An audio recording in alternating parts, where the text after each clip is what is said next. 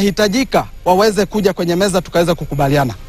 Kama kuna ama way forward ama uwezo ule ambao tunaweza kuelewana, itakuwa kwamba serikali waweze kushusha kiburi chao. Meru Branch Kuko Chair Moses Beinia, on his part, has called for permanent employment for his colleagues who've worked long enough on contracts.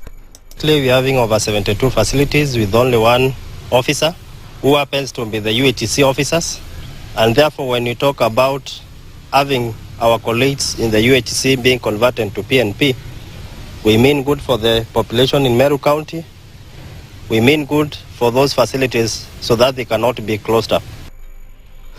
280,000 households will have direct access to reliable electricity following President William Ruto's signing of the Last Mile Electricity Connectivity Program. The program, developed under the European Investment Union's Global Gateway initiative in collaboration with the government of Kenya, is worth 27 billion shillings. Ruto said the signing marks a milestone on Kenya's journey towards cheaper electricity prices.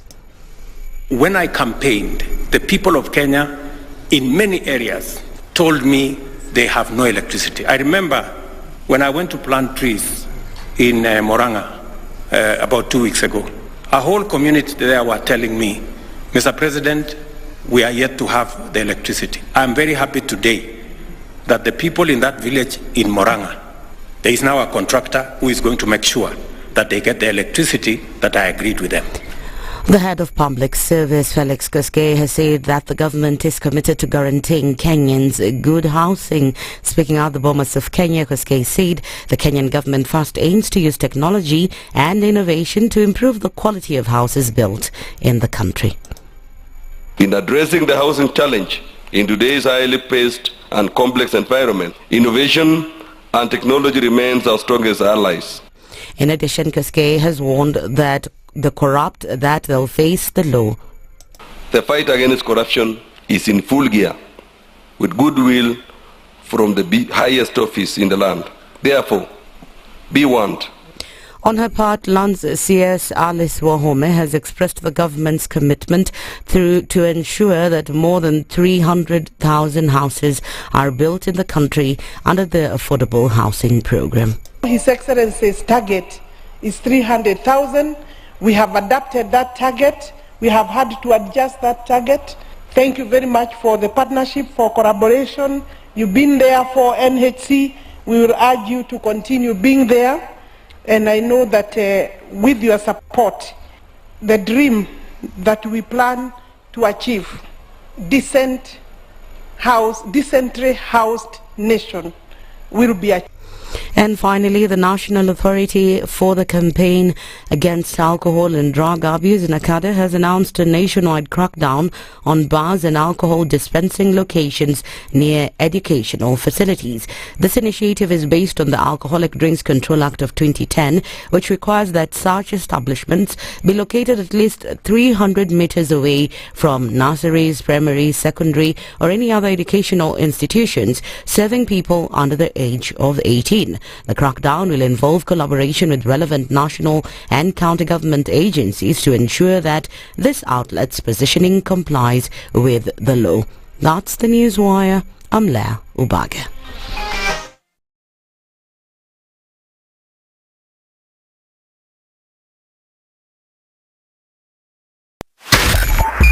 .5 Spice FM, Kisumu. The following takes place from 6 a.m. to 10 a.m. every weekday on Spice FM. The man who looks at a beautiful girl and doesn't talk to her will end up serving lunch at her wedding.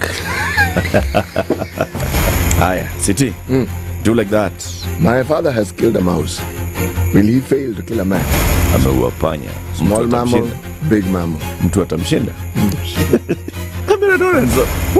How are we comparison? I mean, you got a mouse. What are they saying? What they're saying is, my father has killed a mouse. Will he fail to kill a man? Name, surprise. Someone's name. The name surprised you? No, the name is surprise. No, what am I saying? I'm from Nigeria, man. I met somebody called I Believe. So see? Your name is I believe. Yes, my name is I believe. But that's the short form. I said, excuse me? I said, yes, my name is I believe. So what's the full name? I believe in the goodness of God. The Situation Room, Kenya's biggest conversation. Thank you very much, Eric, and it's good to be at the Situation Room. Always a pleasure coming here. This is the most challenging interview panel in Kenya. You guys are very well informed, and as you can see, Charles today very philosophical. To be poor in this country is the greatest sin you can commit, not just from a legal perspective, but from life generally. Yeah. It is very, very skewed. We've just heard on the floor of Parliament, just most recently, a leader within the ODM saying that Sisi ni ng'ombe is a baba. Yeah. Which means that you are willing to be milked dry. Hapo. You cannot force me to believe. I'll give way. If it's land that I'm told to return to you, I will. Okay? Because the court has said so. But I'll continue saying, watu wamenirusha. That's all that I'm doing. The Situation Room, Kenya's biggest conversation. If a lion shows you its teeth, it doesn't mean it likes you. It doesn't mean it likes you. It won't start. A liar calls as witness one who is either dead or far away. Say it in Below, you markati kadikta. You know this character called liar. He has disturbed people. So when you tell him who are your witnesses, he will take you to a place where it is difficult to verify. For someone like me who sweats a lot, I cannot survive there. Sweating is biblical. Good. And he must blame it on Adam, not me. Because Adam messed up and he was told, "No, you fellow, you, by the sweat of your brow, thou shalt eat." The Situation Room, Kenya's biggest conversation. You tune into Kenya's biggest conversation. My name is Ramanyan. Amen. Amen. So 1 hour is over? Yeah. Oh yeah. Okay. It gets over in 20 minutes. What the big boys have also done. I'm very proud of myself. When you understand about partnership in politics, it's like the way marriage is these days. When you're looking for a wife, you're like, maybe you can help me pay for fees as I pay for the rent. Or should you have a lioness living in your bedroom? I have to tell you a story. I went for a prayer meeting, which was called for the spouses of candidates for senators and governors. And when I got to the gate, the lady who was the secretary, she refused to. She's telling me, no. Leo tunataka wa mama. Leo ni wa mama. I'm telling her, no. She said, no, sio siku yenu. And I thought, there's a problem here, because if it was a man, but this was a lady. It will be called First Ladies until you change the name. The Situation Room, Kenya's biggest conversation.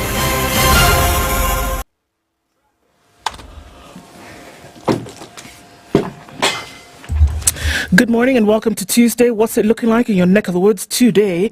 Let's take a look at traffic coming in from Gong Road today. Interesting. At some points as you get towards the City Mortuary roundabout, we'll see a little bit of traffic, but nothing too crazy, at least not for now. It's a few minutes after 6 o'clock and there's a little bit of traffic also coming in from the Thika Superhighway, but we're not going to see a hold up till we get past that Pangani underpass. Coming in from the Northern Bypass, quite some movement that will end up in traffic at some point. It's busy on Jago Road getting out towards Landis and then on to Kamkunji, and then some traffic from the Eastern Bypass taking us through past Cabanas out towards Outer Ring. We're going to take a look at how this opens up through Tuesday, and we'll talk in the meantime on SpiceFM KE on X hashtag The Situation Room.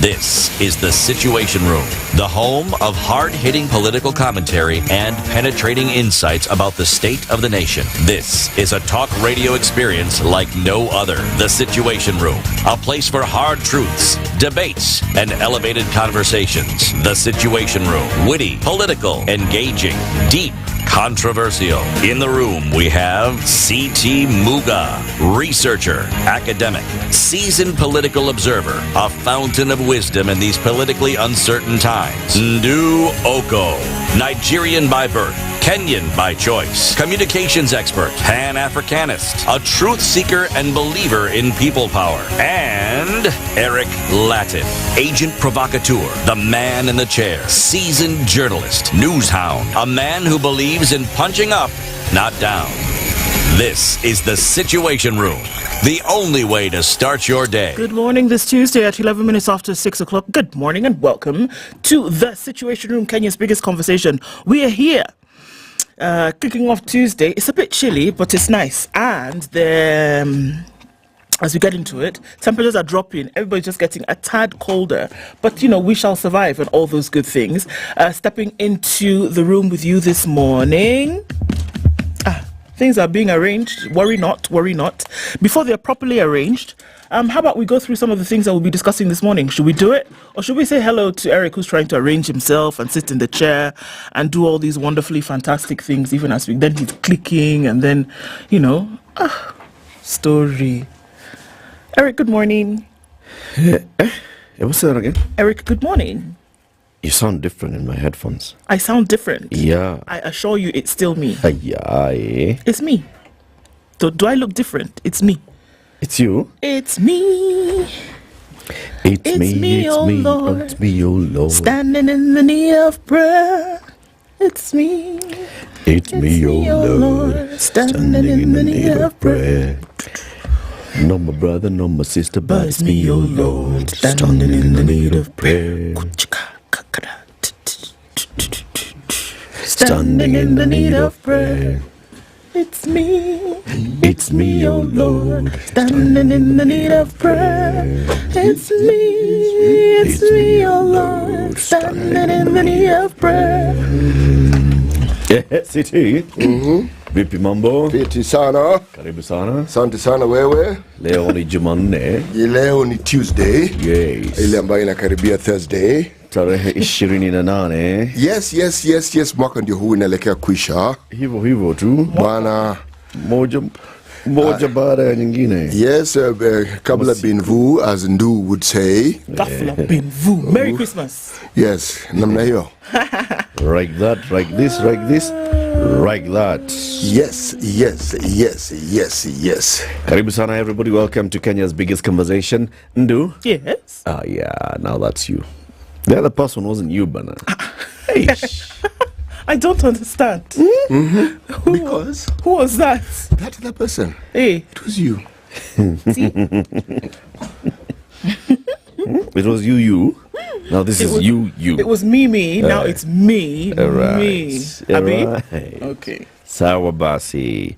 Let me tell you what we shall be discussing today. We have a Finance Bill Tuesday. Tuesdays, we want to be dedicating conversations on the Finance Bill, looking at the various sectors and how they are impacted by the Finance Bill. Today, we look at the civil society. How is the Finance Bill going to impact the civil society? Now, with the new law, by the way, civil society, NGOs are now called PBOs. Oh, God. Public benefit organization. Very good. Yo. It's called waking up on the right side. Quelle est la différence? The difference. On the other side. The difference.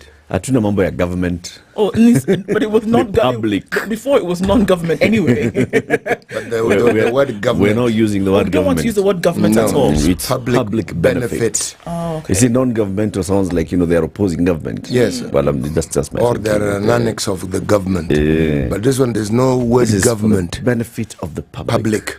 Okay. Does the government know that? Yeah, they're the ones who came up with these ideas. Yeah. Okay. Annette Nerima is a human rights defender and a program manager at the Kenya Human Rights Commission. She will be joining us at 7 a.m. to have the conversation on how the finance bill is going to impact the PBOs and the civil society in general. And then at 8 o'clock, we talk about enhancing customer relationship management. That's CRM. In today's business environment, customer relationship management. Where customer? In fact, Nigeria, they ask, what do you want? My God. No, but it's not just the Nigerians.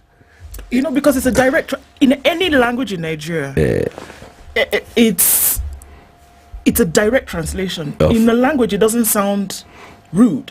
But when you put it in English, oh my like, God. Wataka. So like when I go back and I hear what you want, I'll just be like, what in this country, why can't what do you want? Like in my language, you say kicho, and it's very polite. Kicho. In English? What do you want? The thing which I find equally rude, if the movies I watch are to be considered to be a reflection of some truth, is, what are you doing here? As opposed to, how can I help you? Yes, how can I be of assistance? What are you doing here?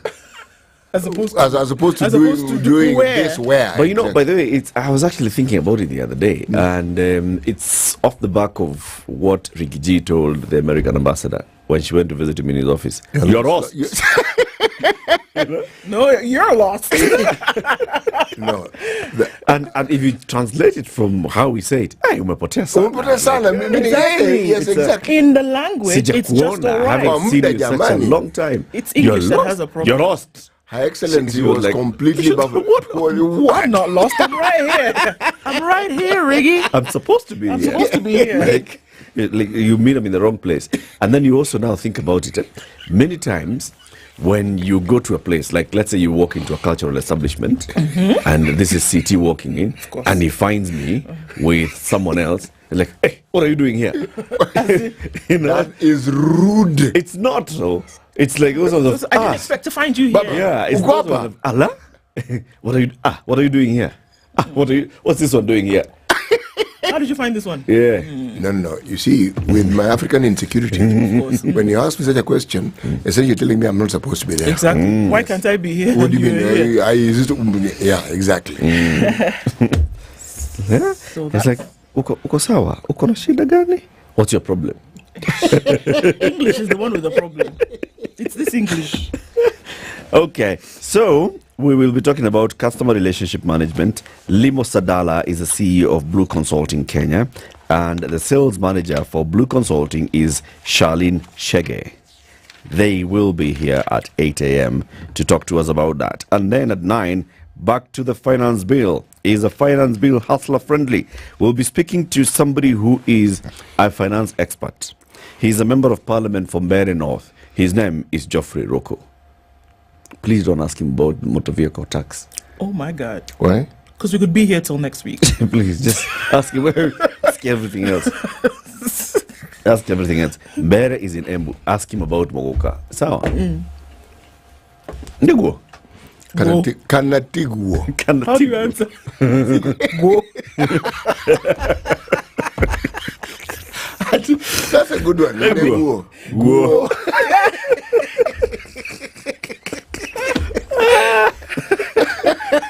19 minutes after 6. Tell us about the weather. This is the Situation Room, the only way to start your day. The weather with SpiceFM. It's cloudy in Nairobi, 15 degrees. We'll see highs of 25 and lows of 14. And at 14, cloudy in Nakuru with highs of 26. 25 will be the high in a mostly cloudy Nyeri at 15. And it's 11 and clear in Eldoret, going to highs of 24. 24 and partly cloudy in Mombasa this morning with highs of 30. And we'll see highs of 30 in a mostly clear Malindi at 26. It's clear at 20 in Kisumu with highs of 30 and lows of 19. While Kakamega clear this morning at 18. We'll see highs of 29 and lows of 17. Clear conditions through Kampala at 21 with highs of 28, while looking into a mostly clear Dar es Salaam at 24, we'll see highs of 31 and lows of 22. It's mostly clear in Johannesburg at 8 degrees with highs of 21, while into Mogadishu, the sun will be up early, going to highs of 31, we'll see lows of 26. Addis Ababa is sunny at 13 with highs of 27, and we're looking into a mostly clear Lagos at 27 with highs of 32. Kinshasa is clear at 23 with highs of 33, and at 27, Beijing Tuesday afternoon is sunny at going to highs of 31 and lows of 21. It's a partly cloudy morning in Paris at 10 degrees with highs of 17, and we'll also see highs of 17 in a mostly cloudy London at 12. We'll round things off in New York, where it's cloudy Monday night at 20 degrees. Coming into Tuesday, we'll see highs of 23 and lows of 19. Mature, intelligent talk every morning. Spice up yourself.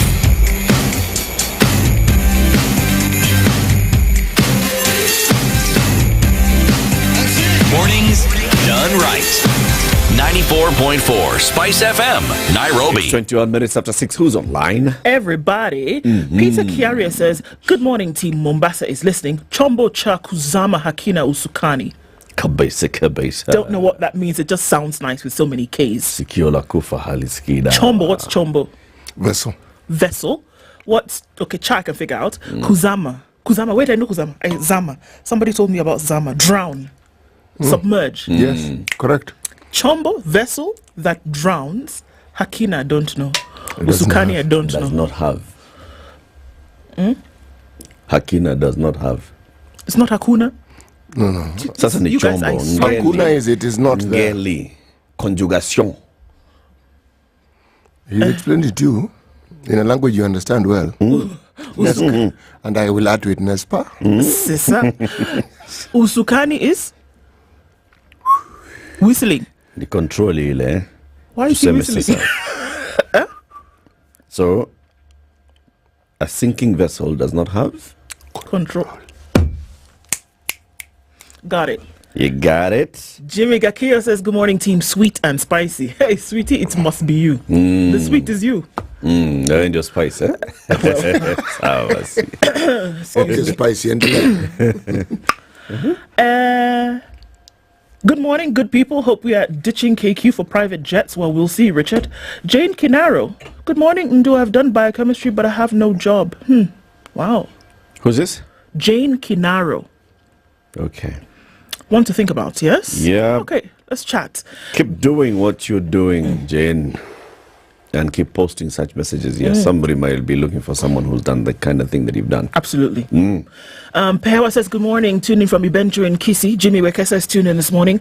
Tano says, good morning from Rochester in Minnesota. Rogers is tuned in as well. Evans Ntabo says, good morning. Moto hii imeenda. Gani hiyo? Why? Good morning from Mombasa, says Robert. Omar is tuned in from State. State what? Just State? The States. Good morning, Team Spice. US. Oh, US. Y-U-E-S. Desmond Oti says, good morning. If you shake a baobab tree, you end up shaking your buttocks. Okay. Sawa basi. The baobab tree will not shake. It is you that will shake. Moses Nyambura says, good morning. Tune in from Westlands. Have a blessed day ahead. Indeed, Kenneth Bushnell says, good morning, fellow taxpayers. I am back. Welcome back. It's unfortunate that Kenyan leaders don't trust each other. This is what Peter Caricho says. Joseph Mukua says, good morning, team. Situation room. Great day. We thank God for a good day. Indeed, we do. Musa Oka says, good morning. Samuel Wanje is tuned in this morning. Dream team. Morning, you start my day thinking about what to do in this economy. Very tough, says Eliana Yabesh. Good morning, my people. Tuned in from the clean city of Kigali. That's Michael Olande. All right. Edwin Kahura says, good morning from Kikuyu. Kabogo G says, Guten Morgen, Team Spice. Ganjoni is locked. Where is that? Ganjoni, Mombasa. Oh, Mombasa. Voila. Okay. Jess says, top of the morning, missed you on the show. Waiting for the vibes, good laughs and information discussion. Good to see you all. Ado Ali says, good morning from Chuda. I swear it sounds like they say Chuda. It's Tudor. Chuda bana. Siku njema wanachumba cha hali. So you want to tell me those guys in the UK are the Tudors? They are the Tudors. Chuda bana. Sawa basi. Please invite Oscar Sudi one day to the studio. Okay. Bana, we want to have him here. Patrick Washigo says this. Angor, good morning, beautiful lady. Amesema anatupenda sana. Okay. Jack Ma Theory says, good morning, Situation Room. Joe Mungai is tuned in this morning. Georgia Court says, good morning to everybody. Eric, CT, Ndu, Edna Yego, everybody, good morning. Kenneth again, good morning. Cyrus Kalasinga, Ango, we see you. Wanasema munaimba vizuri sana. Wilfred Odhiambo says, good morning. Tutatoa label. Santuri. Record. Santuri. Yes. Okay. We'll sing like that. Somebody believes that there's a perfume that was sprayed inside here in the studio that's making you people act crazy. You guys. Okay. And we need to talk to the management about it. Okay. Let's see if that will happen. Uh-huh. Many people are online this morning. Robert Kipto, Bonnie Gore, Kibet Lagat, Diplomat, Dennis Karaoke, David Akope, Ben Chepkwony. I love that name. I don't know why, but I do. Chepkwony. Chepkwony. I think the way it's spelled and the way it's pronounced, totally different things, but it's a nice sound. Lamek Otieno, Masai, Nimrod Chokwe, Jimmy Shege. It goes on and on and on. Everybody got something to say, but we're glad that you're saying it in the room this morning. Karibu. City. Africa liberates Zimbabwe. Now, I asked you the question yesterday. Capital city of Harare. Yes. Zimbabwe.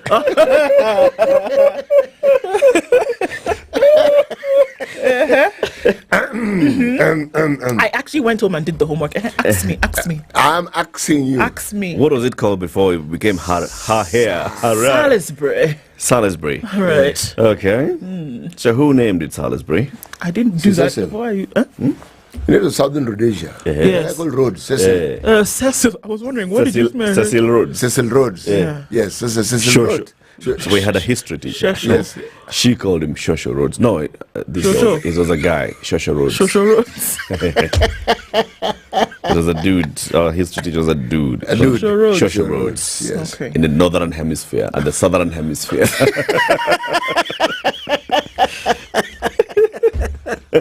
Thank God for teachers. Man.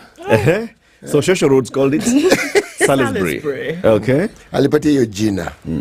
Second largest city was called Bulawayo. Rich history, this Bulawayo. Many names. Seat of kings, place of much blood. Wars were fought there. If you read the history, you know, Rhodesia, South Africa. Same. Yeah, before Kina Rhodes and his compatriots came around and started drawing. These are the areas where some guys called Kina Mzilikazi used to come. You've understood it. You've understood it. Kabza. Anyway. They don't teach that history to these young kids. I don't know. And you know, when you read that history, that was the proper Game of Thrones. Yes, proper drama ensued, my friend. Yes. Mzilikazi. Mashoe in the other side. This history isn't taught. But alongside that history, we also taught about the St. Lawrence Seaway. So we knew. Yes. You talk about America, I can tell you. Shaduf, Dini, I can tell you stuff. Absolutely. But this one, these days, proverb. This one is a cautionary proverb. It tells you, well, it's prescriptive really, what you shouldn't do and what you should do. Do not be like the mosquito that bites the owner of the house.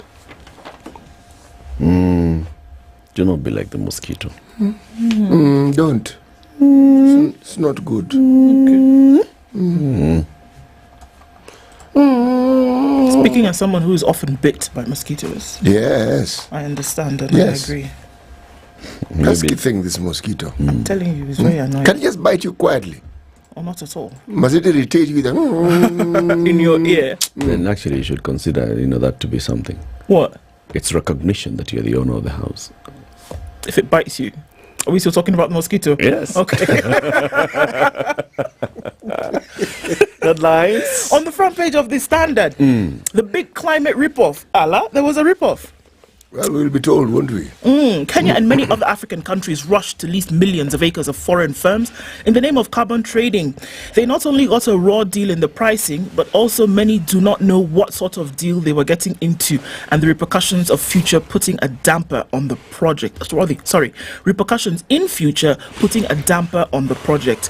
I would suggest that many people just don't even understand this carbon trading deal in the first place. Cheap electricity connections on the way. There are 4 gentlemen who were at State House yesterday. Energy Cabinet Secretary Davis Chirchir. They were signing the last mile electricity connectivity contracts between Kenya Power CEO Joseph Siror, who is seated there signing, and Singh Vinod Kumar of MS East Africa Udyong, also there, looking ahead. Also looking on is the European Investment Bank's Johan Lohr, his name is Lohr, Johan Wilken at State House yesterday. The event was hosted by President William Ruto. So essentially, cheap power is coming. It's coming. Yeah. Win for counties, we're looking at 400 billion shillings now. Allocation has grown. They wanted 420, they seem to have landed on 400. Let's wait and see. It's good. It's better than that nonsense. It's better than 390. Yeah. Isn't it? Battle for Mount Kenya rages on as president's men take on Gachagua. The emerging rift between President William Ruto and his deputy, I was going to say Ronaldo, Rigathi Gachagua, has grown more evident after leaders who have been dragged into the scheme continue to come out by engaging in more attacks against the DP. It would appear as though battle lines are what? They're drawn. Early voting begins in South Africa, and it would look as though one man called Julius Malema might be a deputy president. Malema? Right. Deputy Anani? Deputy Anani, if ANC loses. So then who would win? What is his name? The opposition. Yeah. The other guy, the other party. Let me get his, I'll get his So name they'll for be you. like, they're forming an alliance. Yes. It looks as though The opposition Malema has has come placed together. himself nicely. There's another guy in this country who normally does that kind of thing. Katikati. But you know, the South African election is okay. Well, we'll talk about it. Okay, we'll talk about it in a minute. On the front page of The Nation, intern teachers win fight for higher pay. 26,000 tutors hired in January last year to teach in public junior secondary schools can now end their ongoing strike and go back to class after the House Education Committee intervened to have the TSC allocated 8.3 billion shillings to convert them to permanent and pensionable terms with a hefty pay rise, allowances and benefits to boot. Now, can you see? They've been on strike for 1.5, 2 weeks. But there's been intervention. TSC, a commission has come in and said, you know what? Guys, sort out this thing. We cannot have this thing. So one would argue that if the same case were to be made amongst doctors, perhaps we would not have seen. Why did the TSC now decide to talk to them? The TSC had refused. There was threatening to fire them. Somebody got somebody by the short and curly, maybe. But you know how it is. So it's Parliament. The House Education Committee is the one that's allocated. They're the ones that intervened and said, TSC, where? Here is the money. Employ these people. Yeah. Right. Now, the state walks back on its plan to end the school feeding scheme. Hundreds of thousands of children from vulnerable homes have a reason to smile after Parliament overruled the National Treasury and reinstated a 2 billion shilling allocation for the school feeding program. Remember what we said, that school is not just books for very many children. School is a lot of things. It's a refuge, it's a feeding source, it is, again, a source of education. So cutting out that feeding program meant that many children would go hungry. And so it looks as though many things are being done here. Parliament seems to be working this week. Told teachers, they must be employed. Said students, apana, they have to eat. Okay. You know, all in a day's work. You know, Treasury, the people that don't get elected. Sindo? And members of Parliament get elected. Yeah. By who? The parents of these children. The parents of these children. So you played. It should be you're coming back to us in 2 years' time. Yeah. Why NCIC wants new names for 10 counties? The counties named after ethnic groups could have their names changed should plans by the National Cohesion and Integration Commission succeed. These counties are Meru, Tharaka Nithi, Nandi, Kisii, Turkana, Embu, Samburu, Taita Taveta, West Pokot, and Elgeyo Marakwet. These are actually named against. You can actually say, I am an Elgeyo Marakwet. I am a Taita.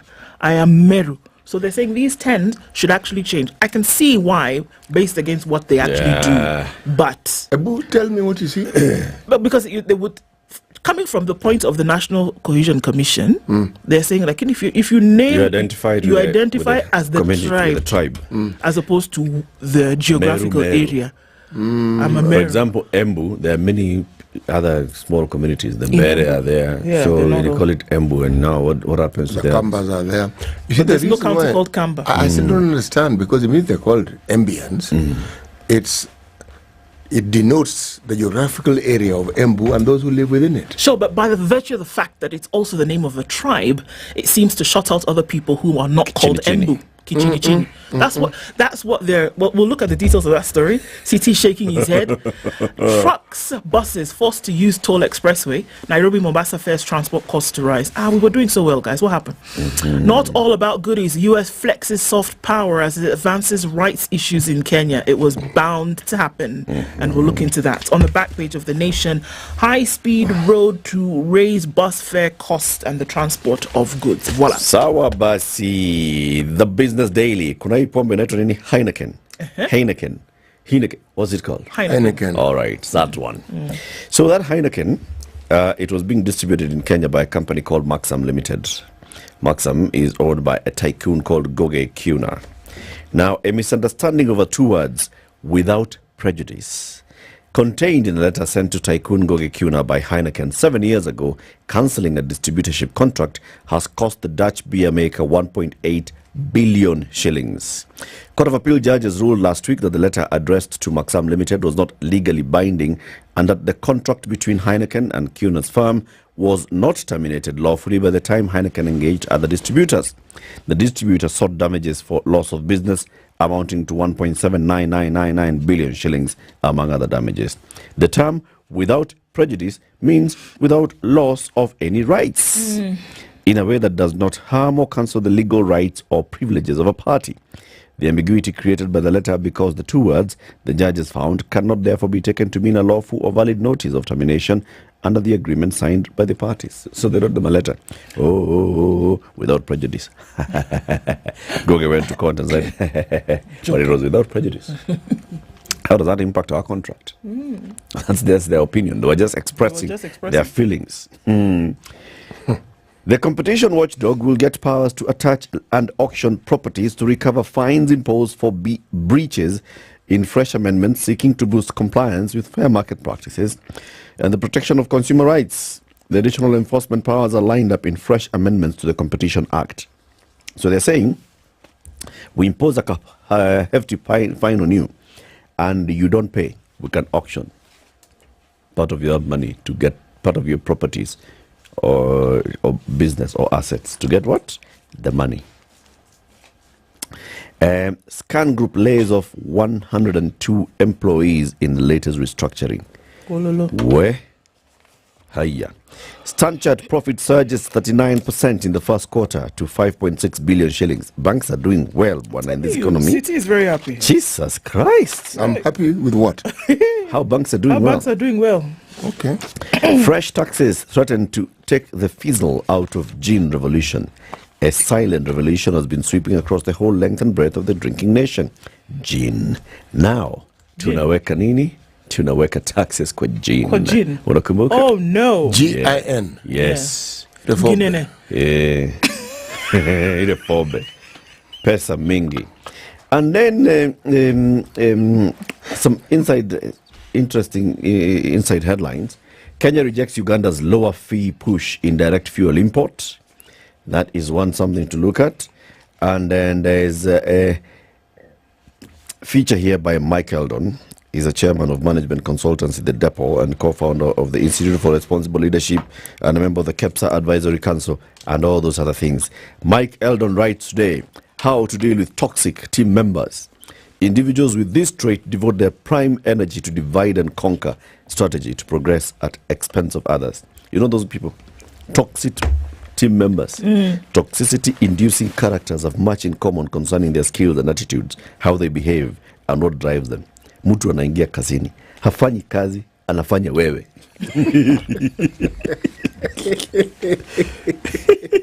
Wewe ndio agenda.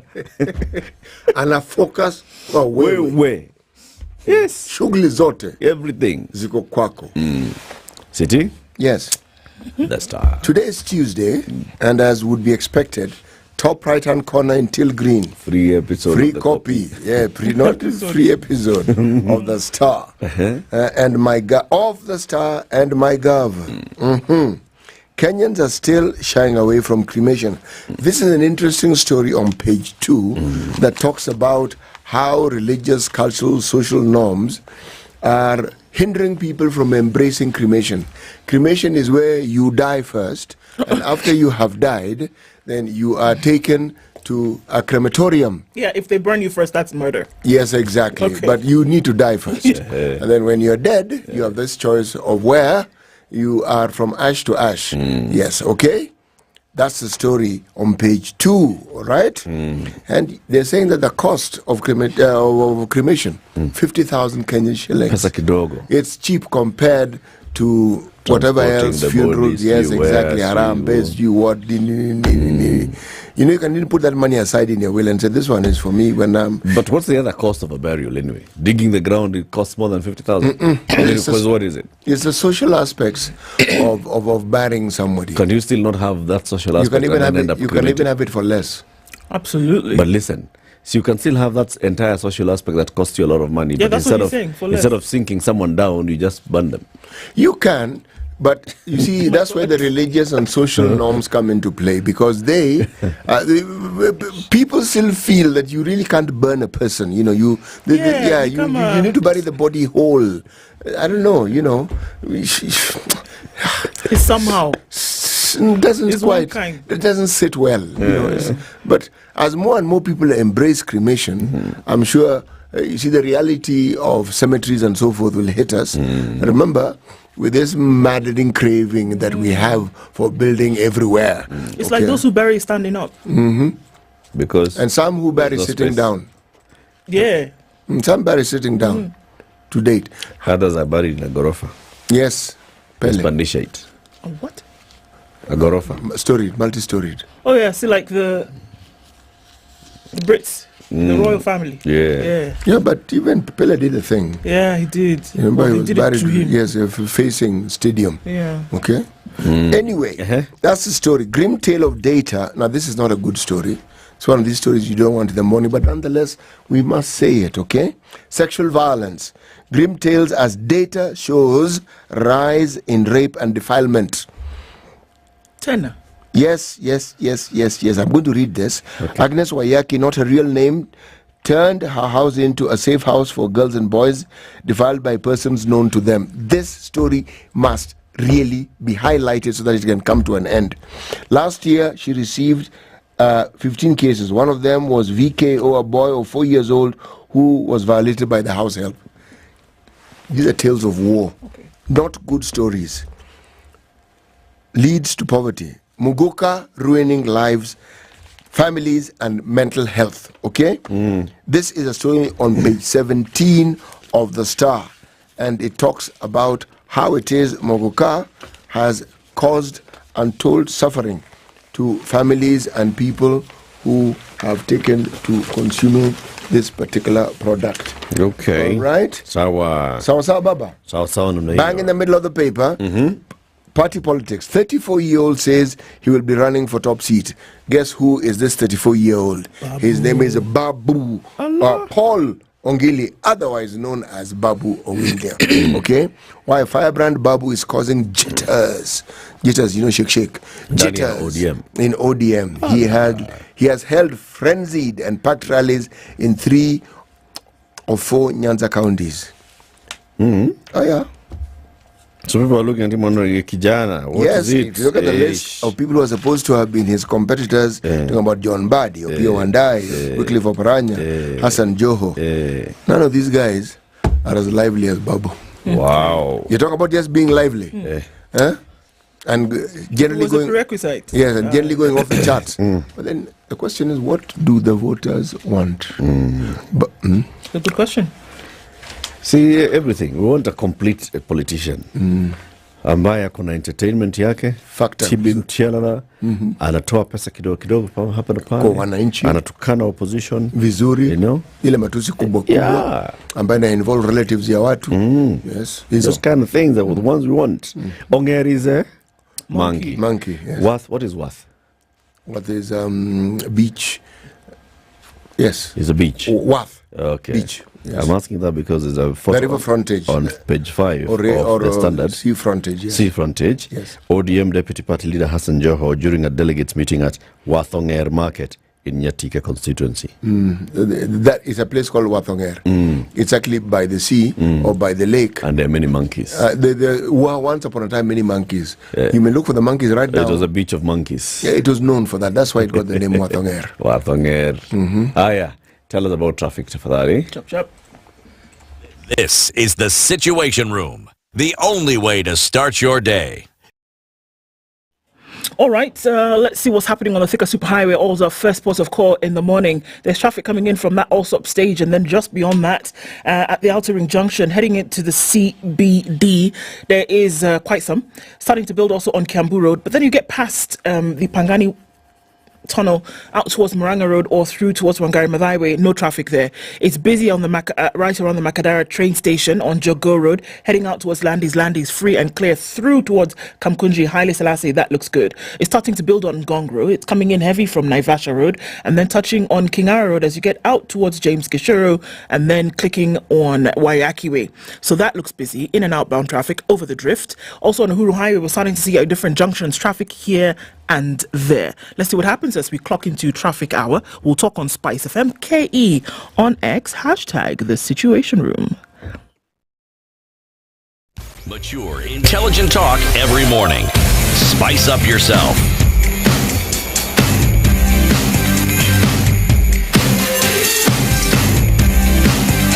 Mornings done right.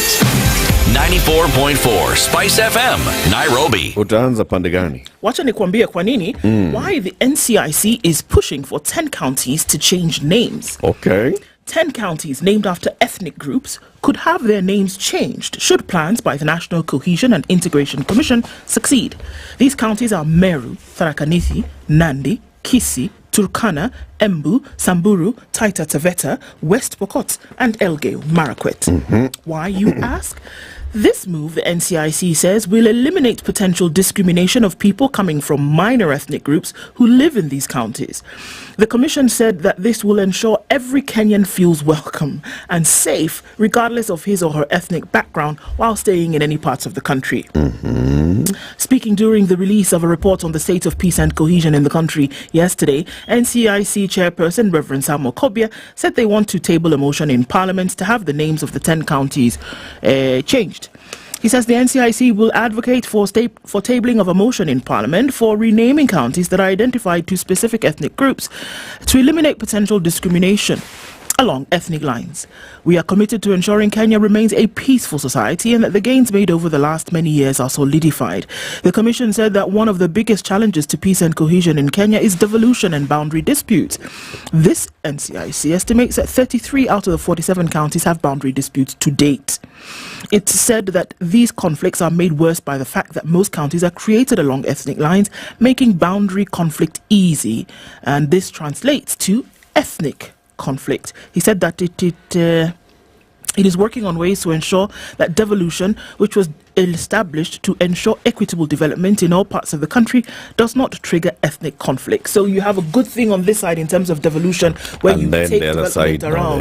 But then the other side, there are issues because then people have formed on ethnic lines, and how do you stop conflict from occurring because of those lines that have been drawn by devolution? So one of the ways they've seen is to take these names that have been named, these counties that have been named by the ethnic grouping, and change them to something else. It would be interesting. I don't know what you would change Nandi County to, for example, but you know, I'm assuming look for something. They will look for something. Yeah. So like Turkana County to be renamed to something else. Yeah. West Pokot. Call it Lodwar County. Because people are known as the Pokot, are they not? Yes. People are known as the Elgeyo Marakwet. There's Keyo and the Marakwet. Yes. People are known as Kisii. People are known as Meru. You know, people are known as Abagusi. Abagusi. Okay. Okay. But generally Kisii. But people say Amakisi. People say Amakisi, right? No, absolutely correct. Right, absolutely correct. Absolutely. So Sasa, are they proposing the names for this new? That's a very good question. Who's going by next? Because when you say that we should change them, one would assume that you also have a list of 1, 2, 3 options. They can say now this one will bring cohesion into this. You see, like the way they changed Salisbury to Harare. Now, which option are you giving us to change? You know, the reason why that was easy is because that name Harare existed before Salisbury. If you look at the history. Yes, it was there, and that area was actually known by that name. So that's a good point, actually. Historically, what were these areas called previously? And you probably find that with devolution, not probably, but probably is the case, that with devolution, these counties were named that. What were they named before? Is that something that you could pick up from that and change?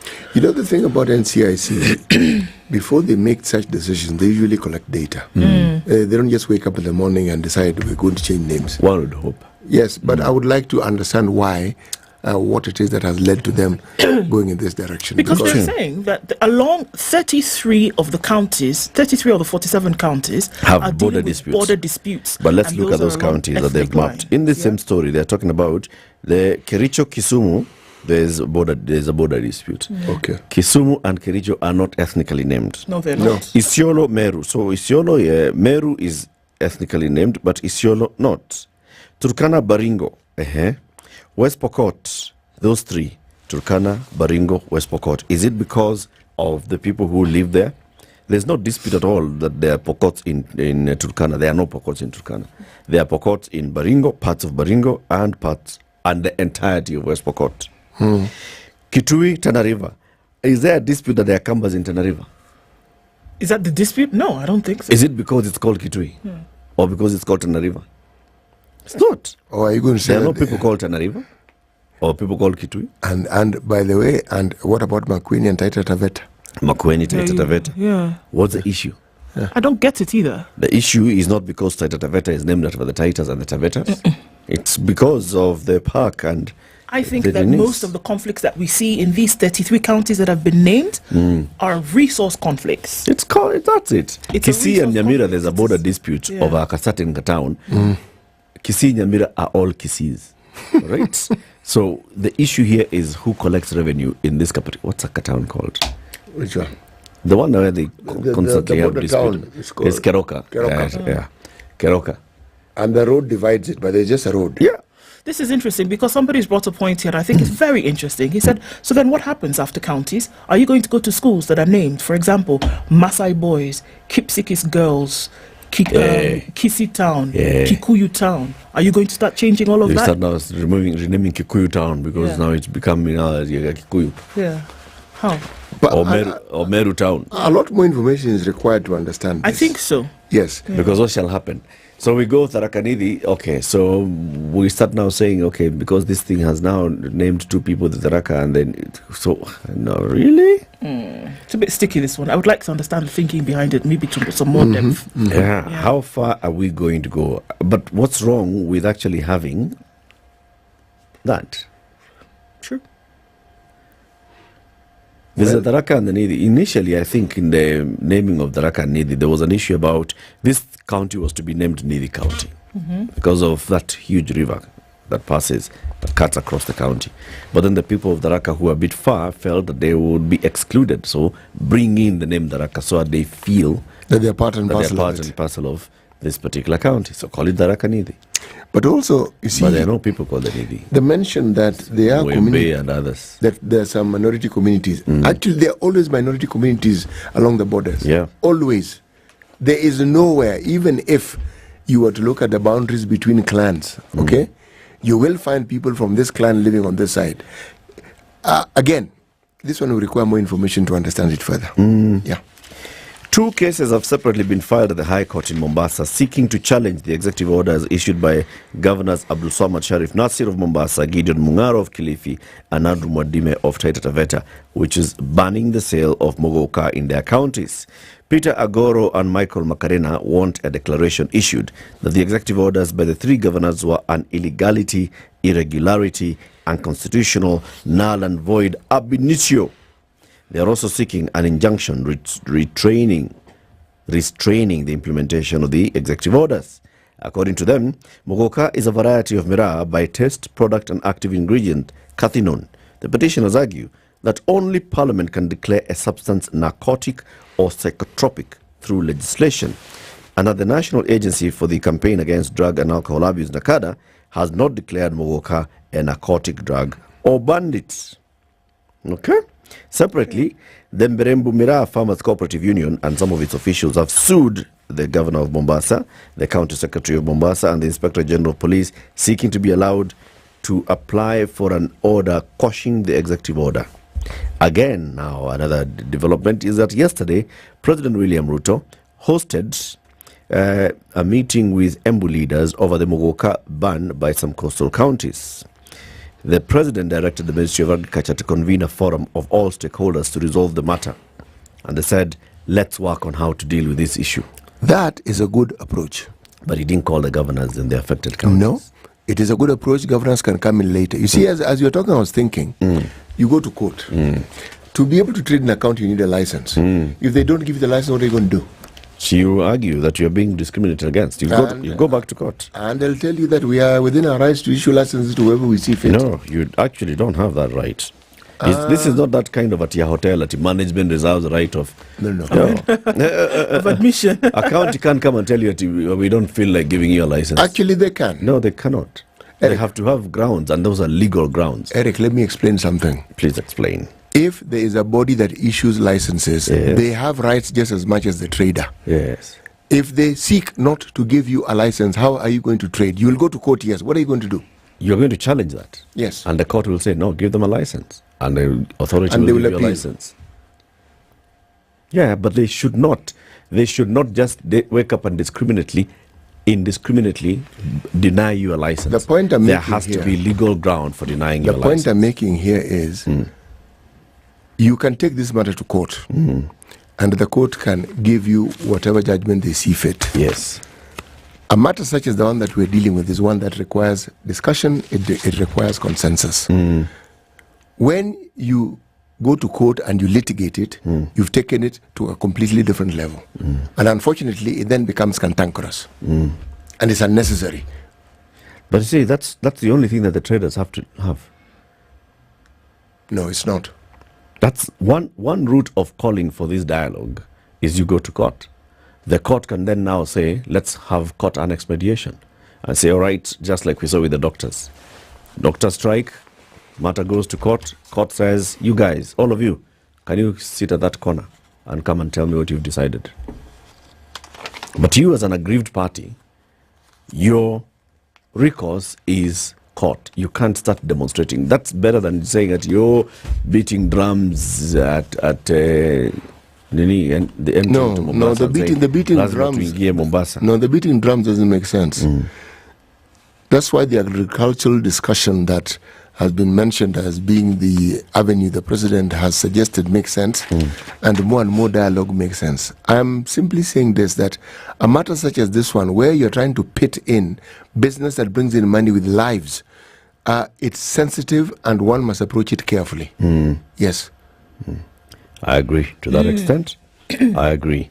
But the route of the president just having a meeting with one group and not the other, I found it a bit as if, because there is a reason why these counties have said, no, we do not want. There's a reason why the communities in this county are saying this Muguka thing is a big issue. Why not say, let's convene actually a meeting of all stakeholders, you governors of the 3 counties, governors of the producing counties, governors of the market counties, let's talk. What's the issue? Okay, can you guys go? Let's agree. Initially you talked about controlling the sale and all. Fine. Attorney General come in. Can you also look at the law? You Agriculture Ministry, look at the law. You Poisons Board, blah, blah, blah. Look at the content of this thing. What do we do? Because on the one hand, politically, you do not want to say that, let's ban the growing of miraa in those counties. The backlash will be huge politically. On the other hand, you can't say, let's allow Muguka to be chewed in willy-nilly, because those other countries will say, si mutunyonga tu basi. Clean. Si mutunyonga tu basi. Surely. The school has reinstated the school. The state has reinstated the school feeding program with 2 billion shillings. Hundreds of thousands of children from vulnerable homes have a reason to smile after Parliament overruled the National Treasury and reinstated a 2 billion shilling allocation for the school feeding program. How we wish that Parliament would overrule these things more often. This is after the Committee on Education and Research of the National Assembly reversed an earlier budget cut to the program for the financial year starting July 1st, 2024. And this was all led by Tinderet MP Julius Melly, who said, you know what, it's necessary for these children to have food at school because we do not know if they get it when they get home. The committee reinstated the 2 billion shillings and said, Treasury, pay, let them eat. I think this is a fantastic thing. So you see, Parliament is doing things with the appropriation bill for next year. Education, teachers getting paid. School feeding getting paid. Nani wajapata pesa? Madaktari yao iliwekwa. Imetoka. Iko kwa budget. Imetoka. Hata county wameongezwa pesa. Hata county wameongezwa pesa. Parliament is working all in a week's work. Imagine. 7 a.m. Good morning. Spice up your life. It's now 7 a.m. Get effective relief from strong pain with Panadol Extra. Panadol. Relief starts here. Radio.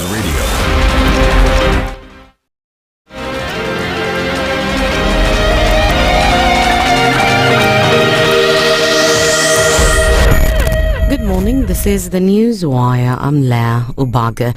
President William Ruto has ordered the Ministry of Agriculture and Livestock to convene a meeting with stakeholders and address concerns raised on the sale and use of Muguka. It follows the ban of the stimulant, a variety of miraa, by Kilifi and Mombasa counties. Tumekuwa na mazungumzo, tumeongea na jana alitoa ile executive order kusema ya kwamba Muguka ndani ya Kilifi County marufuku. Na sisi tukasimama na yeye kwa hilo. Na sikusema tu tuandike ama atoe executive order ibaki hivyo. Hiyo ni sheria hivi sasa na ni lazima ifuatwe, na wale ambao bado wanapitisha tumesema askari wetu watashika doria katika kila mipaka.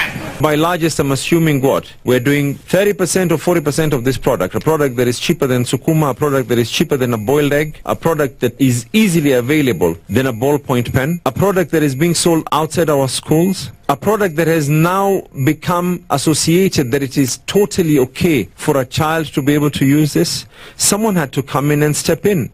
This event comes as Muguka farmers and users have protested the ban, saying that it's their main source of income. Jana nilikuwa nafaa kutuma kilo 20, nilituma 5 only kgs. Unaona sasa hiyo already ni hasara. Wale walikuwa wamenichunia miraa walirudi nayo, na hiyo kirutuno haiwezi karudisha kwa mti tena. Barani ilikuwa ikitoka 600 na 700. Sasa hiyo shilingi 50 ni kwa wale waliuza karai 2-3 hivi. Hiyo nyingine tulimwaga yote tukamwaga yote. Hakuna kitu tulipata. Uchumi wa Mombasa imejengwa na Muguka, imejengwa na miraa, na ile mandawa inauzwa huko Mombasa yenye inaharibu watoto wenu. Mnakuja kuharibu the livelihood of other people kwa jina Muguka. Wacha kulima tu peke yake. Hapa kuna watu wamekuwa wakikula miraa kwa miaka mingi sana. Na kusema ukweli hatujaiona madhara. Mimi sijaipatana na mtu amelala kwa mtaro ama amegonjeka sababu amekula miraa. Na kuna watu wamekula miraa miaka mingi sana. Hii kilimo ya miraa pia ina support ya economy here locally. However, former Nakada boss John Mutudho has warned those who are advocating for the use of Muguka, saying that the plant has negative effects on the health of users. Mutudho has also said that addiction to Muguka and miraa is worse compared to that of other drugs. It will mess up with the reward center, mess up with the dopamines, and the end result, like you see in men at addiction stage, you end up having a problem where you release is like a water leakage. You release your spermatozoa just like water leakage. Ukitumia Muguka bila kipimo utakuwa mgonjwa. It's easier to deal with somebody who has been taking heroin, cocaine, than to deal with an addict who has been taking miraa.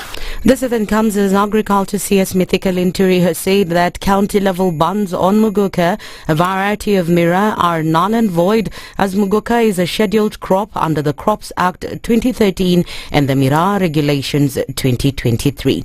The clinical officers' strike has today entered its 56th day, even as they continue to blame the government for failing to implement their 2021 CBA. Speaking in Meru, the officials led by KUKO Secretary General George Gibore say they'll resume their protest today after suspending them last week, with the hope that Health CS Susan Narumicha and the Council of Governors will address their demands. Tukaelezwa kwamba wale ambao walikuwa kwenye meza wakiongea na sisi wana safari ya kwenda ugaibuni Geneva. Kwa hivyo hatutaendelea maongezi, wakaondoka nchini na sisi tukabaki tukiwa kwenye mgomo. Basi tutaendelea na mgomo mpaka siku watarudi na waone kwamba kweli inahitajika waweze kuja kwenye meza tukaweza kukubaliana. Kama kuna ama way forward ama uwezo ule ambao tunaweza kuelewana, itakuwa kwamba serikali waweze kushusha kiburi chao.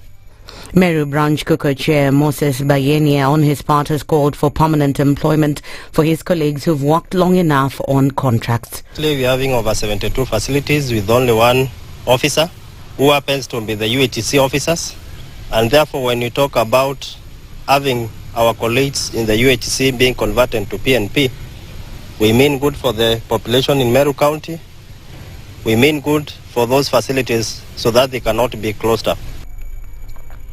That's the Newswire. I'm Leah Obaga.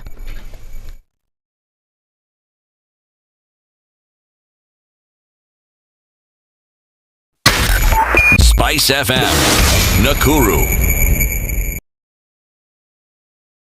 As we get closer to traffic hour, it's starting to build a little bit more on the Thika Superhighway, and we're seeing that coming in from Garden City all the way through towards the junction between Wangari Maathai Way and Muranga Road.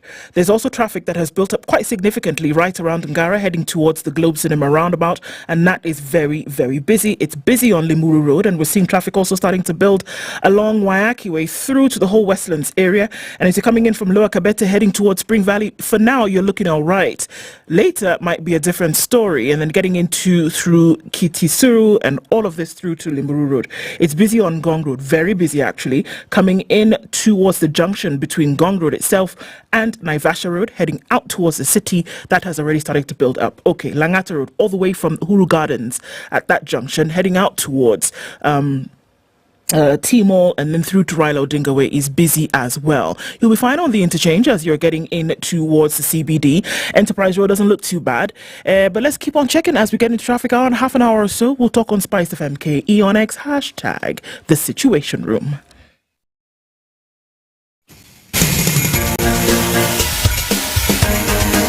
This is The Situation Room, the home of hard-hitting political commentary and penetrating insights about the state of the nation. This is a talk radio experience like no other. The Situation Room, a place for hard truths, debates, and elevated conversations. The Situation Room, witty, political, engaging, deep, controversial. In the room, we have C.T. Muga, researcher, academic, seasoned political observer, a fountain of wisdom in these politically uncertain times. Ndu Oko, Nigerian by birth, Kenyan by choice, communications expert, Pan-Africanist, a truth seeker and believer in people power, and Eric Latin, agent provocateur, the man in the chair, seasoned journalist, news hound, a man who believes in punching up, not down. This is The Situation Room, the only way to start your day. 7 minutes after 7. How are you doing? Welcome to the second half of Kenya's biggest conversation. This is The Situation Room. Thank you very much for choosing this as the way to start your day. This 28th day of May 2000. It's only Tuesday. It's the 28th. There's still going to be Wednesday, Thursday, Friday, and then the week comes to an end, and the month comes to an end. Yeah. June you wanted it to end today? June 1st is a holiday. It is, and it is a Saturday. So hakuna hata... Sorry, my dear. This is a banking holiday, so... Hakuna nini kasiku. Unataka kitu. Kamenda hiyo. Sorry. Yeah. This one goes last like that. Okay. City. Items. Yes. Well, you know, invoicing is invoicing, yes, and can be invoicing. Yes. But if you want to be tax compliant, eTIMS is the way to go. Star 222# introduces you to a whole new world of invoicing that makes you compliant with the requirements of the Kenya Revenue Authority. Because when you dial star 222#, you are then given an array of choices. Among those choices will be a tab that indicates KRA. You want to point at that. You want to bonyeza, as we say in Kiswahili. Yes. You will then be introduced to another array of choices. But this choice has to do with details you are supposed to enter. And among the details and key to this is the PIN number of the entity or the individual that you wish to invoice. Once you fill in those details plus the PIN number, you have a choice again to either send the invoice or to get it printed out. Yes. But just having conducted that exercise, it means you are now tax compliant and you have issued an eTIMS. eTIMS meaning Electronic Tax Invoice Management System. Hivo tu. Bas. It's as simple as that. Very, very simple. Before we move into our finance bill conversation this morning, there's a rights conversation that has been highlighted by an interesting story on page 3 of The Nation. There's a gentleman called Mubarak Abdul Muksit Akram, who is an African American. Okay? Now, how do you acquire Kenyan citizenship? By birth? Or if your parents are Kenyan? Or if you naturalize as a Kenyan? Marry Kenyan and those other things. This guy is an American, born and bred in America. But he wants to be given Kenyan citizenship. Why? Because he believes that his ancestry is Africa. Okay. And he has chosen Kenya because Kenyans are good people, honest people, hard-working people, right? Why don't you throw in God-fearing? God-fearing people, right? Yeah. Akram was testifying before a judge called Justice Olga Sewe. He said Kenya is closer to the Red Sea where he can cross over and visit holy sites. He was doing all right until he got there. He explained that his parents were African American and not Caucasian, and as such he believes he has an inalienable right to return to his motherland and ancestral home, which is Africa. He says, I am gainfully employed and I'm not seeking any compensation from Kenya. I just want a Kenyan identity card and a passport. I am not a refugee. He says, cognizant of his roots and heritage in the African continent, he visited Kenya briefly for the first time in 2003, later in 2008, and ever since he has found solace, warmth, and comfort, albeit as a foreigner. He now wants to be naturalized as a Kenyan. Groundbreaking. Has he chosen a tribe that he wants to belong to? He's got to hurry up before NCIC does the thing.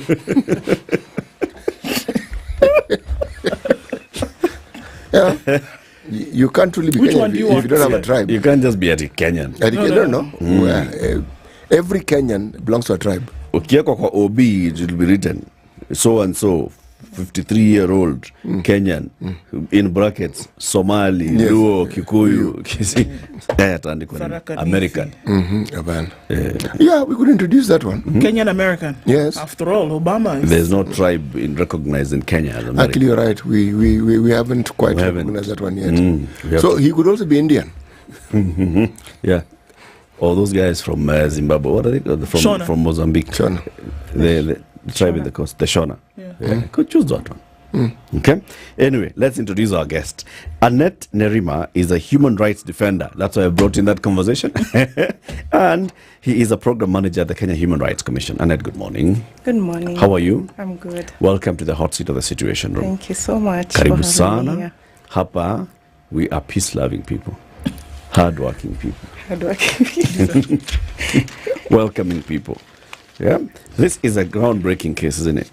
Absolutely. This one, we wait to see how it pans out. Let's wait and see. Let's see. But it reminds me of a story, especially the stateless communities in this country. And like the good example you've given, the Shona community, they'd lived in Kenya for more than 50 years. And these are people who did not have identity documents for close to 50 years, you can imagine. I mean, you would have today an 18-year-old who has not gotten the identification documents. What does that mean? It means they can't even open a bank account. Yeah. Literally, your life is shut. And so this is a whole community. People's children have gone to school, but they are unable to further, especially with the digitization era, where we see that, for example, when you do not have this birth certificate, you're not able to enroll in the education system of the country. So again, I think it just basically reminds me of the remarkable journey of the Kenya Human Rights Commission and a few other civil society organizations towards pushing and working also in partnership with the government to ensure that these communities attain these citizenship I have to ask this. So what documentation did they have? They didn't have identity. They were not even called aliens. They didn't even have birth certificates. Nothing. I mean... But what about children who are born here? They didn't, because you see now their parents' origin wasn't traced. Wait, people come into this country, they have some sort of identification. Well, this ones didn't. Unfortunately not. You see, like, for example, the Shona, they came in, and you see, by the time we were getting independence, and where all of us and our grandparents were registering, they didn't. I think maybe because they came in as missionaries, so perhaps they had a hope of going back to their country, but they ended up living here without any document for all those years. So it's a big issue.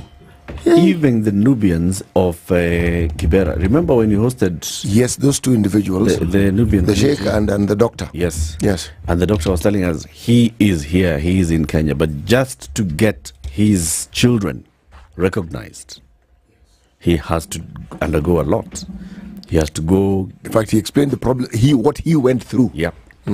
You're here. You're born and bred in Nairobi. You don't know anywhere else. This is your home. But then, just to go and get an ID, you go bring babu yako, you know, those are colonial things. Yeah. It's the colonialists who had all those rules for Africans. Go where, bring chief, bring God knows what else. Anyway. Anyway, now speaking of the Shona and the Ndebele, the proverb this week is from Zimbabwe. And all of the big tribes in Zimbabwe? Well, it's the Shona. Zimbabwe. Yes, and then by the way, border. You know, Zimbabwe also borders Mozambique. So it's not difficult to understand how these things happen. They also border Zambia. They also border South Africa. Yeah. Proverb. Do not be like the mosquito that bites the owner of the house. Do not be like the mosquito that bites the owner of the house. Annette, what's your interpretation of this proverb? Wow.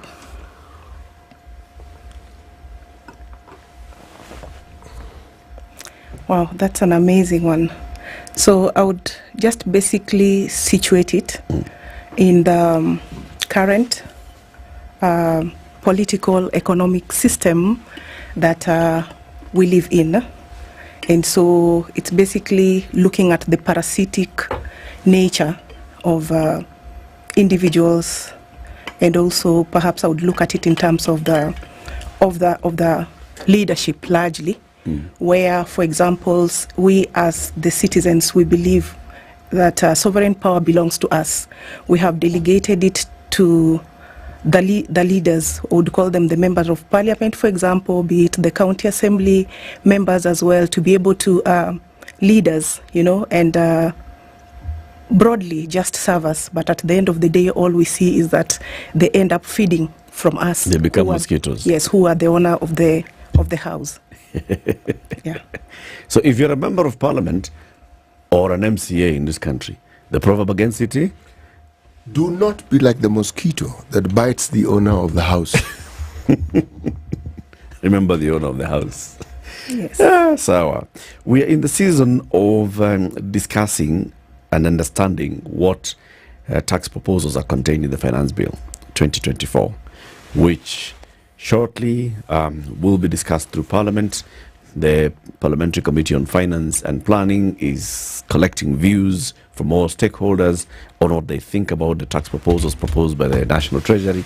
And then Parliament will discuss that and maybe amend, maybe not, maybe pass, maybe not, but there will be new tax measures coming into the next financial year.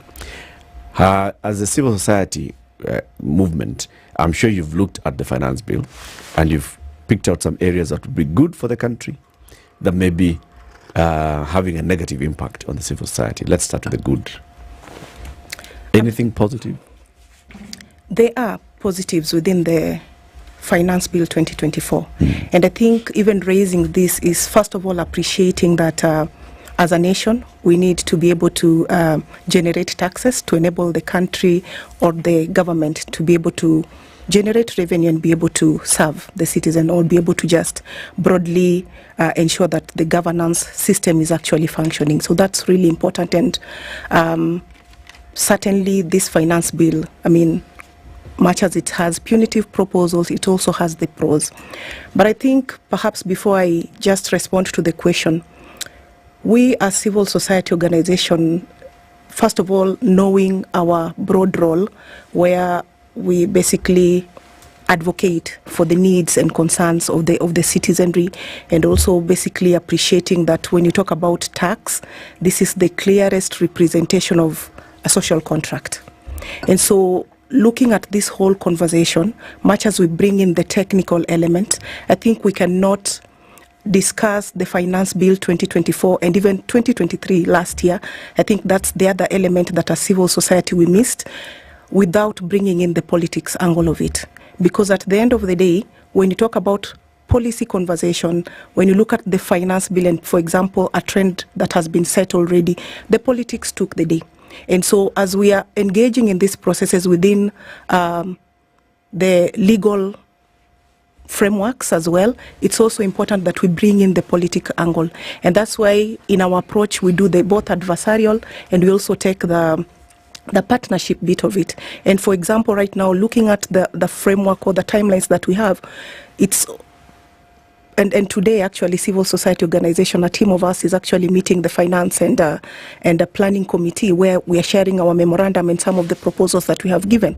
But again, it's also important that we bring in the political bit of it. And when I say tax is the clearest representation of social contract, we come from a point where we are saying on the 9th of August 2022, Kenyan went to the ballot, and the result of that was the Kenya Kwanza regime, which ideally Kenyans voted based on the promises that they were given. The bottom-up economic transformational agenda, which was basically advancing the hustler narrative. So that is the reason as to why we have this government in being. And so it's important that as these conversations are happening, the ordinary Kenyan is also trying to situate themselves. Where are we in this finance bill? As I'm raising taxes, as I'm paying my taxes, what am I gaining? Those are only political questions that have to be asked. At the same time, there's the issue of constitutionality. I mean, we talk about the rule of law. When you talk about the rule of law, and I know a conversation around public participation has really happened, but again, looking at Article 10 of the Constitution, which provides for the principles of governance. One of them, and when it talks about principle of governance, it says state officers and public officers are bound by this principle. One of them being human rights, the other one sustainable development, good governance, non-discrimination, name them, there are many, but I want to touch on public participation. We had public participation last year, and people keep on saying public participation happened, it happened and all that. Personally, I appreciate the fact that we are now at a point where we are talking about generating a public participation policy, which I strongly believe, if adopted, will be able to guide this whole conversation about public participation, because it's chaotic right now as is. We are having public participation, but not meaningful public participation. And a basic definition of public participation is engaging the public, but at the same time, giving full consideration of their input.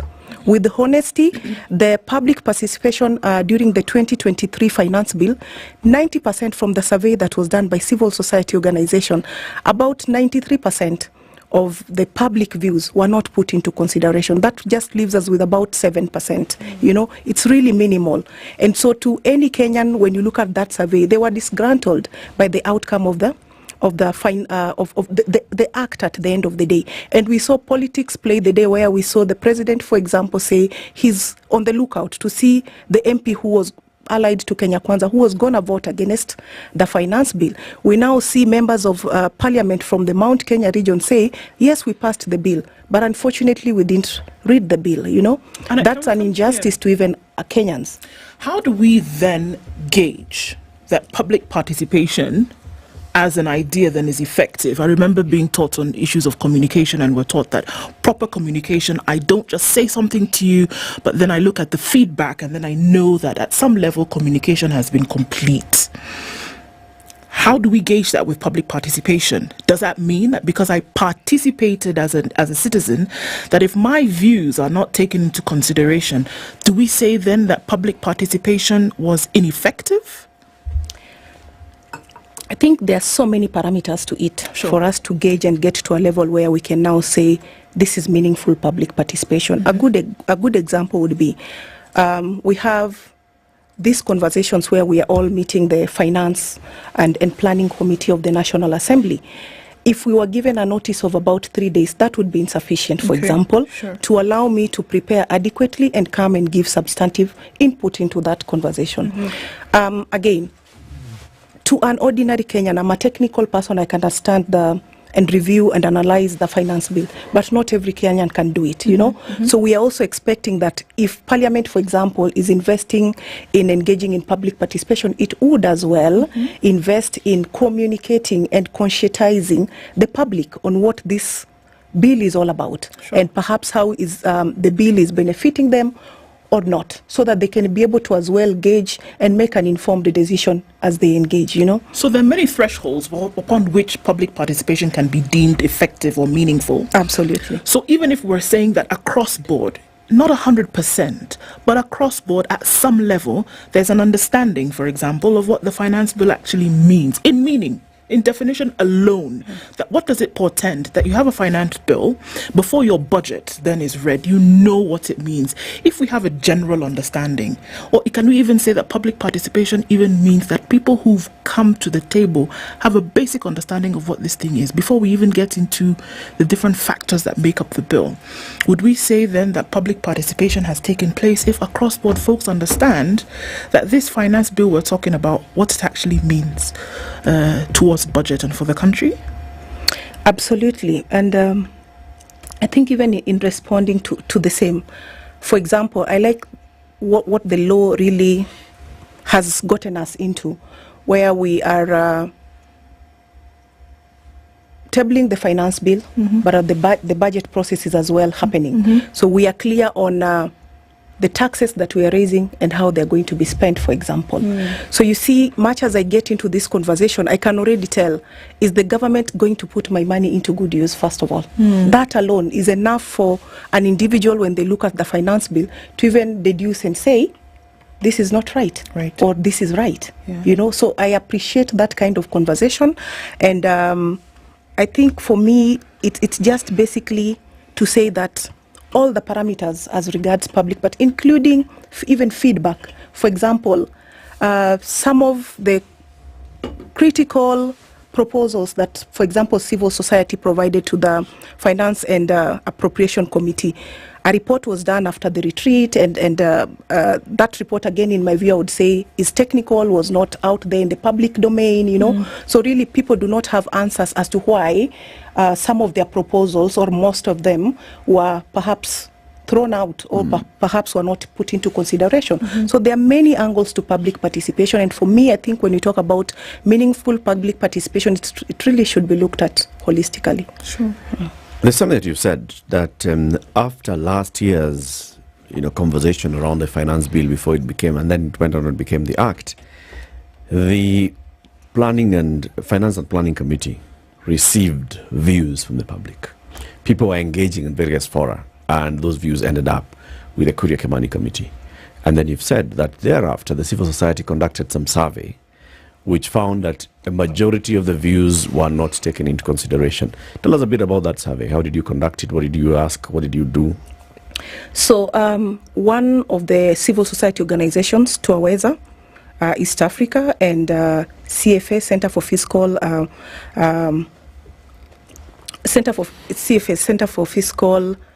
Accountability. Yes, you're right. So those two organizations, and they're part of Okwa Uchumi, which most of the civil society that work around public debt and public finance management are part of.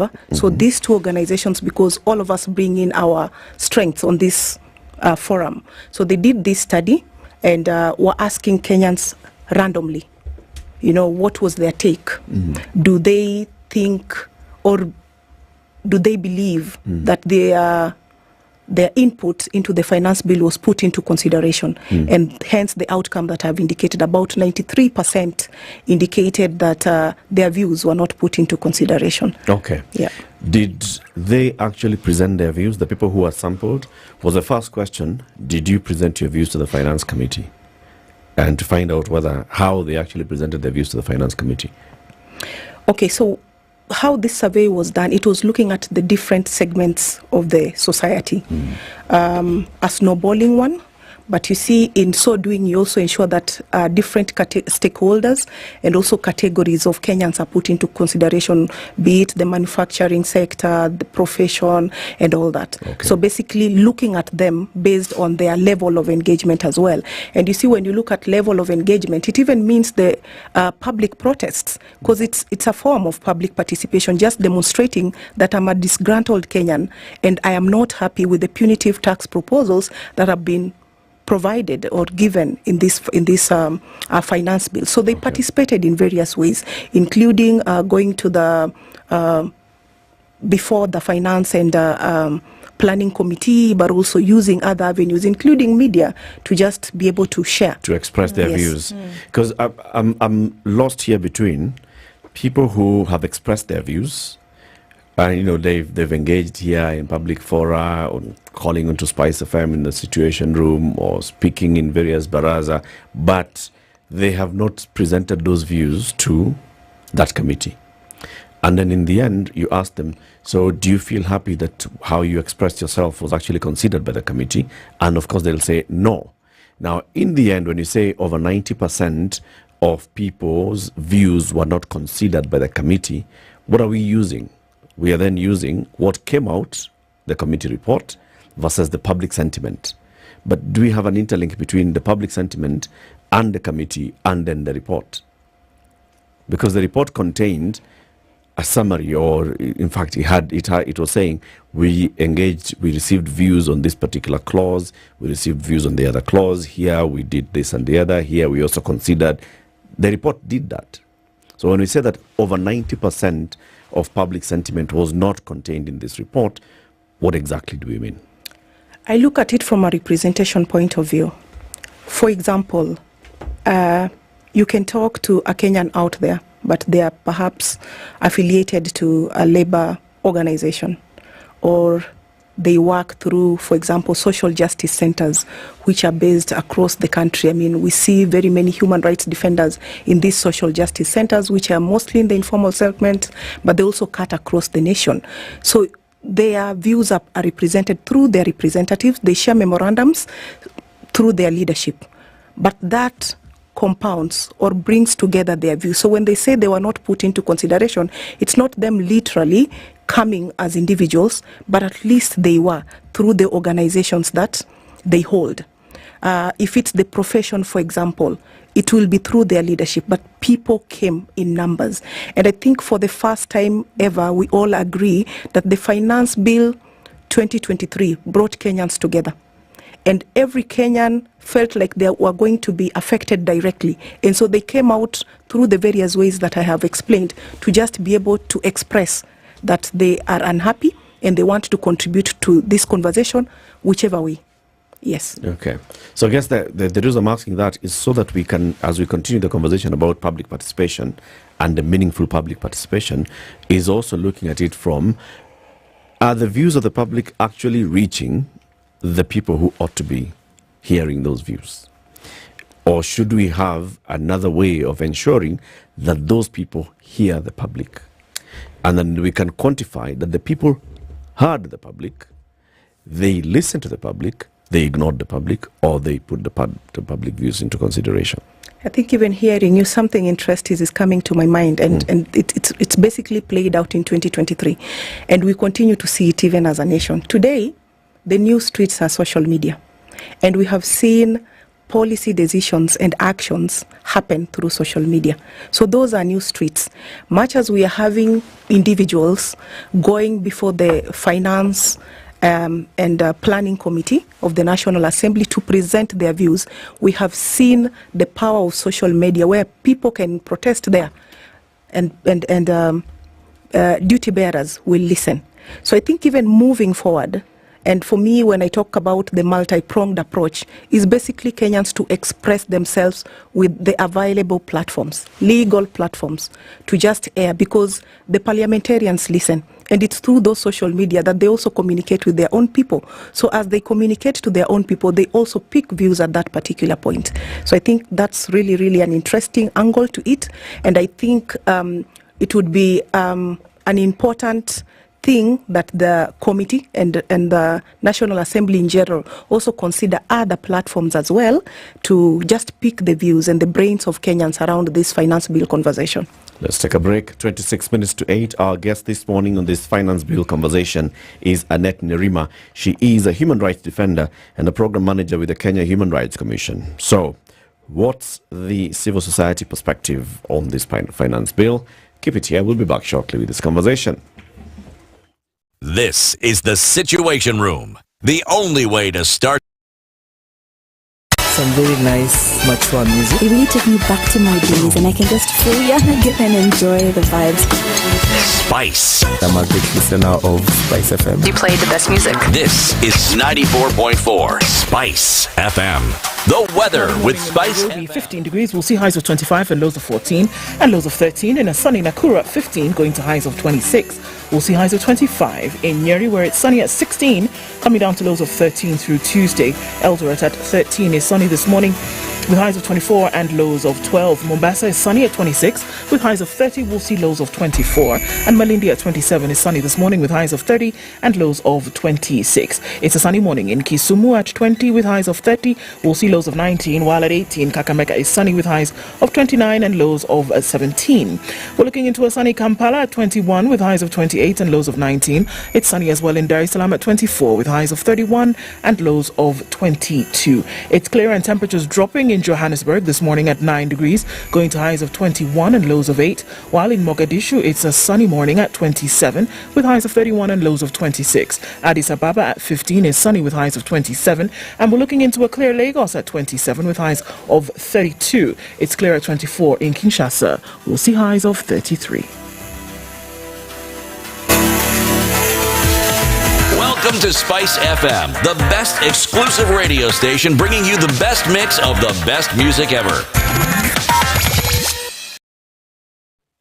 All right, we're looking at traffic that's coming out towards Enterprise Road today and then touching on Lusaka Road and then out towards Mombasa Road. It's busy at the Nyeri National Stadium junction. There's also a lot of traffic then trying to get onto Raila Odinga Way, and that's all coming off of Langata Road this morning. Everybody looking for an easy escape, and they're just looking at that whole Nairobi West area. Mohoha Avenue is chock-a-blocked, and we're looking at bumper to bumper through. All right, what else are we looking at here? Traffic on Uhuru Highway, busy, crossing over from Valley Road and then trying to get into the CBD. It's very, very busy around the Globe Cinema roundabout, and also then heading out towards State House and inbound as well is crazy busy. Let's take a quick look at the Thika Superhighway, where traffic is coming in well past Garden City and out towards Pangani. Kiambu Road is also starting to build up as you come in, as well as Limuru Road this morning. We're getting into traffic hour now. Let's see how it all opens up. We'll talk on SpiceFM KE on X hashtag the Situation Room. Mature, intelligent talk every morning. Spice up yourself.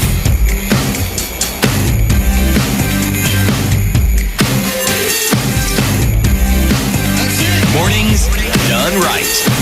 94.4 Spice FM. Nairobi. To 8, our conversation continues with Annette Nerima, human rights defender and a program manager at the Kenya Human Rights Commission. Finance Bill 2023. So the civil society is presenting its memorandum before the Finance and Planning Committee of the National Assembly today. What are the highlights of what they're presenting?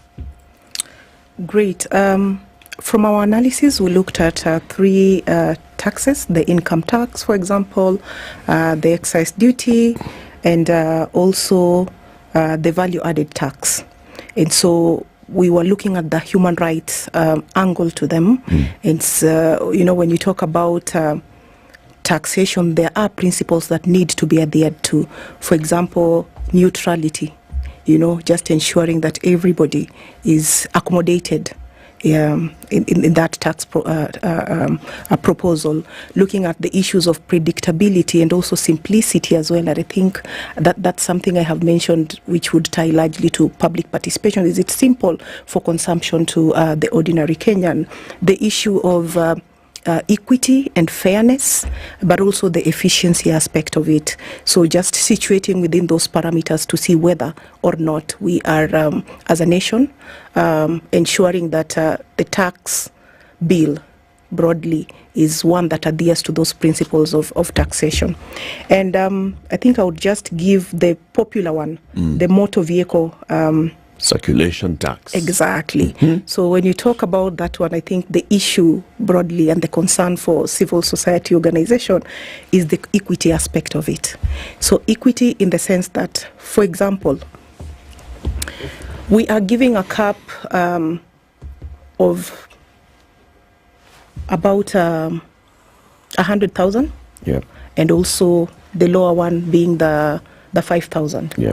And so when you look at that analysis, for example, if somebody owns a car whose value is about 150, because they're supposed to pay the motor vehicle insurance at 5,000, which is the lowest. When you do that calculation, it means that they're going to pay about 1,250 more. So when you calculate, that is over the 2.5% that they're talking about as being the rate.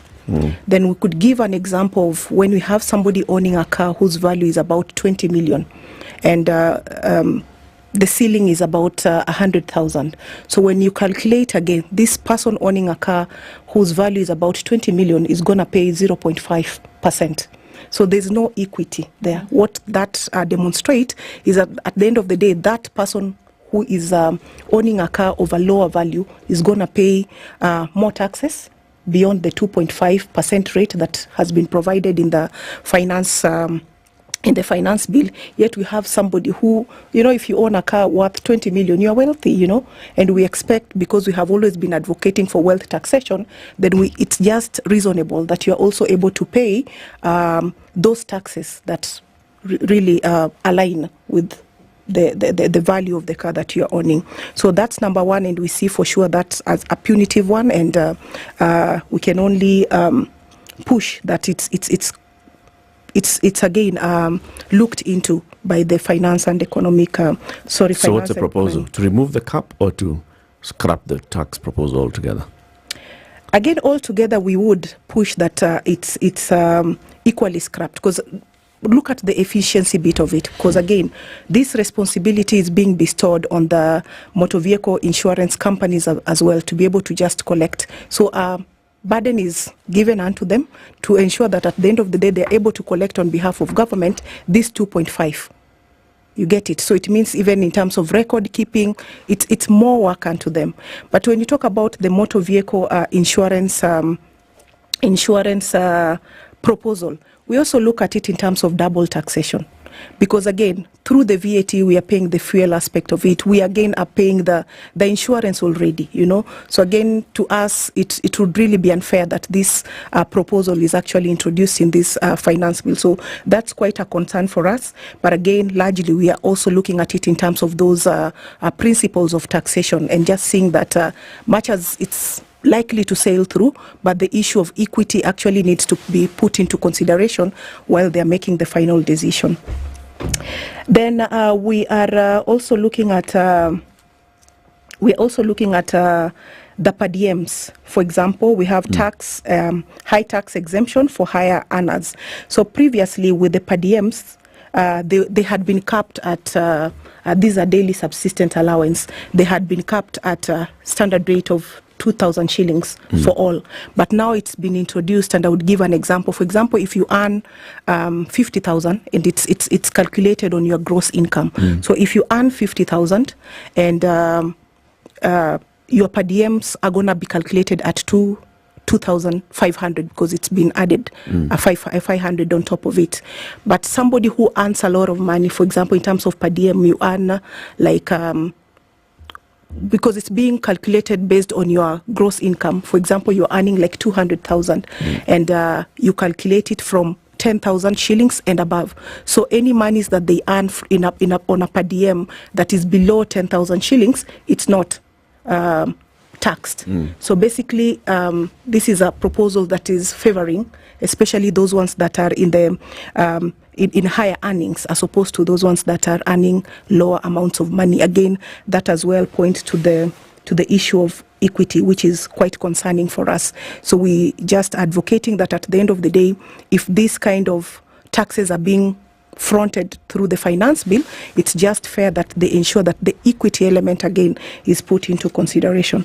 In the interest of time, I wanted to pick quickly on this, what we call the eco levy. And eco levy, it's a new tax.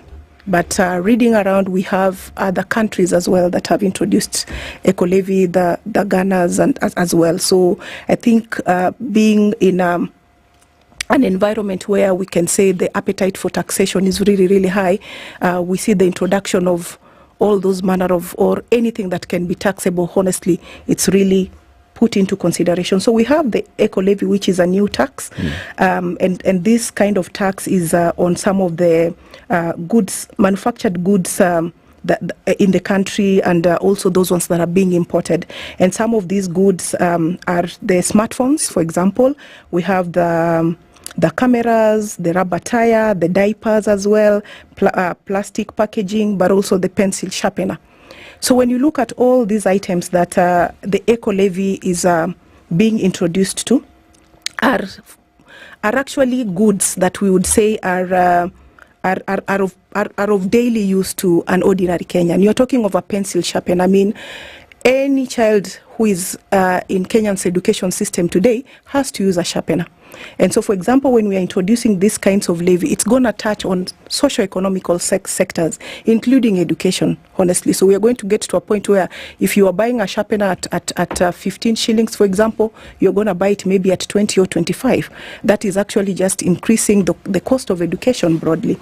Diapers, for example, today we do not have, even if it's in the informal settlement, we do not have a family that is not using diapers. I mean, there all kinds of diapers, whereas we appreciate and agree that we have climate change with us here, and perhaps this levy being introduced to ensure that at the end of the day, things like diapers, when it's gotten to a level where it's being disposed, there has to be a proper way that is really friendly to the environment in terms of disposing it.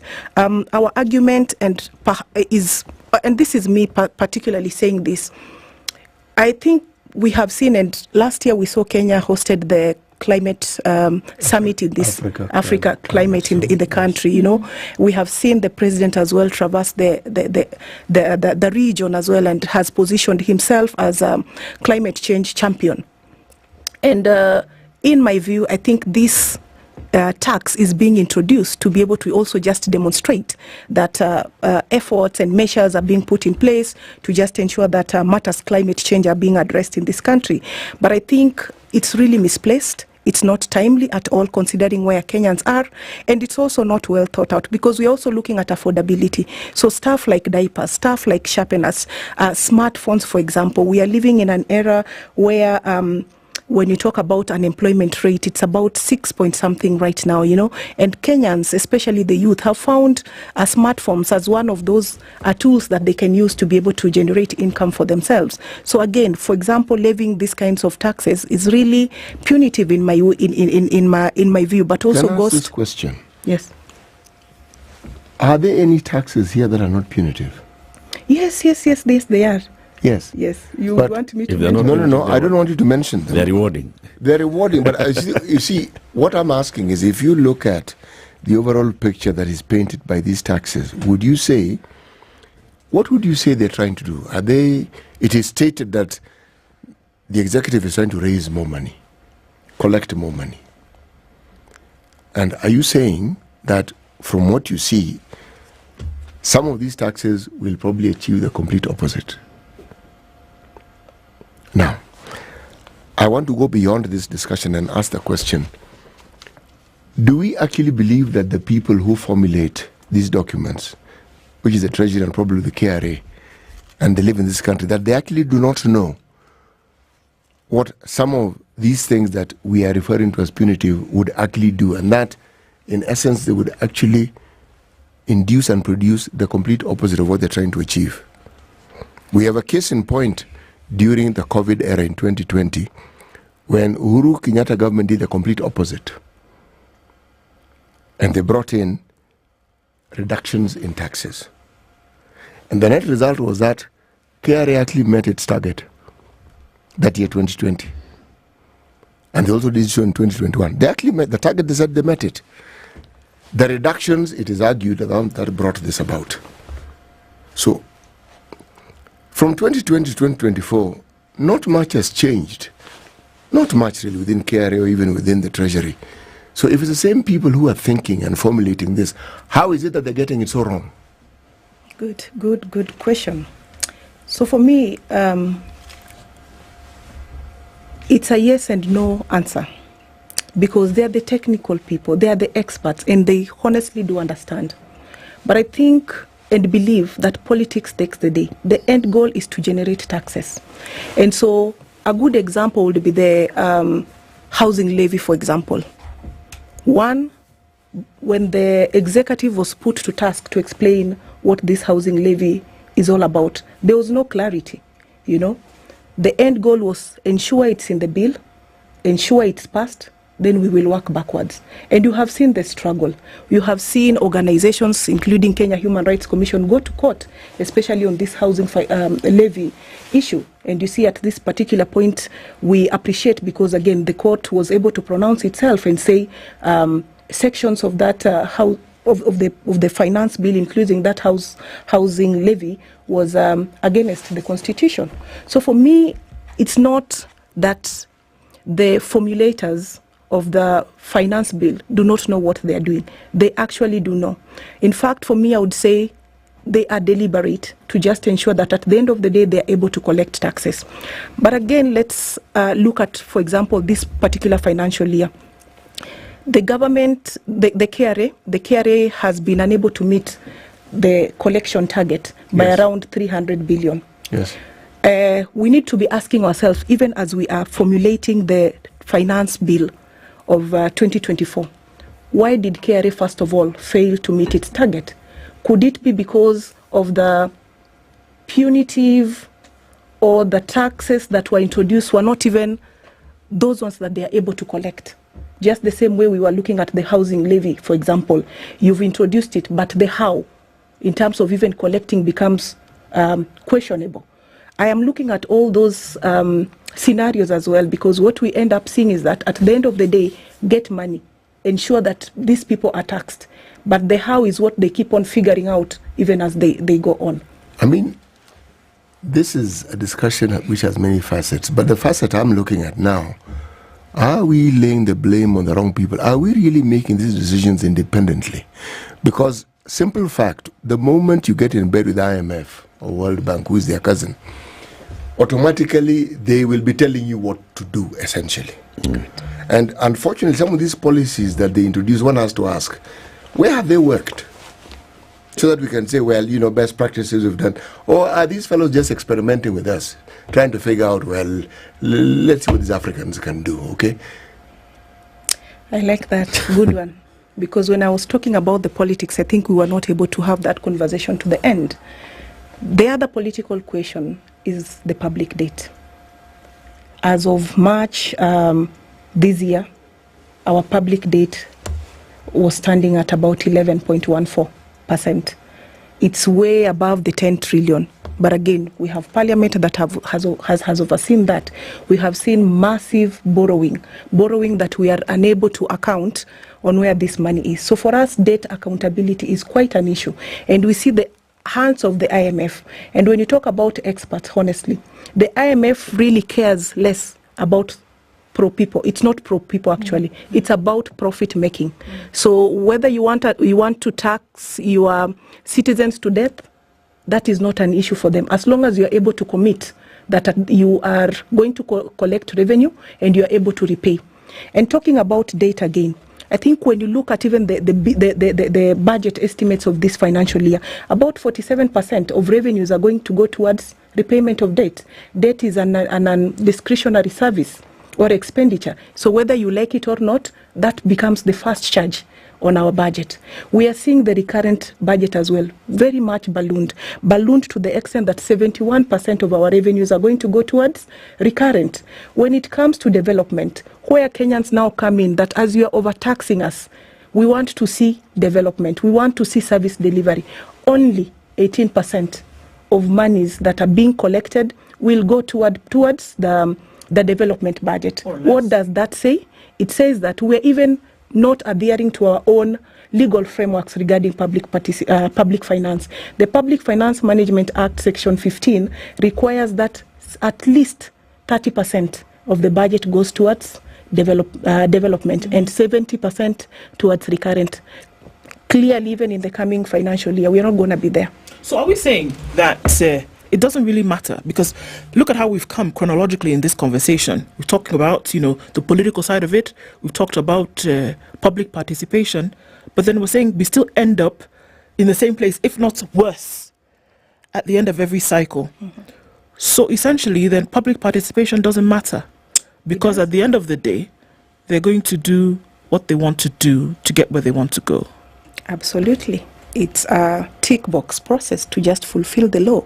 And the art has been mastered. Why? Because people have gone to court previously, demonstrating that no sufficient public participation happened. And that's why you keep on seeing, as time goes by, it's tweaked. It's tweaked. And perhaps the other question has been, what is a quorum for public participation? But it's not only the numbers, it's even the kinds of conversations that are happening in that room. You can only speak and be termed as having meaningfully engaged if it's a conversation that really adds value to a process. But if not, if I am not at that level where I can be able to meaningfully engage or provide input, substantive and valuable input into a process, then why would I call that public participation? But Nerima, public participation. Are you saying that the mosquito controls this house? 110%. But how so? How does the owner of the house allow a pesky mosquito to control the house? Because what we are saying is, if the citizens are feeling all right, so even if we engage, even if we give our views, even if what they want, and I don't know who they here is, what they want will pass. We've got representatives of the people in Parliament right now discussing appropriation into the various departments and the various budget items. We've got representatives of the people meeting civil society organizations and other stakeholders and receiving their views, and then consolidating that into a report which will then now form the basis for the final amendment or none of the finance bill, which will pass, and then a president who will then assent to this, and an executive that will implement this. Are we saying that all these guys are completely amok, that the citizens have no say or sway? I would want to point this conversation to Chapter 6 of the Constitution on Leadership and Integrity. Mm-hmm. So now, for example, all those that were rejected on the ballot have ended up in public offices and are holding high-end offices in this country today. When you go to Parliament, for example, we say that we are being represented by members of Parliament, but clearly it's not our interest that is being represented. A good example, let's just look at the Finance Bill 2023, and I've alluded to this earlier. When the President said, I would want to see that one who will vote against this finance bill, then everybody ends up voting. If at all they were on people's side, they would defy that, because at the end of the day, I am representing the Kenyans. But all of them, because politics took the day, and perhaps the fact that they are allied to different political parties, and what we ended up seeing is that interest within a political party is what took the day, but not representation of the ordinary Kenyan. So for me, leadership and integrity is really, really, really important. Yeah. And surprisingly, right now, largely we are having leaders of questionable integrity. So again, what can we expect? Sometimes, I'm sorry, but I think sometimes you get defeatists, right? You're the owner of the house. You can buy, doom repellent. You can apply the one that people jipaka. You can take a swat and swat the mosquito. You can do all those things, even using your hands. You can swat this mosquito. But you sit back and you say, you see now, because the windows were open yesterday, the mosquitoes entered the house. You see now, the mosquitoes are in the house. Come on. Really? Are we saying that the citizens of this country cannot say, look, we're not putting up with this. It doesn't matter who is influencing it. This thing's not working for us. Sorry.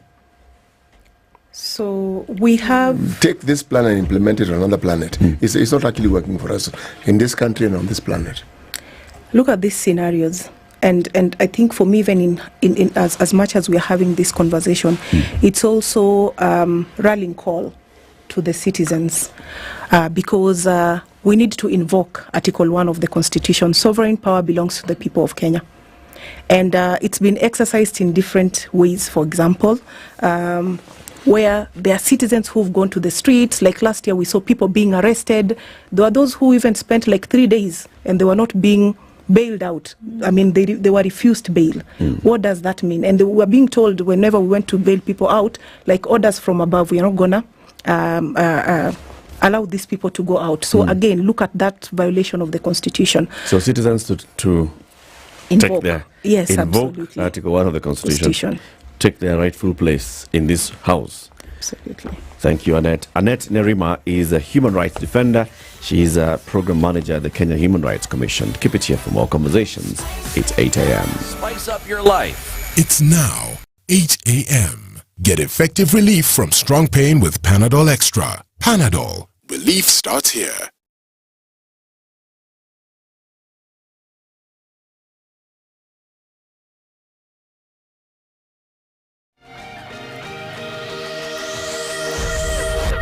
Good morning, this is the News Wire. I'm Leah Ubaga. The National Assembly Finance and Planning Committee will today commence hearing of views from members of the public on the Finance Bill 2024. The Secretariat of the committee says that they've received a total of 380 written submissions. Chairman of the committee, Kuria Kimani, says that his team will take note of all views presented to them and make sure that the outcome is fair to both Kenyans and the government. We are approaching this exercise with a very open mind and saying this is the proposals you've received from the National Treasury. This is what the stakeholders are saying. What are the merits? What are the demerits? And we are going to weigh the options. And I want to tell Kenyans to relax, that this Committee of Finance and National Planning will make the best decision for this country. We will balance between raising revenue and the impact of this to the lives of Kenyans. And this is not going just to be an exercise in futility. This is not just to be for the ticking of the box. The views of Kenyans will be heard and they will be incorporated in our report, both the majority and the minority.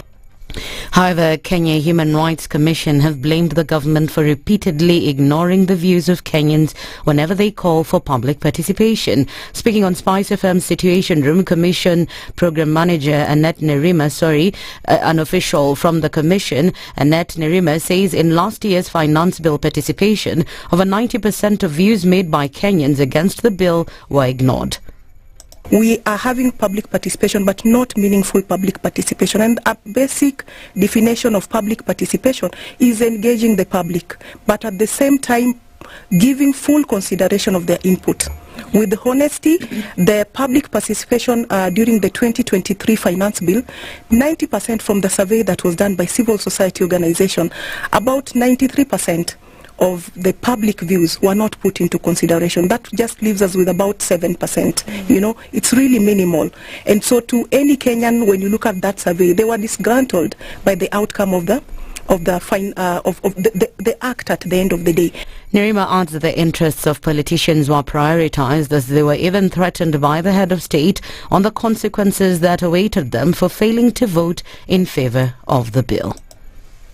And we saw politics play the day, where we saw the president, for example, say he's on the lookout to see the MP who was allied to Kenya Kwanza, who was going to vote against the finance bill. We now see members of parliament from the Mount Kenya region say, yes, we passed the bill, but unfortunately we didn't read the bill, you know. Junior secondary school teachers hired in January 2023 can now breathe a sigh of relief after the National Assembly intervened to have them employed on permanent and pensionable terms. The 26,000 teachers hired in the first batch of the JSS internship program will now be hired on PP terms beginning July 1st. The intern teachers who've been holding demos to push for the PNP terms were to be confirmed in January 2025 in earlier communication from the Teachers Service Commission and President William Ruto. Most of them currently serving have their internship contracts running to January 2025. But the chair of the Education Committee, Julius Melly, has told the Budget and Appropriations Committee that 8.3 billion shillings has been allocated for their employment. However, this even comes as JSS teachers have instead accused Education CS Ezekiel Mashogu, claiming that he is violating the law on hiring teachers. They've now called on the National Assembly to pass a motion that will see him removed from office. Nataka kutuma ujumbe kwa MPs wetu. Juzi niliona kwa parliament mlipeleka CS wa agriculture kuwe impeached. Kwa nini hamjapeleka CS wa education kuwe impeached?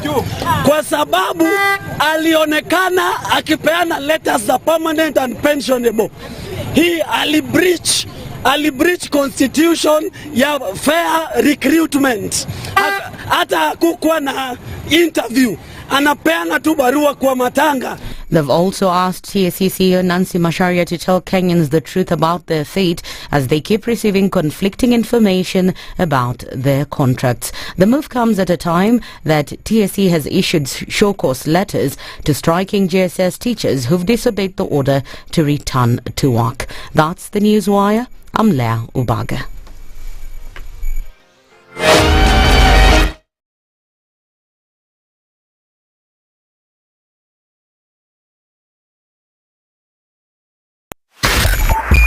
.5 Spice FM, Kisumu.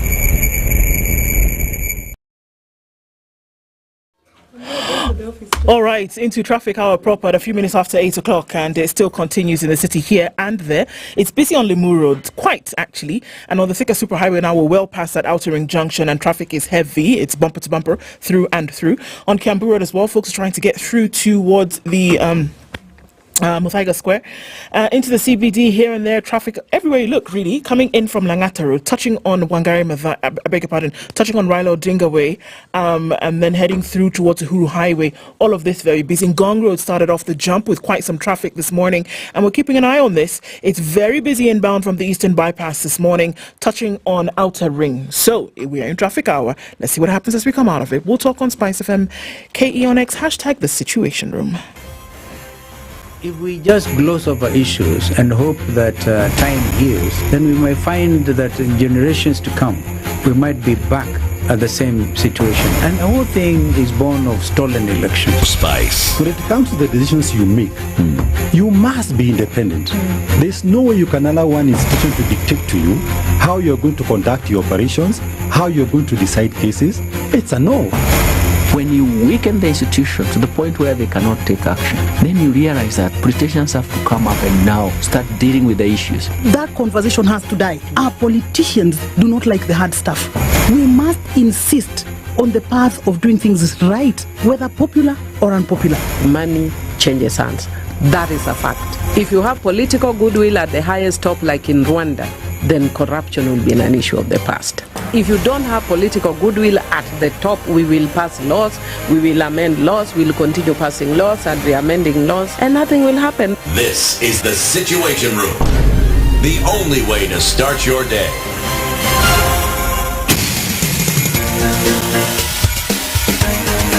This is the Situation Room, the home of hard-hitting political commentary and penetrating insights about the state of the nation. This is a talk radio experience like no other. The Situation Room, a place for hard truths, debates, and elevated conversations. The Situation Room, witty, political, engaging, deep, controversial. In the room, we have C.T. Muga, researcher, academic, seasoned political observer, a fountain of wisdom in these politically uncertain times. Ndu Oko, Nigerian by birth, Kenyan by choice, communications expert, Pan-Africanist, a truth seeker and believer in people power, and Eric Latif, agent provocateur, the man in the chair, seasoned journalist, news hound, a man who believes in punching up, not down.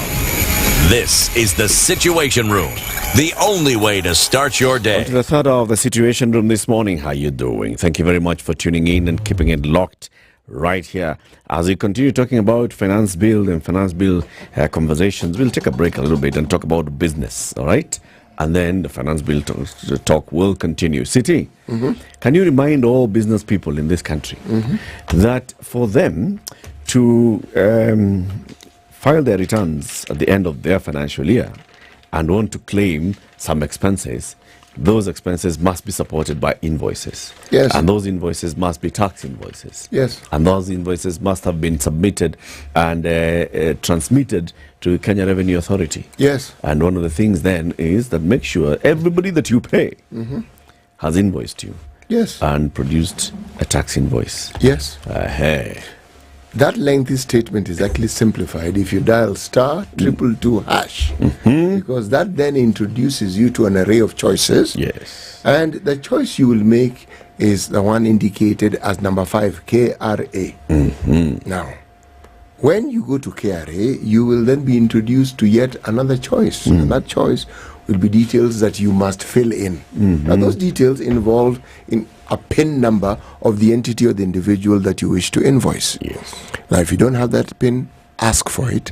Now, once you write it in and you complete all the details that are required, you can then either send it, as in sending the invoice, or you can print it out and do the same thing with it. Now, this automatically makes you compliant. Now, in case you're wondering why we talk about eTIMS, well, eTIMS is the Electronic Tax Invoice Management System. And by doing so, you will be compliant. So that process that we're talking about, the lengthy process, suddenly becomes very, very simplified. Kabisa. Yes. It's very simple. Yes. Very, very simple. Now, as a business, how do you relate with your customers? First of all, how do you know your customer? Okay. So somebody has bought some item from you or has bought a service. So they bought an item, you've given a receipt, ameenda, amerudi. Unakaa familia. Nimewahi kukuzia hii kitu tena. Is that how you know your customers?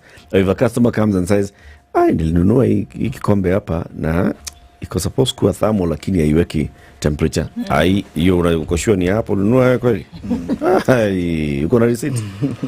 Unajua sasa siku ni receipt kama una receipt my friend. Sorry. Go.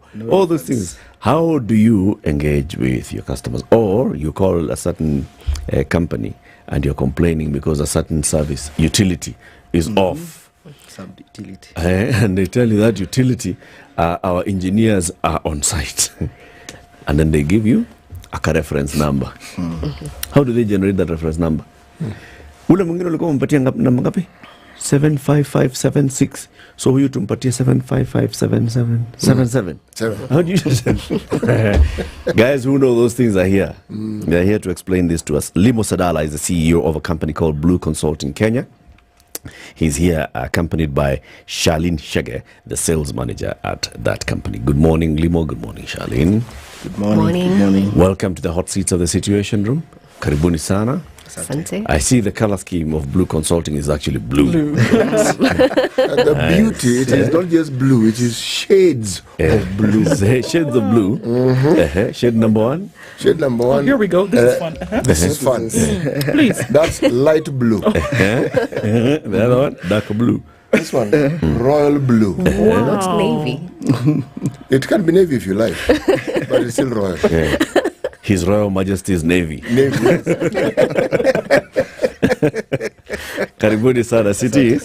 Welcome them with the day's proverb. This week the proverbs are from the Republic of Zimbabwe. Okay. Yes. Whose capital is Charlene? On the spot right there. Do not worry. You're in CRM. The capital of Zimbabwe. Starts with an H. Starts with an H and ends with an E. Oh no, you got me off guard. We apologize. Homa Bay? Really? This man. No. He's not my friend at all. Completely. Homa Bay. Next thing we'll tell you, Homa Bay is a capital of Kisumu. It's Harare. Harare. Of course, Charlene knew that. It's just that we caught her off guard. Yeah, you did. We know you. We actually know you know. But when you're jumped on in that manner, everything just sort of like floats and flies away. Yeah. But Limo knows the president. No, he knows the president. The nickname or the full name? Both. Mr. Start with a nickname. Start with the nickname. I don't know if you can say that on air. Yes, you can. It's his name. To say, it starts with a C. Yes, you say name, but Crocodile, Mr. Yes, exactly. Yes. If that's official or not. Then his official name? His first name is Emerson. Emerson. Okay. Shangara. No, that was the opposition guy. That's the opposition guy. This guy's called Mnangagwa. Mnangagwa, yes. Tisevangira. He's the other guy. He's the other guy. But do not worry. Yes. It's a learning process. Yeah. You have a lot of Zimbabwean friends. Yes, you I do. apologize to all of you. No, do not apologize. No, you know the name of the You know the name. You mentioned somebody who's actually a Zimbabwean, so you're okay. Okay? If you had said something like... Homer Bay. Yeah. Oh, really?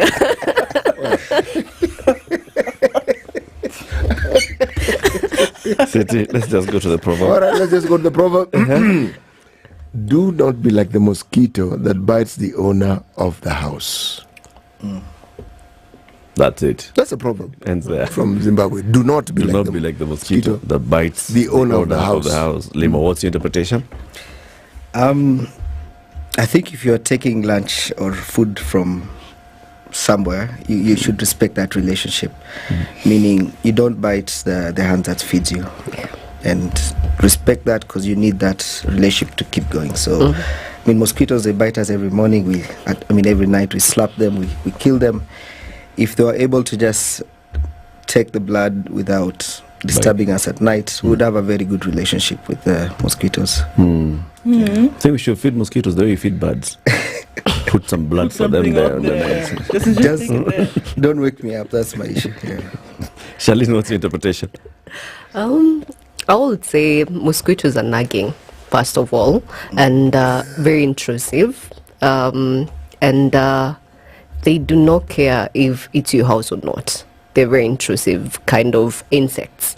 So if they only had the respect to, like Limo said, just have a mutual understanding, will live cohesively and cohabitately in a very good manner.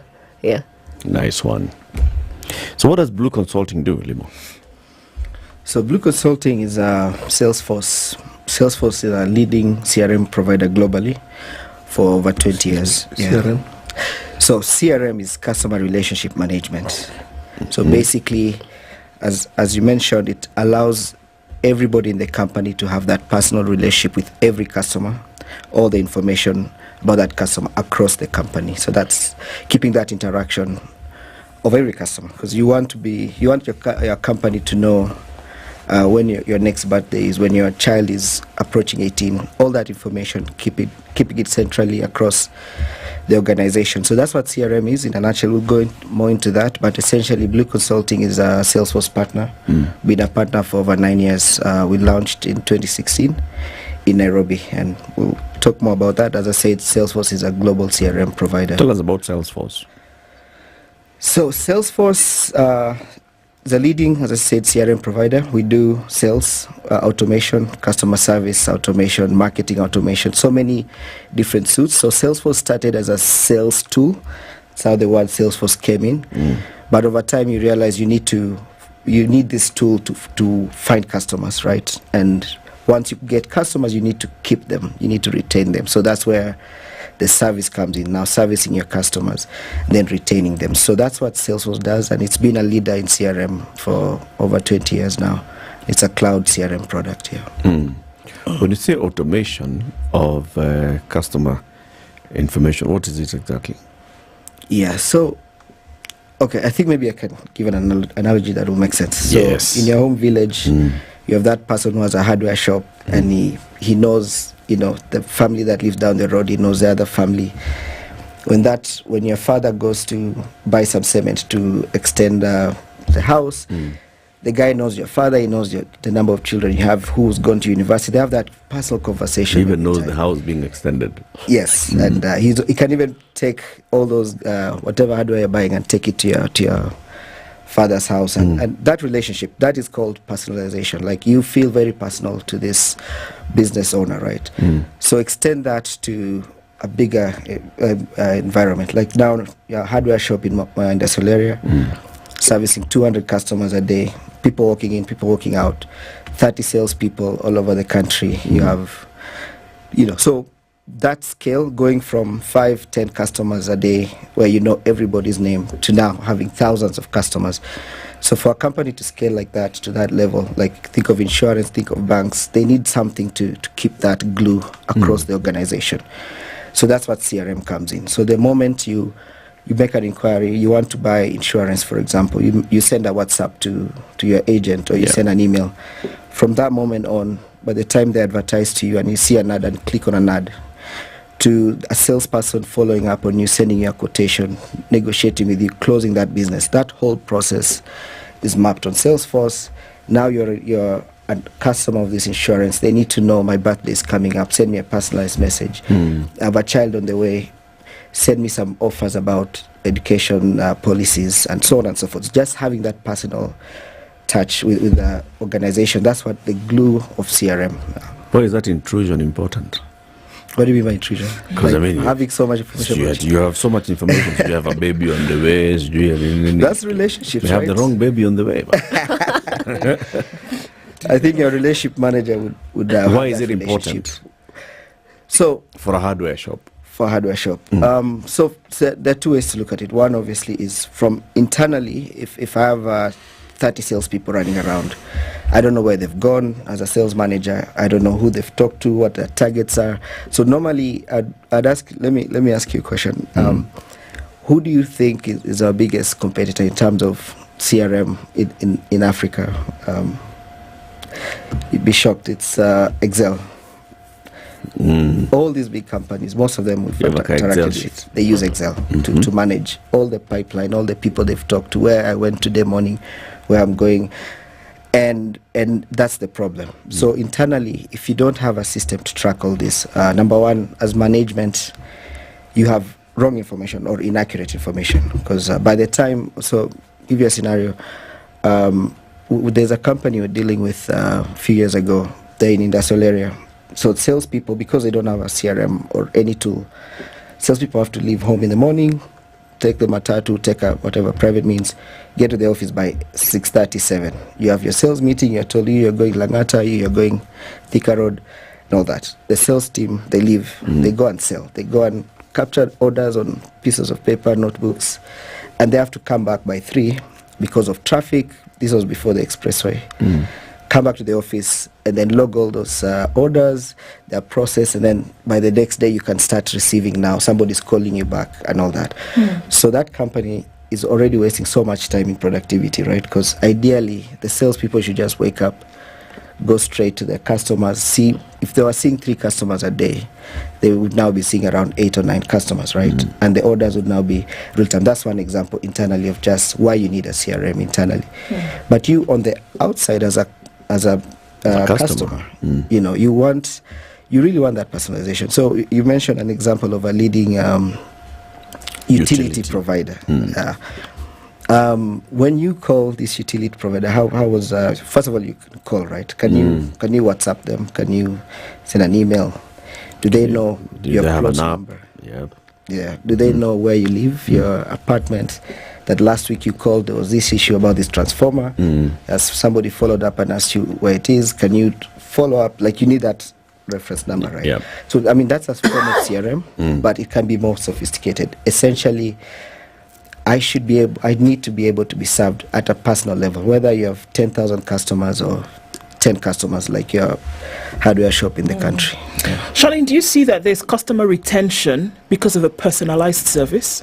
Oh yes, absolutely. Because customer retention comes in whereby you know everything that I need. Maybe I called in last year but one, never called in again. When I call in as a customer, I wouldn't want to know if you were working there when I was calling in. I just need you to serve me according to my last prior engagement, and CRM helps in that. And the good thing about Salesforce is that it's unified in one page. You can see the contact, you can see the case that was raised before, you can see the email or the person they talk to. So it becomes very, very easy for me to continue the conversation where we left off.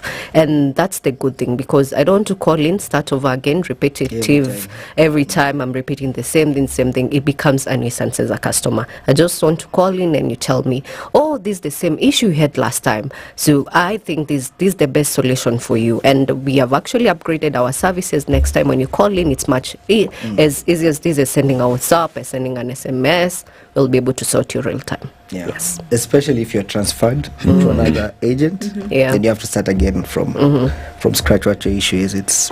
That's how people just move to another company and you lose that attention as a company. Yeah. Then another point on that is, let's say you work with your agent very well, whatever insurance, then for some reason they leave the company and go to another company. And they go with all the information in their head. They know that you have 2 children, you have this and that, you like to play golf, all that personalization you had with this agent, now you have to start afresh with a new agent. So, but if you had CRM, all that information would be in the system. So it wouldn't matter who you're dealing with at the organization. How do you train the people who work within your organization, especially with regards to security matters regarding data?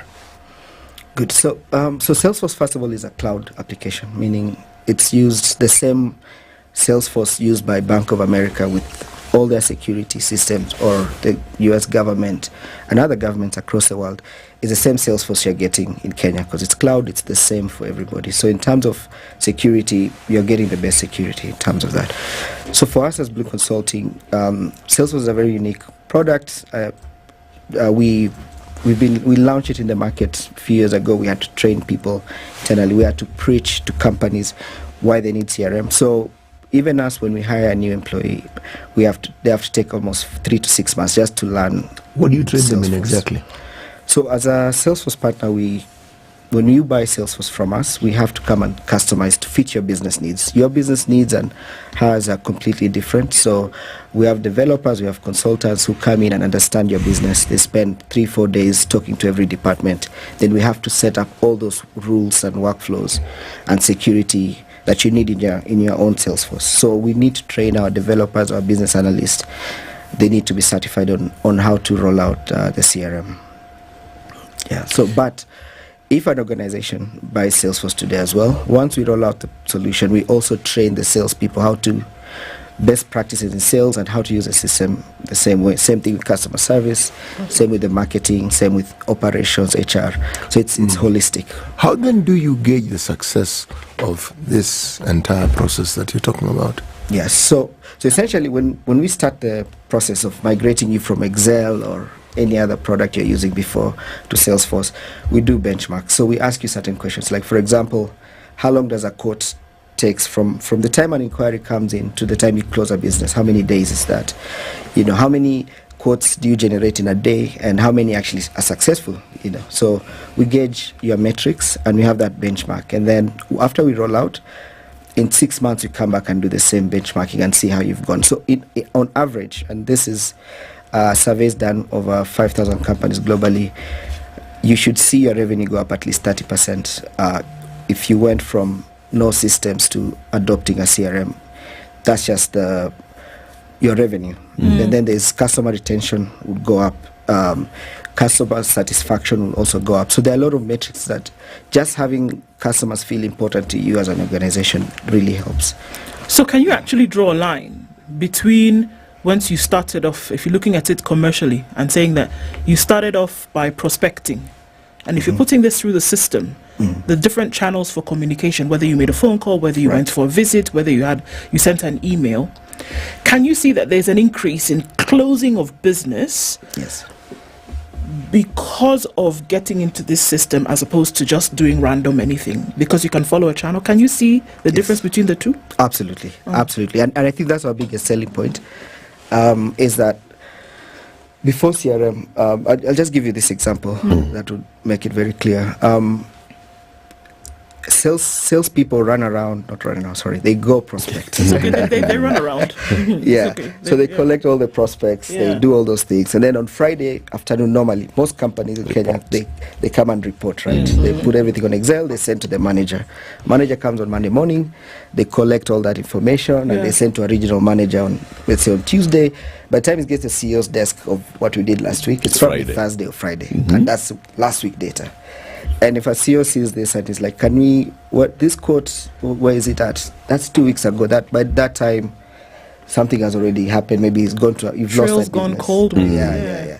So that is without CRM. And then now with CRM, everything is real time. Like she'll talk about it shortly. We have an app that if I'm on the field as a salesperson, I log everything in real time. The manager can see where everybody is at any moment. So I'm just talking about real time and accuracy of the data. What do you mean here? So I'm going from Standard Group, for example, and I'm going to wherever to have a meeting. I log that in the app. Yes. I make a phone call to my prospect. I log that in the app. Yes. I've had this meeting and they've said, yes, we will buy this for $1 million.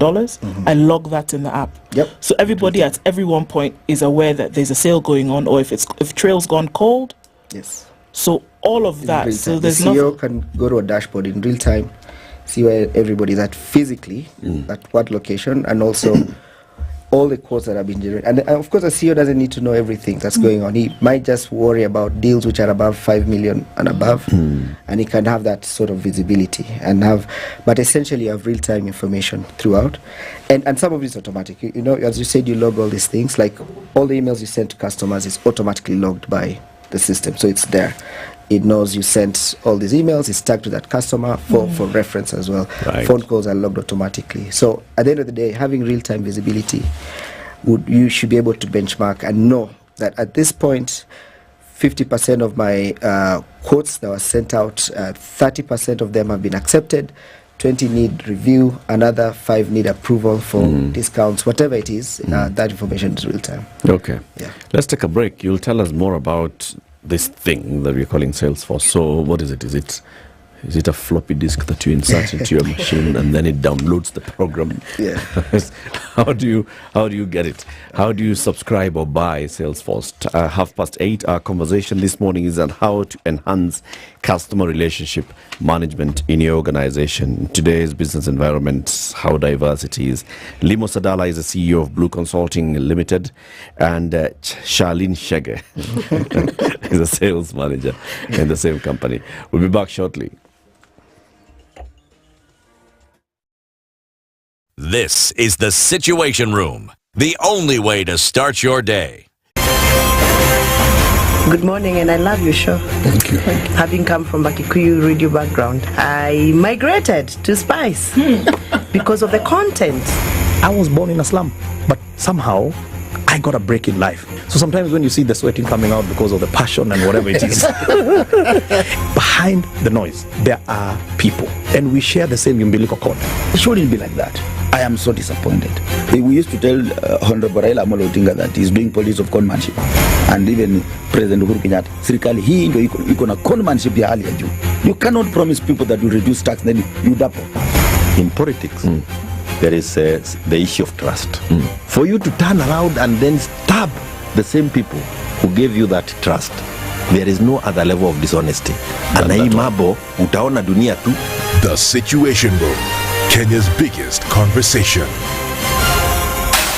The weather with SpiceFM. Peeking through those clouds in Nairobi this morning, and we are seeing, we'll see through today highs of 25 and lows of 15. It's 17 and sunny in Nakuru with highs of 27, and we'll see highs of 26 in a mostly sunny Nyeri at 19. 16 and sunny in Eldoret with highs of 25 and lows of 12, while into Mombasa partly sunny at 26 with highs of 30. 30 will also be the high in a mostly sunny Malindi, currently at 28. Kisumu is sunny at 23 with highs of 30 and lows of 19, and is sunny at 21 in Kampala with highs of 29 and lows of 17. In Kakamega, beg your pardon. In Kampala, it's sunny at 24 with highs of 29 and lows of 19, while at 24, Dar es Salaam is sunny with highs of 31 and lows of 22. Johannesburg is sunny at 11 with highs of 21 and lows of 8, while Mogadishu is mostly sunny at 28. We'll see highs of 32. It's sunny at 18 in Addis Ababa with highs of 27, and Lagos is mostly sunny at 27 with highs of 32. We'll see highs of 33 in a mostly sunny Kinshasa, currently at 23. SpiceFM, Nakuru. Inbound traffic continues to trickle in and out of the Eastern Bypass, and also outbound on the Eastern Bypass. There's quite some of it. As you get through towards Outer Ring and coming through Embakasi, there's some traffic there going around the loop. Langata Road was really busy earlier, and we're seeing that reducing just a little bit as you touch on Uhuru Highway. It's still busy on Jogo Road as you get into the city. The Thika Superhighway says nope, not yet. Still very heavy getting out through towards the Pangani Underpass. And there we have traffic on Wangari Maathai Highway all the way through towards towards museums and that junction, then heading out towards Westlands or going through Huru Highway into the CBD. Very busy there. Let's take a quick look at what's happening on James Gishuru heading out towards Waiaki Way, and that has reduced significantly. And we should be fine coming in Lower Kabete Spring Valley through towards Limuru Road, where there's quite some traffic coming in from the Muthaiga area. Let's talk and see what happens as we get through it on SpiceFM KE on X. Hashtag the Situation Room. Mature, intelligent talk every morning. Spice up yourself.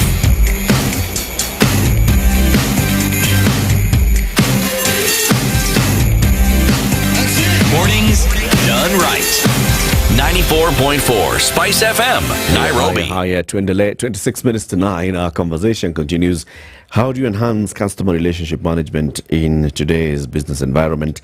Limo Sadala and Shalin Shege from Blue Consulting Kenya, who are partners of Salesforce, are here to take us through that. So what is Salesforce? Is it an app? Is it software? Do I download it from the cloud onto my machine? How do I make sure that every staff member has it on their devices? So what is this thing? When someone buys, Shalin, when someone now says, okay, so I want Salesforce, and my Salesforce is 50 strong. Okay, so Salesforce is both on the web and on the app. So the web is visualized by everybody in the company. So the app comes in when maybe you on your way, you're on vacation, you want to check something. That's when the app comes in handy. But once you have a laptop, once you have a device, you're ready to go. It doesn't require you to have anything else other than a laptop. So I download Salesforce on my app, or I go to the website and I click download. Okay? So I have to tell everybody, download this thing on your machine. So download that one. Or how do so I have 50 people who are across the country, right, in my sales offices, and I want to buy it for my company. Okay? So how do I do it? It's just a link right now on the web. It's just a link. You search and we set it up for you. So different companies have different visuals because as Salesforce, we serve sales, we serve marketing, we serve service. If your company is much into sales, you'll see it has there's a little bit of a difference with what we set up for you. If it's mostly about service, it will be different. If it's about marketing, it's different. But it's just a link for now. But if it's on the phone, it's an app. You download the app, Salesforce app. It's on Play Store. It's on Apple. You download it. Already when it's configured for you, you'll just view everything that you need. Yes. So I set up like a master account. And then each individual worker has to have their own account? No. You don't have to do anything because that's what we do for you. As your partners, we do all the work for you. So once you're ready to start your digital journey for your company, we will come in, we will understand your process, we will set up the system for you, we will train your users, we'll roll out to all your users. So there's really no hassle on your end as a customer. And that's why we come in. Okay.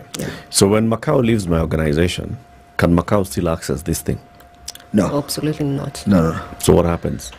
So Salesforce is license-based, meaning if you bought 50 licenses for your 50 people, you're not buying a license for Eric and Shege. You're buying 50 seats. So the moment Eric is no longer there, just you tell us who else is coming in and we give them that seat. So the moment we lock out that account, they can't. It's the same way. So the same way you access Facebook or Gmail is the same way you'd access Salesforce. Okay. How do you protect your customer information? Because a lot of that is in the system, is it not? It is. Phone numbers, email, business practice, etc., etc. So what kind of protections are in place for clients? So Salesforce, as I said, it's a global, it's cloud first of all. So it means the security that we have to give to an international organization like the biggest banks in the world use Salesforce. Even in Africa, the Standard Group is one of our biggest customers. They use Salesforce. The same security they have is what you'll have.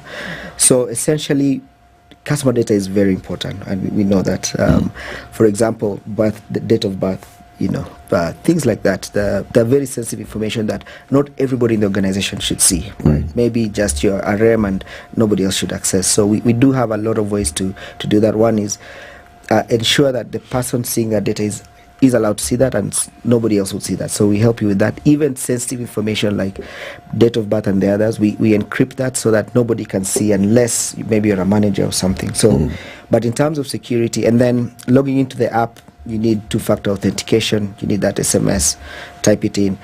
And the moment a device is lost, we can remotely just close your account and nobody can log in. But security is very important, especially with GDPR in Europe and also in Kenya with our Kenya Data Privacy Act. It's very, very important for us and for our customers. Yeah. I'm a little analog in my thinking and in my practice. So I always consider anything that is internet-based. What happens when the internet does the thing and isn't interneting? Like 2 weeks ago, we didn't have internet as a country. Yeah. I don't know if you want to add to that, but so we have our solution called True Blue, which we'll talk about shortly. You're able to download all the information to your phone and switch off your data and go about your business. You can go create orders, create an invoice, do whatever you need to do. Then when you come back to civilization and there's connectivity, the data will sync up automatically to the cloud, but you can work offline on your mobile app. I see. Yeah. So you can actually keep going online, offline, and then it comes, and once you connect, it refreshes. Yeah, same like WhatsApp. Into the system. You can send messages on WhatsApp when you're offline, and then it will sync up when you're online. Okay. Yeah. You spoke about integration, that, this person, I sent them an email, or they called me back, or, our call center, they sent an SMS, they went to our website, and there was this chatbot where they were chatting with a certain customer relations manager. All those things, how do they integrate into this one? How do you know that this person called on a certain day and they sent a message on a certain day and they followed up with an email? And how do you get all that information in one place? Charlene? We offer Service Cloud. Service Cloud is custom, much more of customer service, whereby this tool offers both CTI, customer telephony. Yes, and with these you can be online, you can be offline. We offer one unified page or one unified tab whereby you can see all WhatsApp messages that are coming in, or emails that are coming in, or SMSs that are coming in. So Salesforce is not only built for one type of business. So with Service Cloud, these customized to that, and Service Cloud can offer different services, different company profiles, and different customer background or business processes. So we'll be able to develop according to your business processes. So you'll see all SMS coming in or emails coming in to even one unified customer. Maybe this customer was frustrated, they called in, send you an SMS, sent you an email, and they might have different data in all these messaging protocols. And once you're talking to this client, you can open their email, you can open their calls, you can open their SMS. So they're telling you, I sent you an SMS, yes, you can read it out to him. I called in yesterday, and you can tell them, yes, I saw everything that came in. And with Einstein, Salesforce offers Einstein AI and voice recording. So anytime I'm calling in, whatever conversation you're having with the client is being recorded. This call may be recorded for quality. Yeah. Yes. Just to add on that, we have what we call the customer 360, meaning everything about you. So if I log into my Salesforce, let's say you're my customers, can go to Eric's page, I can see all the invoices, all the orders, all your complaints, all your SMSs, your WhatsApps, how many times you've called in. So all that information is in one profile. The beauty, let me just give you a small antidote on that.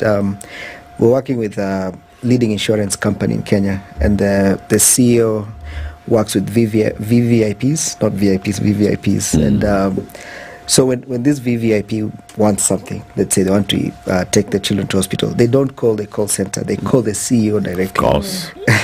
And the CEO for this organization, because they don't have CRM, he has to leave 10th floor, get an elevator, go down to 2nd floor, look for that RM or whoever, find out whatever needs to be, and he goes back to the 10th floor and then calls this guy back, So because there's no unified, when I have that profile of Eric and it's across the organization, the CEO could have just logged in and then clicked a button and did whatever they needed to do. Maybe it's a pre-authorization, whatever it was. But essentially that's the customer 360. Whatever channel, it's called omni-channel. Whatever channel the customer wants to talk to you, you should have all those channels available. Yeah. What kind of businesses can benefit from this? Because I can imagine, maybe one where many are selling one thing frequently, but what other kind of businesses would be able to benefit? So I think the fine line is where you start losing or forgetting your customer names if you don't know them by name. If you have 10 customers, you know everything about them. If you have 15 customers, that's fine. But the moment you start having hundreds of customers, regardless of what you're selling, you'll need to have that database for those customers. So a good example would obviously be insurance, banks. They have thousands of customers. Government, the e-citizen is a form of CRM as well. Manufacturing, FMCGs. We work so well with NGOs because they are all over the country collecting data every day for farmers. They need to have that profile. So essentially when you cannot remember all the names of your customers, I think you need a CRM. So that could be anybody, essentially. Anybody in business who is calling on folks. Schools, universities. Their students are the customers. Alumni, thousands of them. So, Limo, should an organization tell its customer that it's collecting their data? Yes. According to the law. And not only that, as a customer, I need to know what you have about me. I need to call and say, give me a list of all I need to know if you have my birthday, you have my children's birthdays, all that. And if I tell you I have the right to delete that, I want you to delete that information, you should be able to delete. And I don't think we're there as a country to that level of sophistication where it's my data and you should be able to delete. I mean, we all know our SMSs, what we get. But why aren't we there? I mean, because if knowledge. It's scary. All that information is out there, and we have the ability, we have the gadgets, and somehow we don't. So basically, should a company that is running Salesforce tell me that I'm collecting your data? Yes. And I shall use it for this and that? Yes. In fact, with Salesforce, you cannot send an email, the system will refuse. If there's no unsubscribe link or update my preferences, it will just refuse. You cannot spam people. And I mean, we all know this, the SMSs you get every morning. You bought some pizza somewhere. Yeah. Just get repeated emails. They remind you about new pizza. No. But I think we're getting there. I think another 5 years. We also sell warus. We'll get there. So you should also now be able to call this organization and tell them, forget about me. Yes. I bought this from you once. It's not that I'm unhappy or I'm happy with your service, but I don't want you walking around with my information. Yes. You're clogging my system. Yeah. You have too much data about me. And so what should that process look like?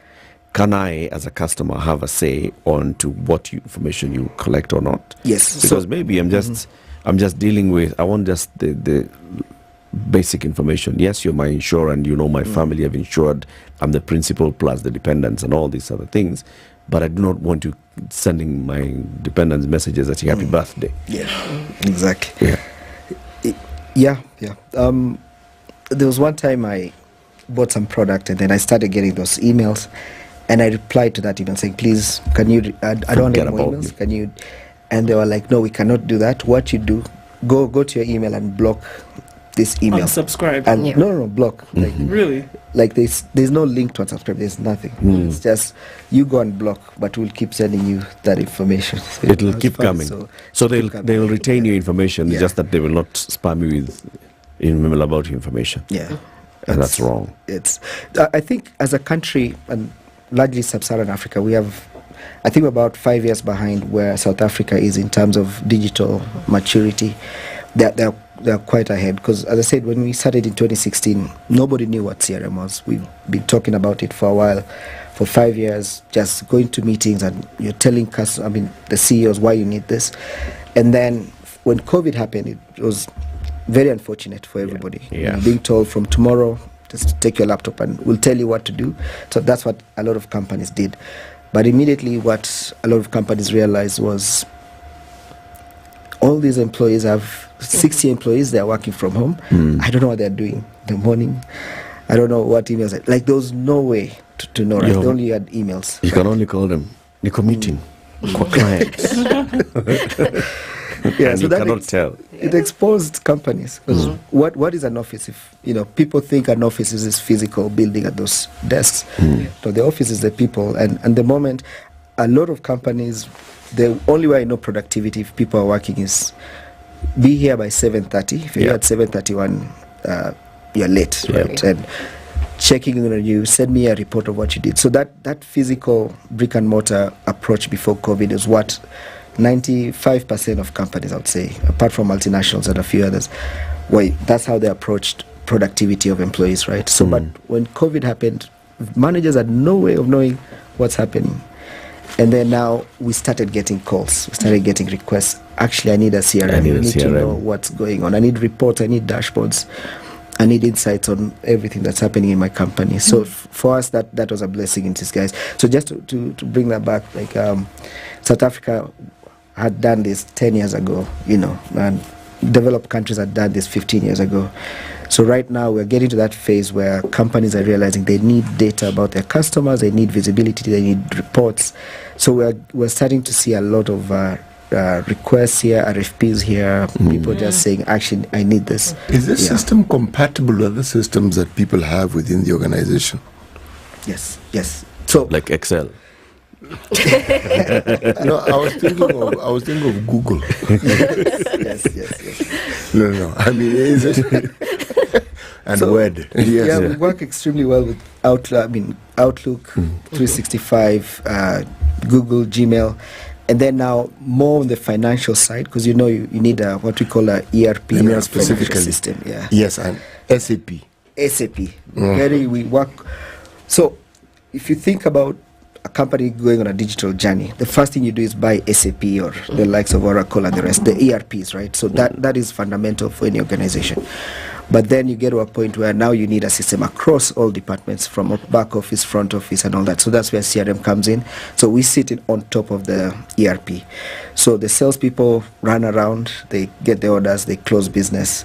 But the moment that business is closed, it's pushed to the SAP now, for example. And the finance guys do what they need to do on SAP, but that information needs, as a salesperson, I should be able to open my mobile app when I'm visiting you in your office, see your statements, your invoices, your orders, your whatever. All the information in SAP should be on my phone on the CRM. So it does work very well. I want to ask a question about cost. But before that, so the system, can you then have one that then meets the needs of the number of people that you have, the number of clients that you have, or the number of a force that you have as an organization? Can it be tailor-made to fit? Flexible. Yeah, can it be flexible, tailor-made to fit? Because I don't have 1,000 strong employees. Maybe I have 20 or 25. Yeah. Okay. So you can go. It's per user per month. You pay, if you have 5 users, you pay for 5 users. If you have 1,000 people, you pay for 1,000 people. So it's very modular, and also, again, you don't want to do the whole implementation from the get-go. You want to maybe start small, and then you build on that implementation. Yes. And also, depending on, let's say your organization has one manager, one CEO, and somebody else, 3 people, admin, and you have 50 guys in the field. You do not want all of them to be in the CRM. We push them to be on the mobile phone, because it's much easier on the mobile phone, because you can have all your data there. You can have all your pricing, your products, your orders. I can see where you're going. I can route your map, and also a manager can plan your week ahead. So let me say persona A is very good at selling products in such and such location. Yes, like Githurai, they're very vast in that. So I plan your route for that week, and you can move using that route. And I can see if you logged in, you went to this customer, what you did at this customer's place, what order you made. And the good thing is that all SKUs or products, once integrated to the ERP, if there are discounts you're pushing for, if there are new pricings, we help you with that. You're on your phone, you see these new prices, the new discounts you're pushing. When you go to your favorite customer, you tell them, I know you buy this frequently, so let me give you these best discounts. Yes. So what does it cost per user per month?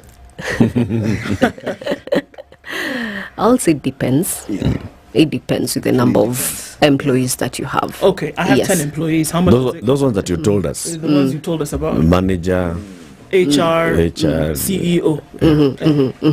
I would say Salesforce is not priced per pricing of just one. I wouldn't say Salesforce is $10 for everyone, because we segment you. Are you an SMB?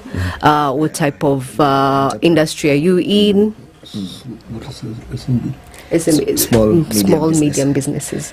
Or enterprise. Yes. But to answer your question, without going into specifics, so she said we cannot quote on the fly, but I would say for a small company, anywhere between $1 million to 10 million, really depends. Per what? For the whole project, essentially. Okay. So it's a one-off. There's a license and there's a one-off. Yeah. Okay. Explain. Let's break it down. Maybe we can picture this a little bit, okay? So, I have a paint company. Right. Okay? We're trying to sell paint across the country. We have the HR, we have the CEO, we have the manager, and maybe 3 or 4. So those are 10 people in the office, right? Who are keeping track, planning your week, doing whatever. And then we have 50 sales agents around the country. Okay? We have an office, etc., etc. How much are you charging me? What's my bill per month? Right, so to set it up, as I said, between that, what I said earlier, 1 to 10, depending on how complex it can be. And then for the users, in Kenya shillings, it could be somewhere from between 2,000 shillings to 10,000 shillings, depending on what you need to access the system per user now. Per month? Per month, yeah. Okay. Right. Okay. And you have access to this for how long? No, it's a subscription. Okay. If tomorrow you don't want to use it, you stop paying. But I can use it for eternity if I can use it, just keep renewing, yeah. I mean, it's you buy like 12 months. If after 12 months you don't want to renew, it's up to you. It's subscription based. Yeah. I see. Yeah. Okay. So no servers, no hardware to install. The moment you subscribe, you start using tomorrow. Yeah. I see. And you can keep upgrading depending. There are various packages depending on my needs. Exactly. Yes. So as I keep growing, I can scale up. Yes. As I become smaller, I can reduce this. Let's talk about productivity, because you said that it's been a very big thing on productivity. Yes, okay? yes. So how, apart from a manager and a supervisor seeing where the people are, how does it actually help you improve productivity? Right. At the end, as a CEO, I just want to see sales. Right. The bottom line is revenue numbers. Yes. How does Salesforce help me with this? So productivity is one of the key things we sell, because we're automating things. So think about things you do repeatedly. There are people, you do some things repeatedly. There are things you do on Excel. You have to come and analyze the data and all that. All that goes away immediately, because the moment you start using the system, it's automated. So I'll give you a quick example. There's an insurance company where it had 30 people, and their job was only to key in policies. You've written the policies on a biro, big stack of paper. The whole day you're just typing in those policies to their insurance system. And the moment we rolled out Salesforce, I'll never forget this. A CEO just told me, how many people am I firing today? And I'm like, what? Because now, the moment a salesperson sends a quote and the quote is accepted, it's automatically pushed to the co-insurance system. That's just one example. Yeah. So the productivity of these 30 people were now taken to other departments who are doing something else, that they could learn new skills and do something else in the company. But all these things are repeated things you need to, so we automate a lot of that on the platform. So that's part of the productivity gain. Yeah, and just having that information in real time, it saves you a lot of time. Walking to somebody's desk and asking, where are we, this, can just log in and check directly in the system. Somebody's asking, how do you motivate the sales force who are using Salesforce? Salesforce offers gamification, whereby a sales team agent knows you've been given a target. If I hit this target, I get something. I'll get a commission. It's very motivating when I see myself at 10% getting there, 20% getting there. This is how much I'm going to get. Salespeople are really motivated by money. And they're competitive. Right? Yes. Without CRM, Shalid and me were chasing one deal. Yeah. And then it closes, and then both of us go to the CEO and say, "Oh, this is mine." Yes. Yeah. Salesforce, who created it first, when was the create date. Everything is audited. There's an audit trail of everything. Who called who? So it's right there. We solve a lot of those issues at that level. Yeah. So as you're going around, you can see I'm at 10%. And at 10%, if I hit 20%, this is what I get. And I can basically visualize. And that visualization for a sales guy, that is blood in the veins. Keeps them moving. So it actually makes them sell more. Absolutely. And you've seen this from the market. Yes. You can even have one customer who is going to make you close your target. Just one. You're like, if I win this guy, it's done deal for me. This a vacation for me next month. And so it really helps in that. And even managers, you're like, the CEO is coming in on Monday. It's Saturday. I've not done anything. It's just by a click of a button. You have your report. I see. Somebody would like to purchase and have a conversation with Blue Consulting. How do they do that? Website or website. We have our websites. We have our email. What's a website? What's www.blueconsulting.co.ke. So www.blueconsulting.co.ke. Once I get there, I'll see all the information how to contact you. Or salesforce.com. Yes, on salesforce.com. Nessa Zawa. Lemo Sadala is the CEO of Blue Consulting. Charlene Shege is a sales manager. We've learned a lot about customer relationship management. It's 9 a.m. news time. It's now 9 a.m. Get effective relief from strong pain with Panadol Extra. Panadol. Relief starts here.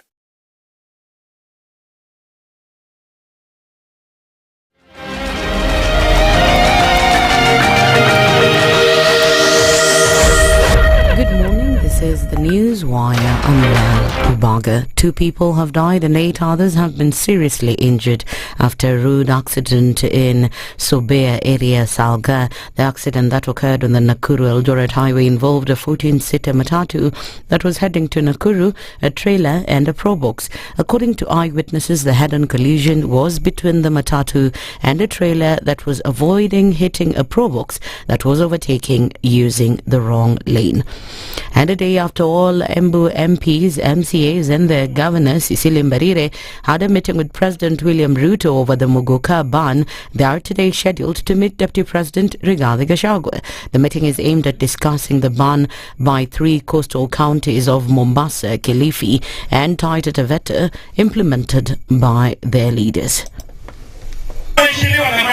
Tumekuwa na mazungumzo, tumeongea na jana alitoa ile executive order kusema ya kwamba Muguka ndani ya Kilifi County marufuku, na sisi tunasimama na yeye kwa hilo, na sikusema tu tuandike ama atoe executive order ibaki hivyo. Hiyo ni sheria hivi sasa na ni lazima ifuatwe, na wale ambao bado wanapitisha tumesema askari wetu watashika doria katika kila mipaka.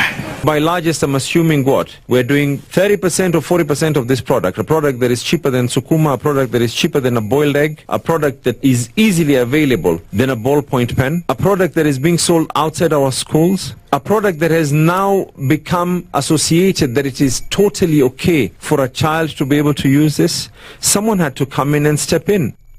The 7 Kamsas Muguka farmers have protested the ban, saying that it's their main source of income. Jana nilikuwa nafaa kutuma kilo 20, nilituma 5 only kgs. Unaona sasa hiyo already ni hasara, wale walikuwa wamenichunia, mera walirudi nao na hiyo kiruchuno yezi karudisha kwa mti tena. Tarani ilikuwa ikitoka 600 na 700. Sasa hiyo shilingi 50 ni kwa wale waliuza karai 2-3 hivi. Hiyo nyingine tulimwaga yote tukamwaga yote. Hakuna kitu tulipata. Uchumi wa Mombasa imejengwa na Muguka, imejengwa na miraa, na ile mandawa inauzwa huko Mombasa yenye inaharibu watoto wenu. Mnakuja kuharibu the livelihood of other people kwa jina Muguka. Wacha kulima tu peke yake. Hapa kuna watu wamekuwa wakikula miraa kwa miaka mingi sana. Na kusema ukweli hatujaiona madhara. Mimi sijaipatana na mtu amelala kwa mtaro ama amegojeka sababu amekula miraa. Na kuna watu wamekula miraa miaka mingi sana. Hii kilimo ya miraa pia ina support ya economy hii locally. However, former Nakada boss John Mututho has warned those who are advocating for the use of Muguka, saying that the plant has negative effects on the health of users. Mututho has also said that addiction to Muguka and miraa is worse than to other drugs. They will mess up with your reward center, mess up with the dopamine, and the end result, like you see in men, at addiction stage, you end up having a problem where you release like a water leakage. You release your spermatozoa just like water leakage. Ukitumia Muguka bila kipimo utakuwa mgonjwa. It's easier to deal with somebody who has been taking heroin, cocaine, than to deal with an addict who has been taking Mera.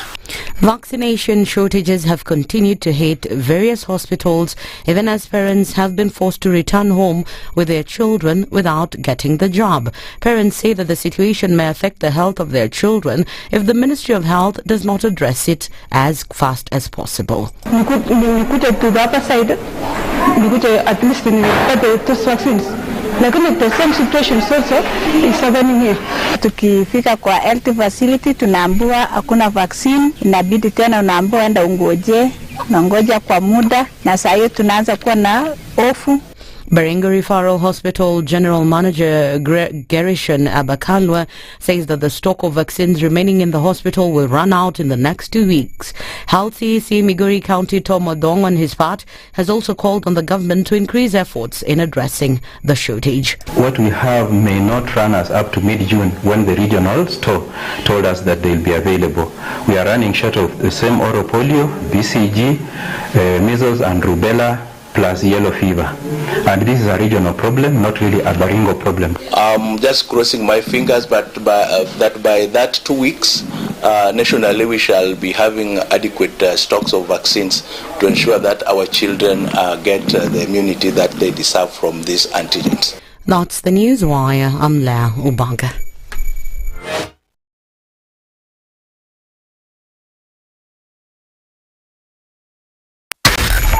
.4 Spice FM, Nairobi. Okay, at a few minutes after 9 o'clock, we're looking at traffic still in the city this morning, coming off of Wayaki Way, and this is touching in from James Gashoro. That looks just a little bit busy, but nothing crazy. I think we'll be all right. Thika Superhighway still pumping with traffic, coming in from Survey through towards Wangari Maathai Way. Wangari Maathai Way, still a lot of traffic as you get out towards the Museums Junction. And also we're looking at traffic on the Globe Cinema roundabout. Very, very busy still now. Landis Road is busy. Huru Highway, quite some as you get to the city that's coming in from Mombasa Road, and that continues for some time. We're going to keep an eye on things and see how they work out. Tuesday has not been too terrible in terms of traffic. Let's keep it that way, shall we? We will talk on SpiceFM KE on X, hashtag The Situation Room.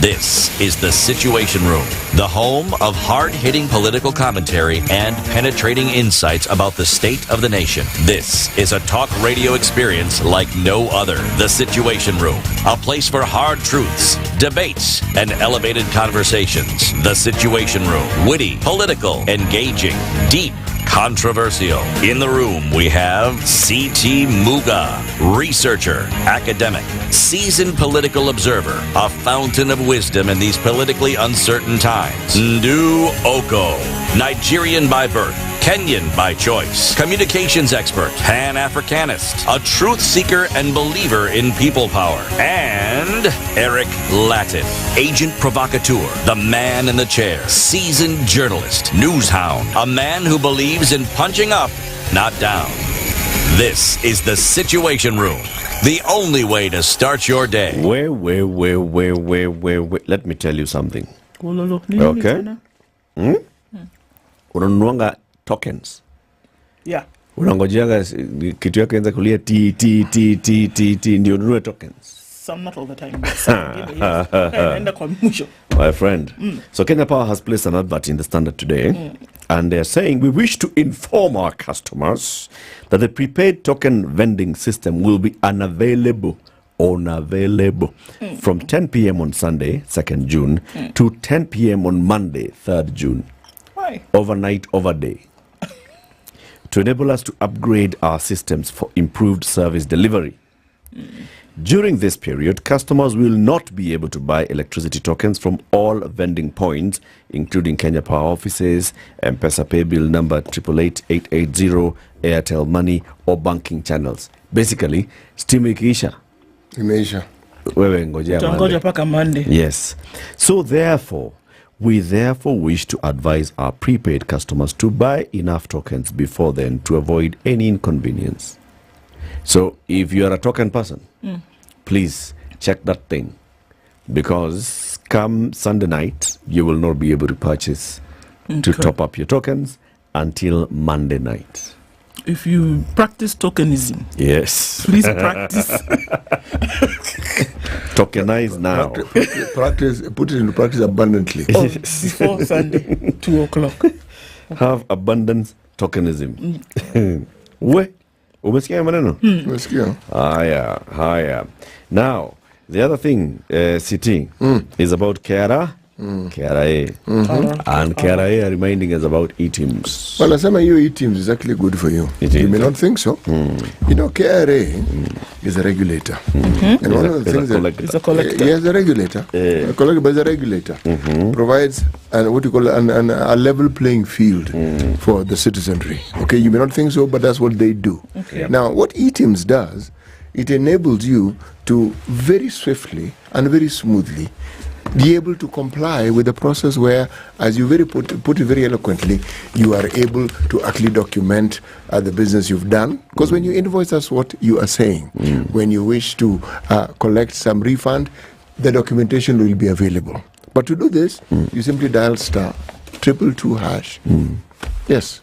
And voila, as Ndu would say, you are in the system. The system. Yes, e-citizen system. Like Once you're in that system, you want to select yes, the relevant option. The option here is KRA.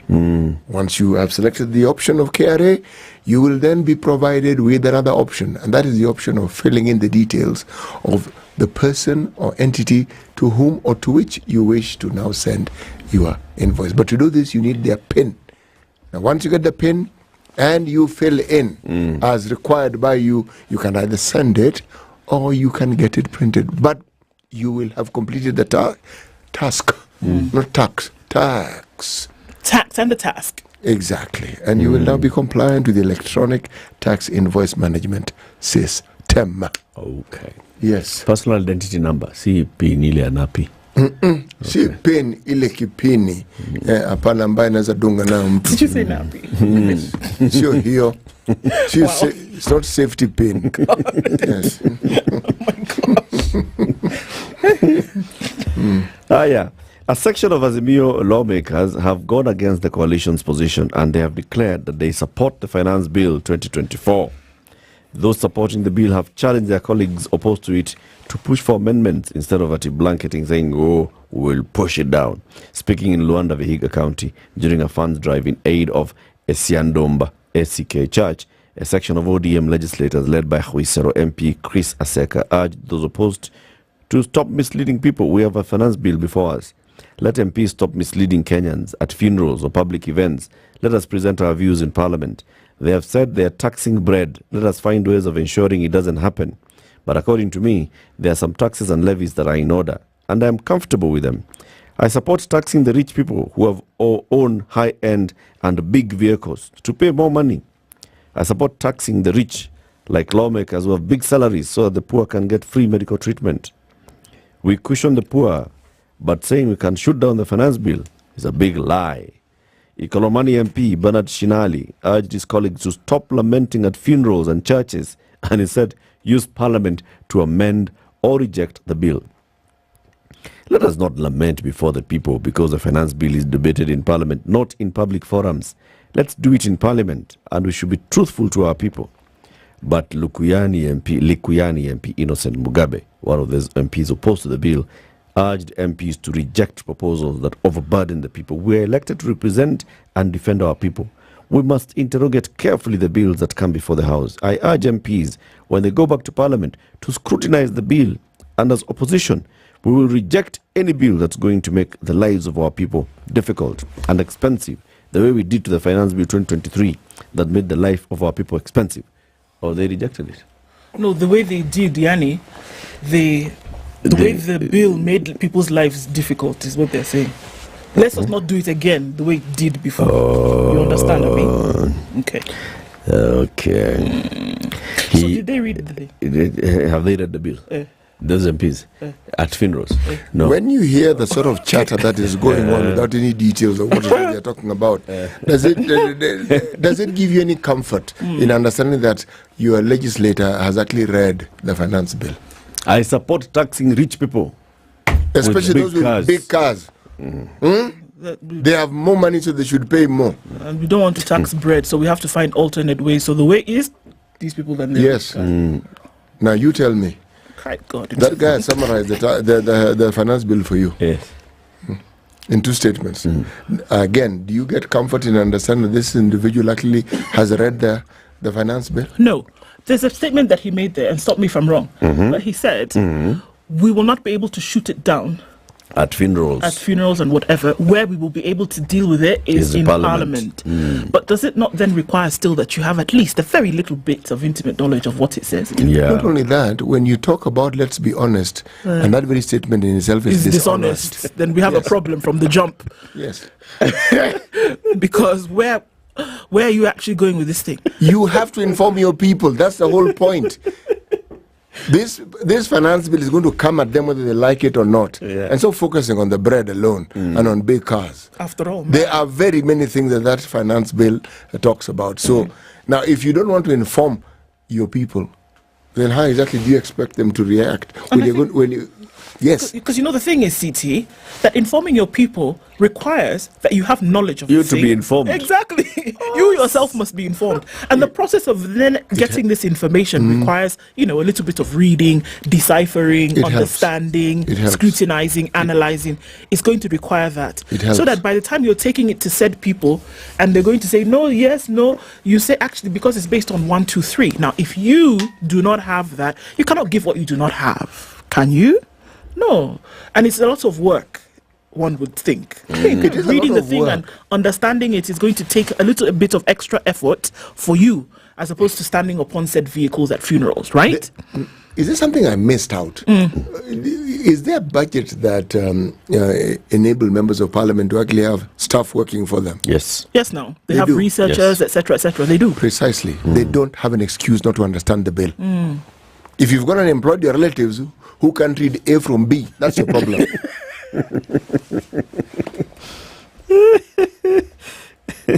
And in addition to that, there's a parliamentary budget office, that is well resourced. The people who work there are economists, people who understand finance and public finance management, all right? Yes. And they are a resource for parliament. They can even sit down members of parliament and take them through a workshop. Yes. And just break down, this is what the finance bill is proposing from A to B. Z. Yes, exactly.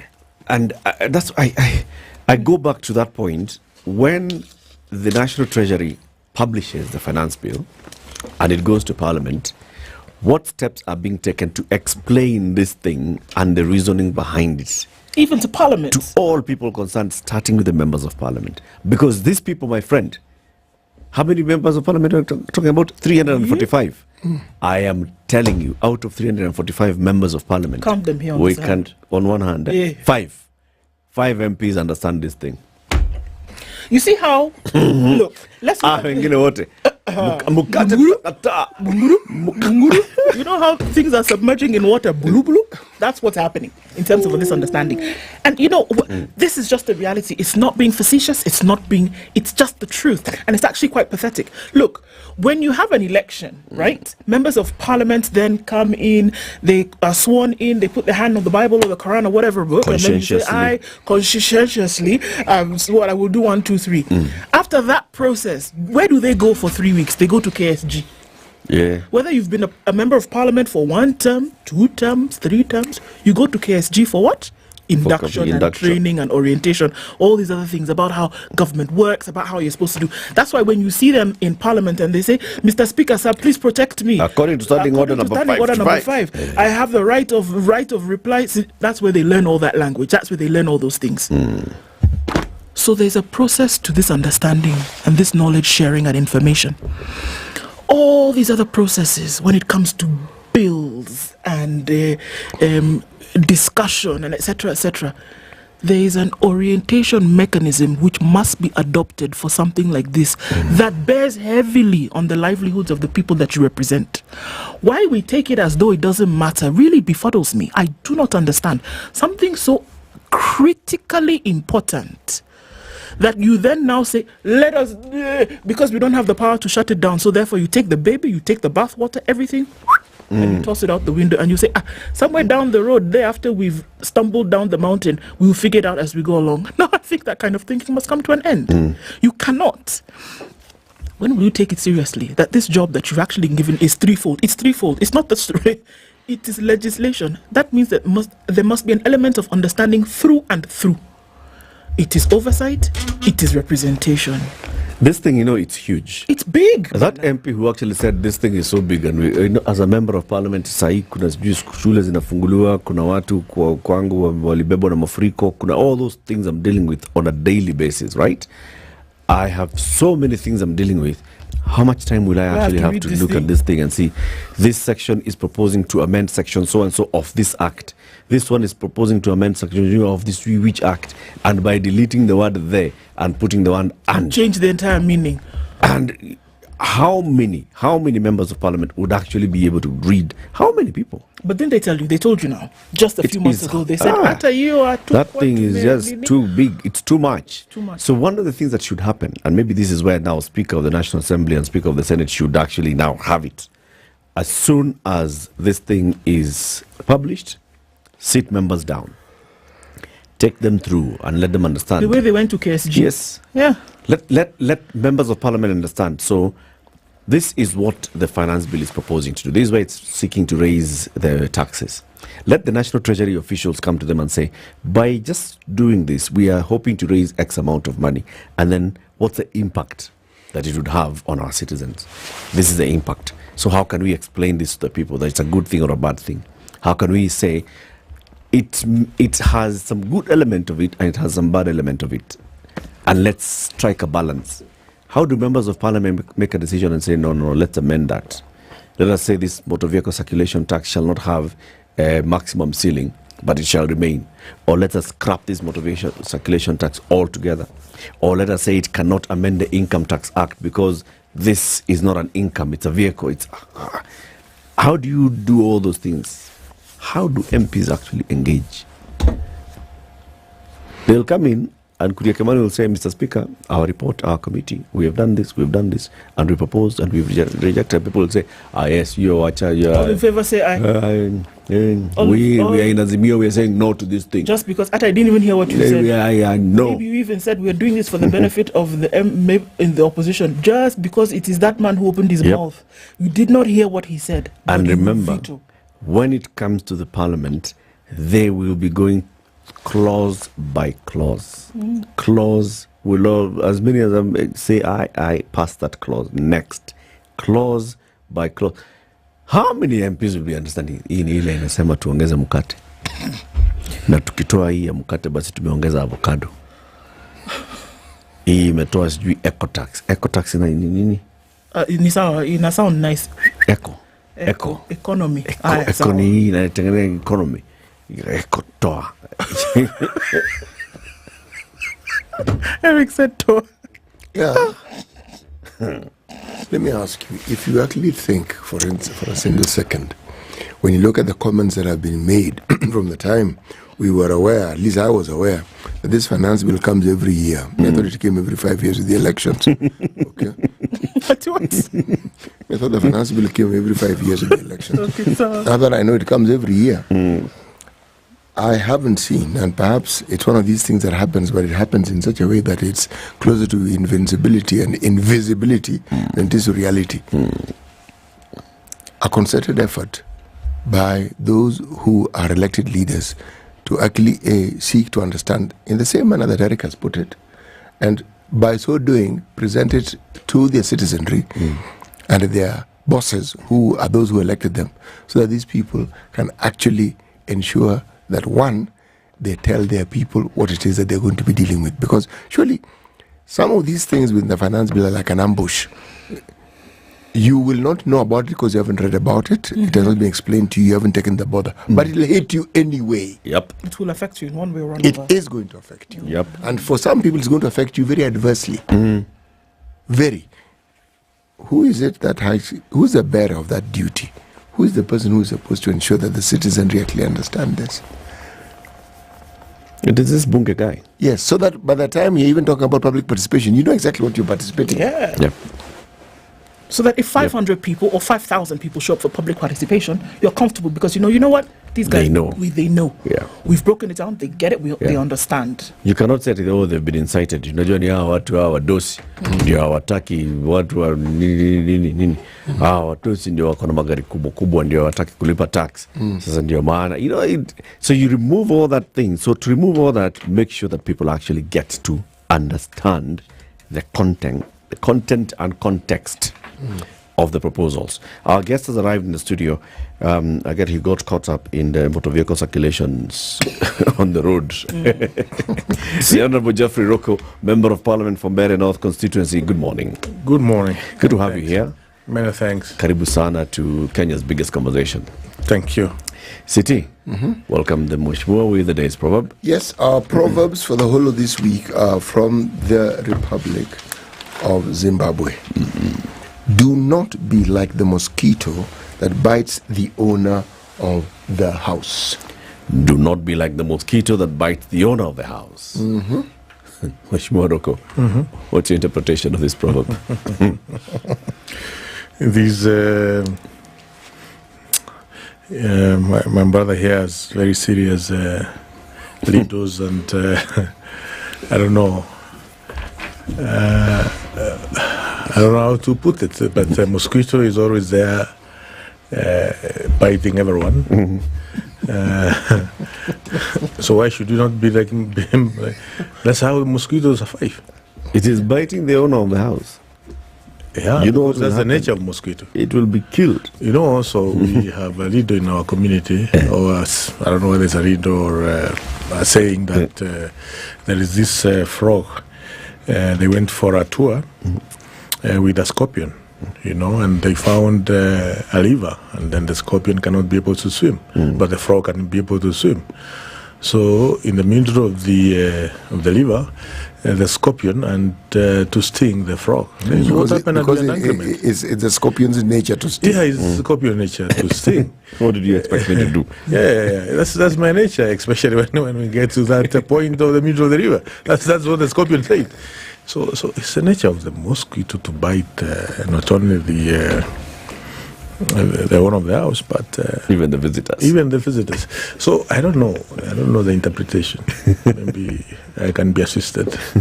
We had a guest earlier who said they look at it from the owner of the house being the sovereign and the mosquito being the person who's been given the mandate by the sovereign people to serve them. He said, our MPs, our MCAs, our governors, our president and those should not be like the mosquito. Bite. Don't bite the hand that feeds you. But we have a cardinal responsibility as leaders, as the president and his government has a constitutional mandate to move this nation forward, to try and develop this nation. And it's not easy. In the process, the president and his government, or as leaders, we have to make very painful decisions. Decisions which are not popular for the sake of the future generations. I mean, it's not punishing those who has given us the mandate to lead, but it's making prudent decisions which previous leaders have not been able to make to ensure we live a better society. Yes. Okay. Let's take a break. So when you come back, we go without any break, right? It's 28 minutes after 9. The MP for Mbeere North constituency, the Honorable Geoffrey Rocco, is our guest. He'll give us a couple of comments on a number of issues. His county, Embu, should change its name if NCIC is to be believed. Number 2, Muguka has been banned in the most the biggest markets for Muguka. He comes from an area where Muguka is a cash crop, literally. And then we have the finance bill. He'll give us a comment on all those issues when we come back. Good morning. This is the Situation Room, the only way to start your day. Kenya Revenue Authority KRA reminds all business owners, including those who are not registered for VAT, to electronically generate and transmit their invoices to KRA via eTIMS. Did you know you can now register and generate eTIMS invoices by dialing *222#? Visit www.kra.go.ke to register and learn more about eTIMS and start invoicing your transactions today. The general public is also encouraged to request for an electronically generated receipt with every purchase. Vuka eTIMS leo. Kenya Revenue Authority. Tulipe ushuru, tujitegemee. Some very nice, mature music. They really take me back to my days and I can just feel young again and enjoy the vibes. Spice. I'm a big listener of SpiceFM. You play the best music. This is 94.4 Spice FM. Do you have the passion, the interest to tell a story to the world in your own style? Well, we're ready to take you in and help you grow your talents in the media industry. The Standard Group, in partnership with Talanta Institute, is offering a media training and incubation program courtesy of Standard Talanta Academy, where we nurture and guide industry talents on an array of topics from writing, reporting, media law and ethics, investigative journalism and research to the Kenya Copyright Board, Kenya Film Commission and the Kenya Films and Classification Board legal frameworks. To apply to the Standard Talanta Academy for our upcoming May intake, visit www.talanta.ac.ke or call 0724 468 468. The Standard Talanta Academy. They say, when someone you love becomes a memory, the memory becomes a treasure. It is in these moments you need a partner who will celebrate the memory of a loved one in a special way. Berur FM in partnership with the... Partly cloudy conditions in Nairobi this morning. We'll see highs of 25 and lows of 14. 13 will be the low in a sunny Nakuru, and 13 will also be the low in a partly sunny Nyeri. It's 18 and sunny in Eldoret, and we're looking into partly sunny conditions at 27 in Mombasa and 29 and sunny in Malindi. It's sunny at 24 in Kisumu and 24 and sunny in Kakamega. Partly sunny at 25 in Kampala, and at 25 it's sunny as well in Dar es Salaam. 12 degrees and sunny in Johannesburg, and 30 and sunny in Mogadishu, while Addis Ababa at 21, sunny conditions. Partly sunny from clear conditions at 28 in Lagos, and Kinshasa is sunny at 24. Looking into a sunny Beijing at 31 Tuesday afternoon, and 12 degrees and sunny in Paris, 14 and sunny in London, and round things off in New York, still Monday night, 20 degrees coming into Tuesday, highs of 28 and lows of 16. Spice FM. Nyeri. All right, we're coming out of traffic hour at about this time this morning, and most of the traffic that we've seen this morning reduced significantly. Just a little bit left here and there on Limuru Road, as well as the Thika Superhighway as you approach the Pangani Underpass, just past Survey. And the roundabout, Globe Cinema roundabout, some busyness there. Apart from that, I think we've done well this morning. Well done. Keep an eye on things through the morning. Let's talk on Spice FM, KE on X. Mature, intelligent talk every morning. Spice up yourself.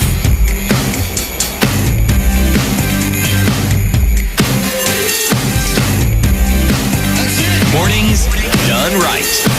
94.4 Spice FM, Nairobi. Okay, 28 minutes to 10. Our conversation now begins with the Honorable Geoffrey Roko, Member of Parliament, Beira North constituency. Mheshimiwa, were you in State House yesterday?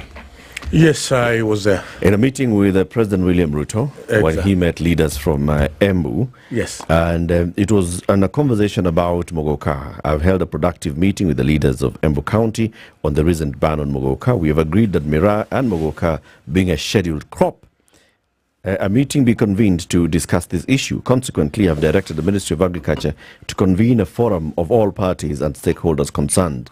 And this was happened in Nairobi. What was the meeting about?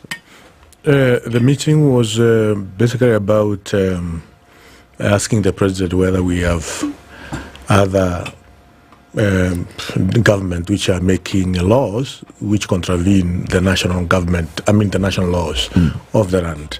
And any arm of government or any devolved unit which makes law which is in contravention with the national laws, that law is null and void.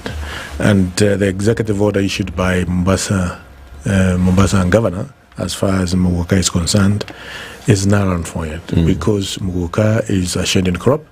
It is well enshrined or protected in the Crop Act Mera Regulation 2023, clearly, properly anchored there, and no one has powers to go against the already existing laws.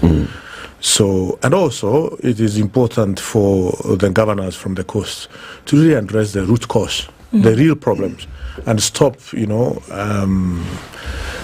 pussyfooting on the issues. What do you think the real issue is, the real problem? The real problem in the coast region is heroin, is cocaine, is other and drugs, is weed, bangi.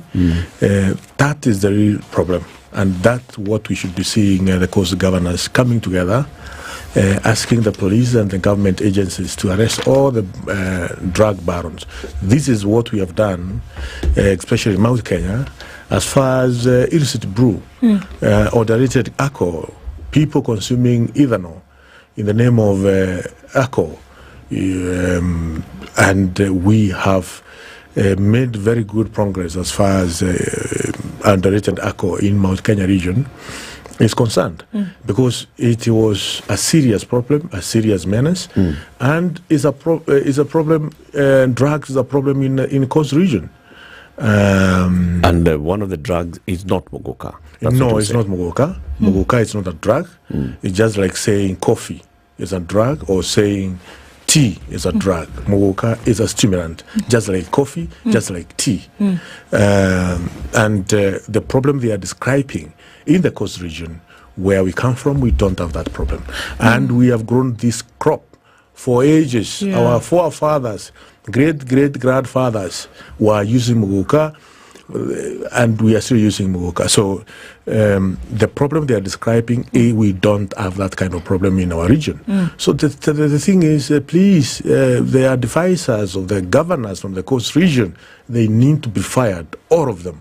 Because they are lazy, they are not working, they are not advising the governors properly. They need to be fired. Well, it's interesting that you say this, because there were, I think there's some sentiments that I share, but the governor from Mombasa was here yesterday, and he had documented statistics, some numbers.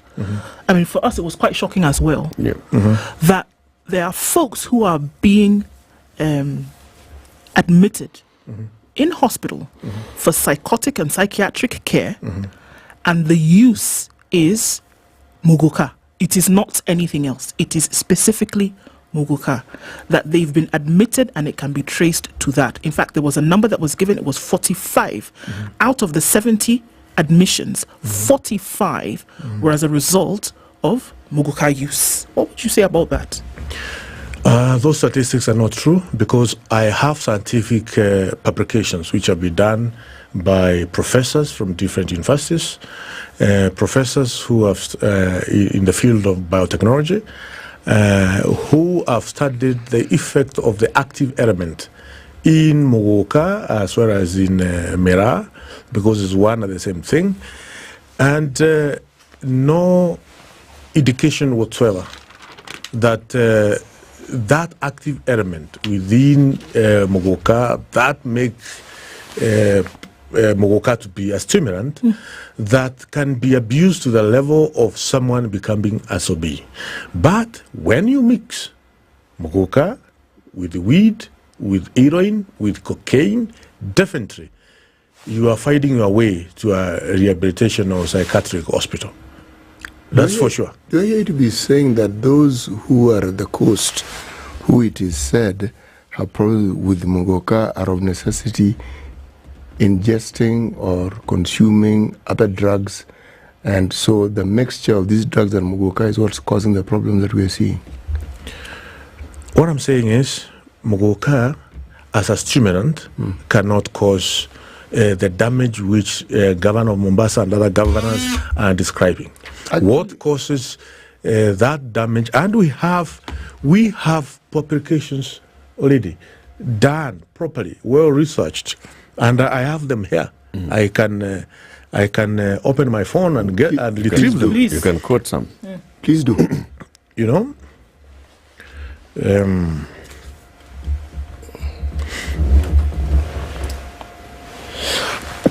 Sorry. Bless you. So the Honorable Geoffrey Rocco is opening some of the reports that he says he has that have research conducted by several academics who have looked at the active ingredients in Muguka and Miraa and the effects of these active ingredients on Muguka and Miraa on those that consume. So it's extremely scientific in this case that characterization of selected Kenyan cat or Catha edulis catifas based on morphological traits. That is one of the publications which has been published in African Journal of Biotechnology, and the second one is genotypic characterization of Catha edulis in Mount Kenya region, Kenya, which has been published in Journal of Phylogenetics and Evolutionary Biology. These are reputable journals, and if you go to conclusion,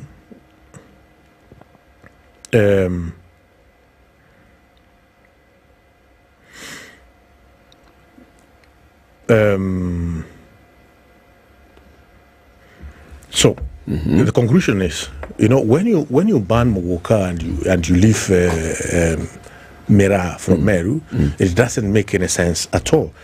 It says that cat genotype showed genetic diversity using SSR markers that was within the range obtained other in study. In addition, the study affirms the value of this is too deep SSR markers in the use of genetic diversity. Finally, the study shows that the gut population from different Meru and Embu county did not cluster based on geographical origin and other different local names.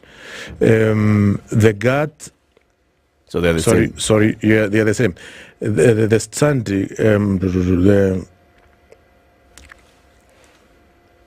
The study the SSR markers used in the study may be useful to construct a genome database of a gut breeding program and characterization of the gut cadavers. The study could help in conservation of genetically distinct Catha edulis, Catas corrected in Embu and Meru. Sounds to me like this is a research that's looking whether there's a difference between Miraa and Muguka. Yes, and it's not necessarily looking whether there's a the effect, psychological or physiological or otherwise, of these particular substances, right? And the so this one is not telling us. This one has not looked at the effect. And this was basically just looking at the genome and seeing that they're the same. Yes, that's what I'm saying. They are the same. But now here is a governor banning Muguka and leaving Miraa from Meru. So what are you trying to tell us? You're trying to tell us that Muguka is more harmful than Miraa. Understand this, so shows that all of them are the same family, the same active element in Muguka is the same active element in... Actually, no. So they are not. If you look at articles that have spoken of the chemistry and pharmacology and toxicology of cat, same thing, they tell you very specifically. There's something called cathinone and cathine. Cathinone is the more unstable property than cathine. Cathinone is what you find in Muguka. And if you read the article to its very end, and this is published in the National Institute of Health, so which means it's an extremely reputable publication. They even go to tell you about the various effects and how it is both Muguka and Miraa affect. And they talk about the ocular effects, they talk about central nervous system effects, they talk about psychiatric effects, and they also liken it to amphetamines, which are drugs that are used to cure what we call the treatment of attention deficiency. So it goes on in great details.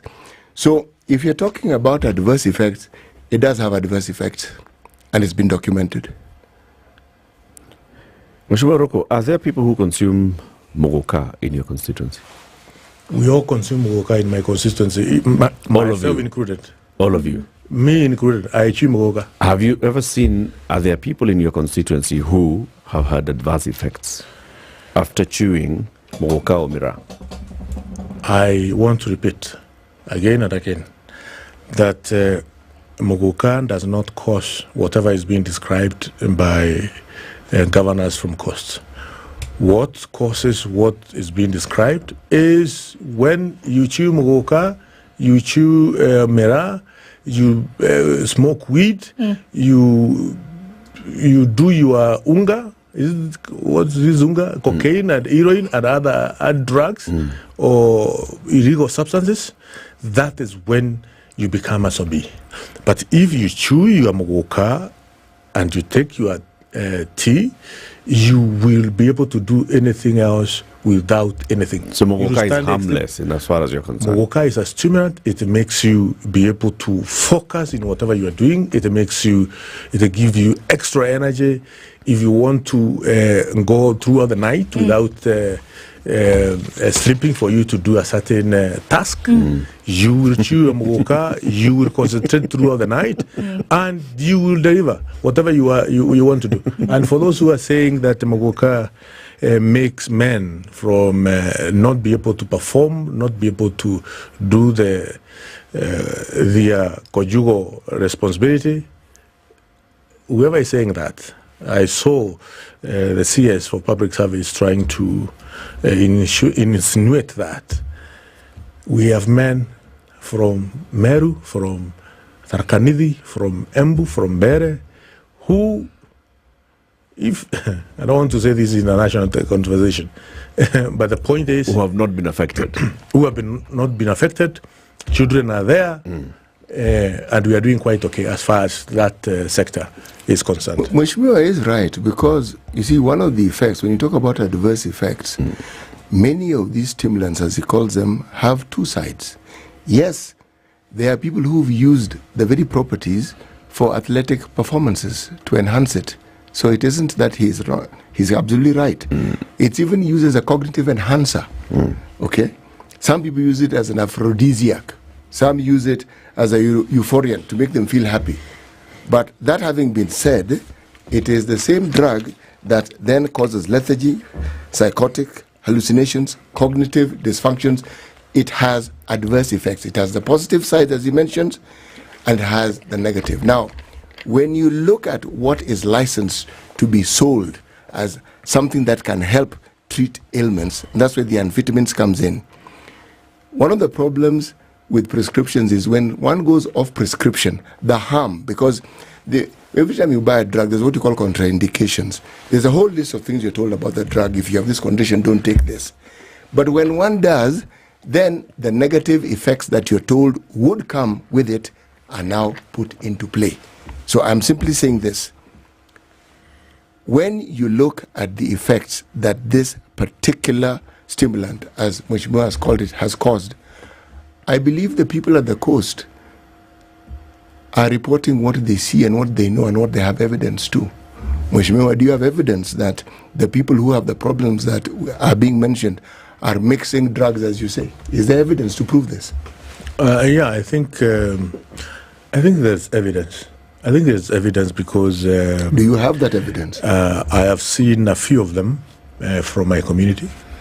I've seen a few of them who smoke weed, who do other substance, these and drugs, and they turn out to be zombies.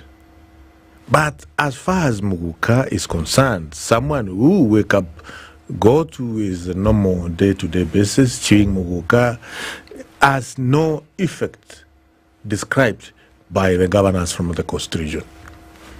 So what's the next step? After yesterday's meeting, the President directed the Ministry of Agriculture and others to call a stakeholders meeting. What is this? What are the steps that were agreed at yesterday's meeting in State House? What we agreed is that first, Muguka is well angered in the laws of the Republic of Kenya, and nobody has the powers to ban Muguka. Not Muguka, but also not Mirafu Meru. Nobody.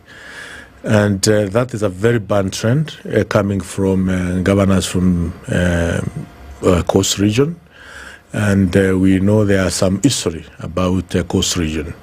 You can't wake up one morning and you issue an executive order. What is this executive order? We have only one person in the Republic of Kenya who has the Constitution of the Republic has bestowed powers upon him to issue executive order, not any other person. Only one, the President of the nation.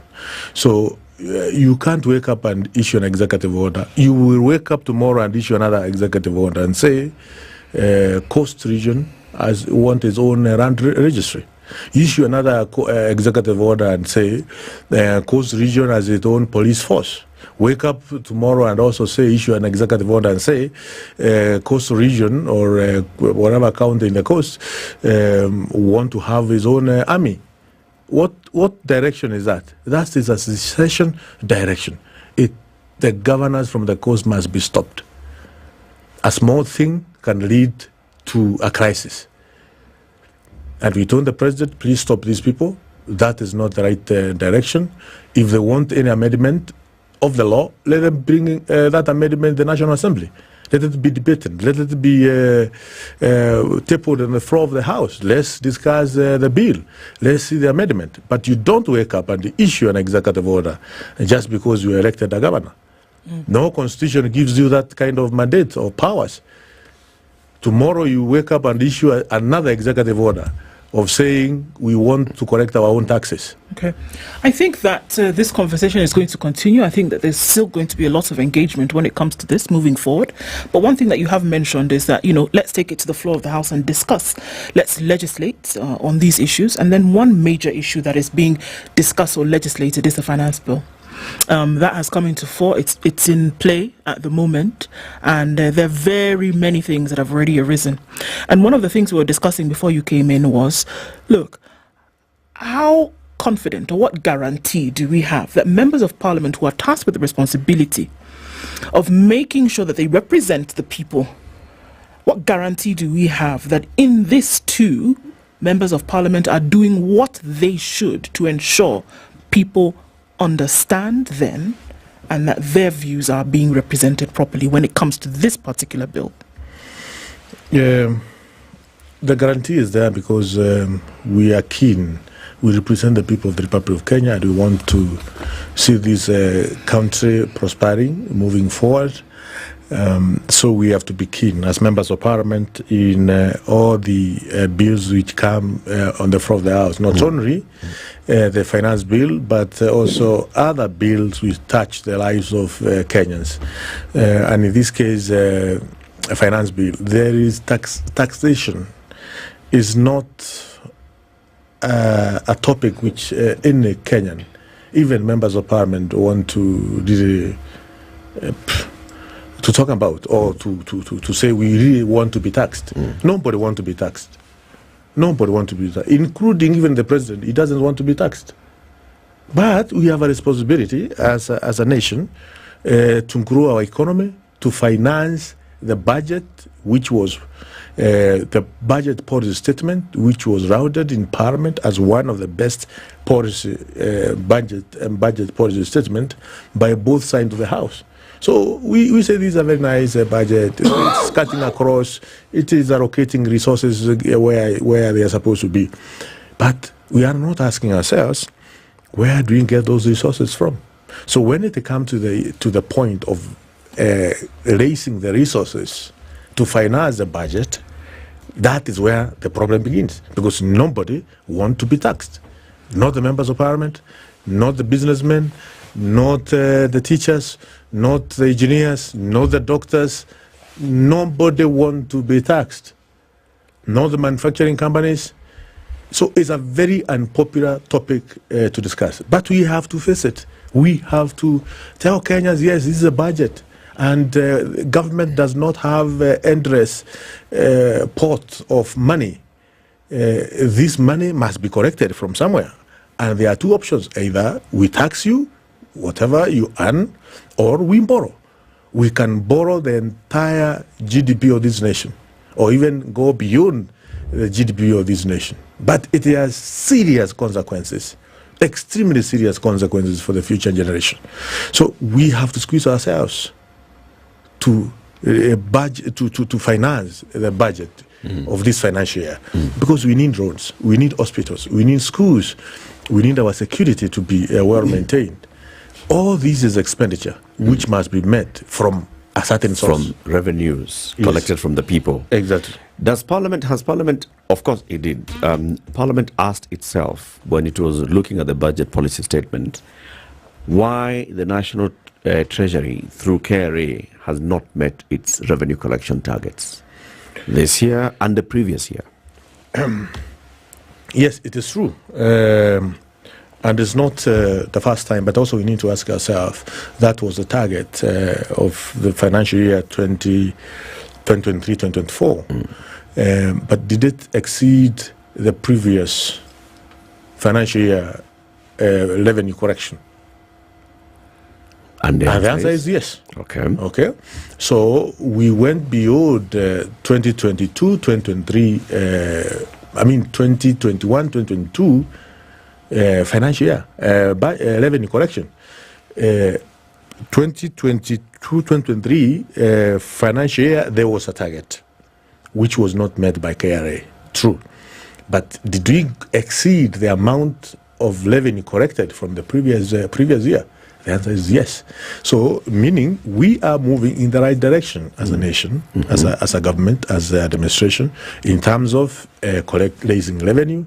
And you can't raise revenue if you have not put in place proper policies which are stimulating the economy, that businesses are working, so that you be able to collect more than what you collected in the previous year. So is there a sense in first widening that base, or trying as much as possible to collect as much as you intend to collect before you say you raise the tax from the same ones that you were able to collect from? We, as members of parliament, we have to continue speaking in a very tough language to KRA, and not only KRA, but also to Treasury. We have to widen our tax base. But in widening our tax base, we have to be innovative. There are many areas which are not taxed. There are many avenues where government can be able to raise revenue without continuing adding taxes on water, on diapers, on beer, on I don't know, whatever it is. The same old method of correcting taxes. We need to think outside the box or without the box. This is the responsibility of the technocrats who are working at the Treasury. They need not to be lazy. They need to think seriously. For instance, I'll give you an example. The digital asset space, or the virtual asset space, in the year 2023, the amount of trade which was transacted at that space was $20 billion. Out of the $20 billion, Kenya as a government did not collect not even a single dollar as a revenue or as tax from that space. Why? Why? Because we don't have any regulation in Kenya to regulate virtual asset space. What are virtual assets? Virtual assets. Are we talking about digital spaces? We are talking about crypto trading, and there are different types of cryptocurrencies and other assets traded within Binance and all this space. So why is it that we are not seeing Treasury people moving with speed to come up with regulations which can enable government to tax and raise more revenue from this space? We have another space, but that has been captured now in this finance bill, the derivative market. Kenya marketplace, you can trade when you are seated in San Diego, in UK, in Germany, in other places, make money out of the derivatives which, let's say, have been derived out of the trading in Nairobi Stock Exchange and other financial markets. And you make your money offshore without paying not even a single coin to the Kenya revenue. So why don't we move the speed and get tax revenue from this space? So we are calling upon the technocrats in Treasury. Please don't really make members of parliament do your work. Struggle, in defending some of your very unpopular proposals. Which one is the most unpopular? As we conclude, actually, let's just ask you this question. You are quoted. You went to another media house and you spoke about the motor vehicle circulation tax. Since then, have you actually been able to understand it better? Maybe you can, as we conclude, leave us on this one. Explain the motor vehicle circulation tax and why it's important. Anyway, I have said that taxation is not popular at all. It's not popular within in any political economy. Taxation is not popular, and that's why government are seen as if they are stealing from hardworking Kenyans or hardworking workers. So, and because of this, no politician who become popular by defending taxation. It is important to say that, and especially when you are talking to the middle class in Kenya, because no middle class person who want to be more taxed. And it is true what you have said. I went to a TV station a few weeks ago, and I was called names for defending motor vehicle circulation tax. But it is important to say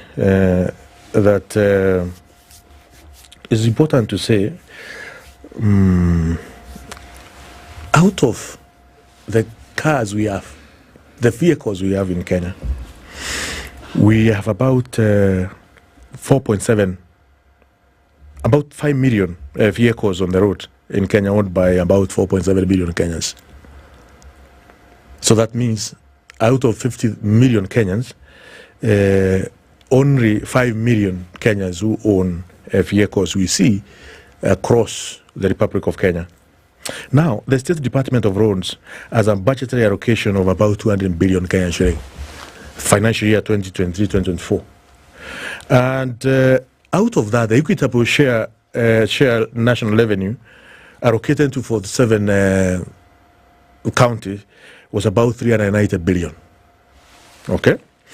And these 390 billion allocated to all counties in the Republic of Kenya is still part of the money which goes to do the roads in our rural areas.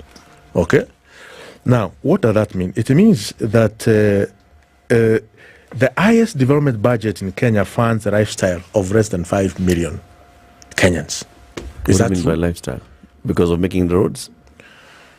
We are saying the highest budget allocated to roads, and more also go to county government, but also goes to road, over 200 billion Kenya shilling, funds the lifestyle of 5 million Kenyans who own vehicles.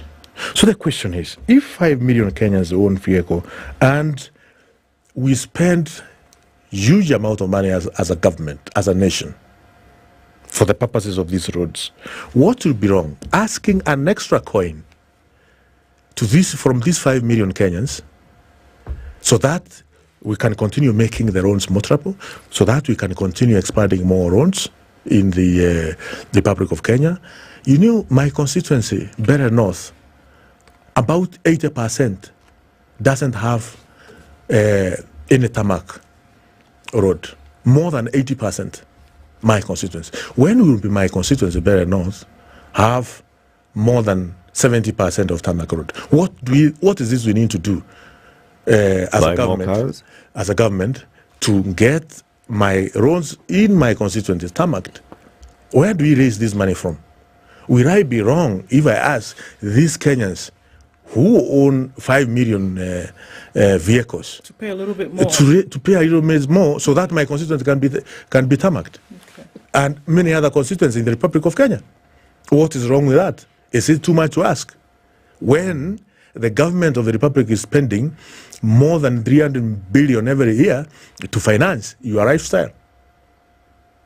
We are talking about 45 million Kenyans who don't own a motor vehicle. But only 5 million own vehicles. Will it be so difficult for us to ask these 5 million Kenyans, please pay a little more so that the 45 million Kenyans can be able to walk on good, well-maintained, can be able to use public vehicles in a well-maintained roads. This 5 million that you said, the 5 million who own vehicles. Yes. Is it only personal vehicles that they use? They drive for personal use, or does it include? Let me make a correction. There are 5 million vehicles owned by 4.7 million. 4.7 million Kenyans. Yes. And these are what kind of vehicles? Out of the 5 million, we are out of that we have only 100,000, which are public vehicles. Public vehicles in the Republic of Kenya. So it's about 100,000. It's your contention that the 4.6 million vehicle owners are only using it for lifestyle.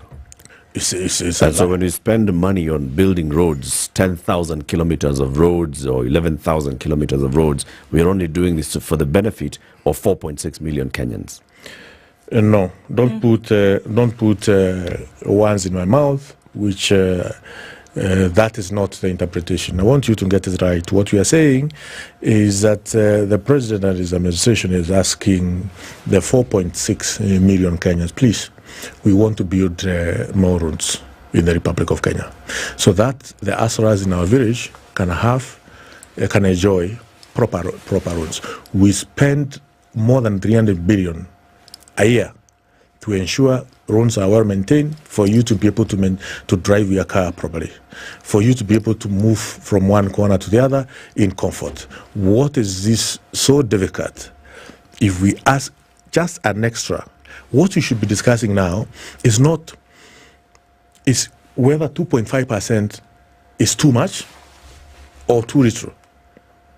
So can we start at 1%? But every time this user fuels his vehicle, they pay a road levy. There's a percentage of that comes out to do this very thing that you're advocating for. Road maintenance levy is part of your fuel charge. So where does that money go, and why is that not being utilized to develop the roads in Berry North? It is utilized, and that's why every constituency in the Republic of Kenya get 42 million Kenyan shilling from the fuel levy, 42 million Kenyan shilling, which is not enough to maram or to ensure one road of 54 kilometers from Gikuyari to Ishiara is graded and properly marammed. 42 million is not enough. So the little bit more that these 4.6 million will give will be enough? And there are like 10 such roads.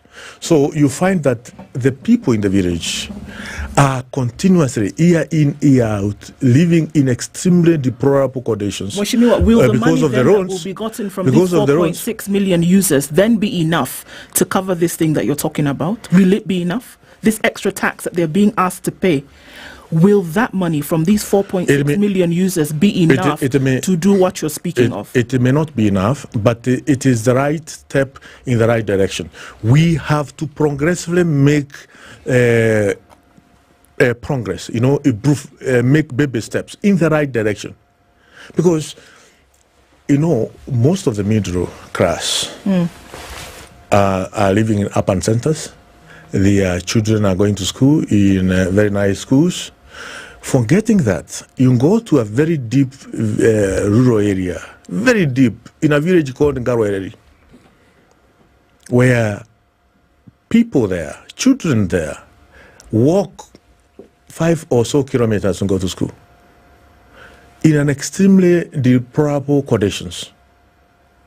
We have to think as Kenyans, how do we get these people out of the conditions which they are living in? And I'm not talking only about my constituency. Go to Baringo, go to Samburu, go to Turkana, go to Ramu, go to every interior of our nation. We have to think about these Kenyans.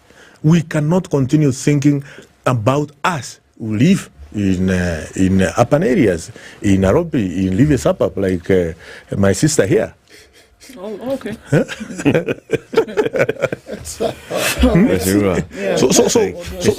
the president is asking. Let's have this conversation. Whether asking an extra coin, we should ask ourselves: is 2.5%, which is proposed, too much? Probably it's too much. But we need to. But there should be a percentage. We need to have a percentage which can go in this direction. But at the same time, Treasury people must be able to think outside the box. We have areas where these areas are not being taxed, and that's why I've come up with Virtual Asset Bill, which is going to the pre-publication scrutiny, I think in a few weeks from now, so that we can help our nation, our country, to be able to correct more from spaces which can generate even more than this motor vehicle tax, circulation tax. So we need people in Treasury who are going to think outside the box, come up with proposals, proper proposals. Let's do the registration. Let's put the law in place. Let's work and let's ban the midnight oil in coming up with proper areas where we can expand our tax base. Let's end it. But meanwhile, we have the motor vehicle. 4.6 million people need to pay something so that roads can be made. 10 minutes after 10. Thank you very much more Geoffrey Ruku for joining us today. We'll have you again, hopefully before the finance bill is then debated again in Parliament. Thank you. It's 10 minutes after 10. Thank you for tuning in to Kenya's biggest conversation. We've extended it because Mheshimiwa came in a bit late and we had to have this finance bill conversation with him. Time now with a Panadol time check. See you tomorrow, God willing. It's now 10 a.m.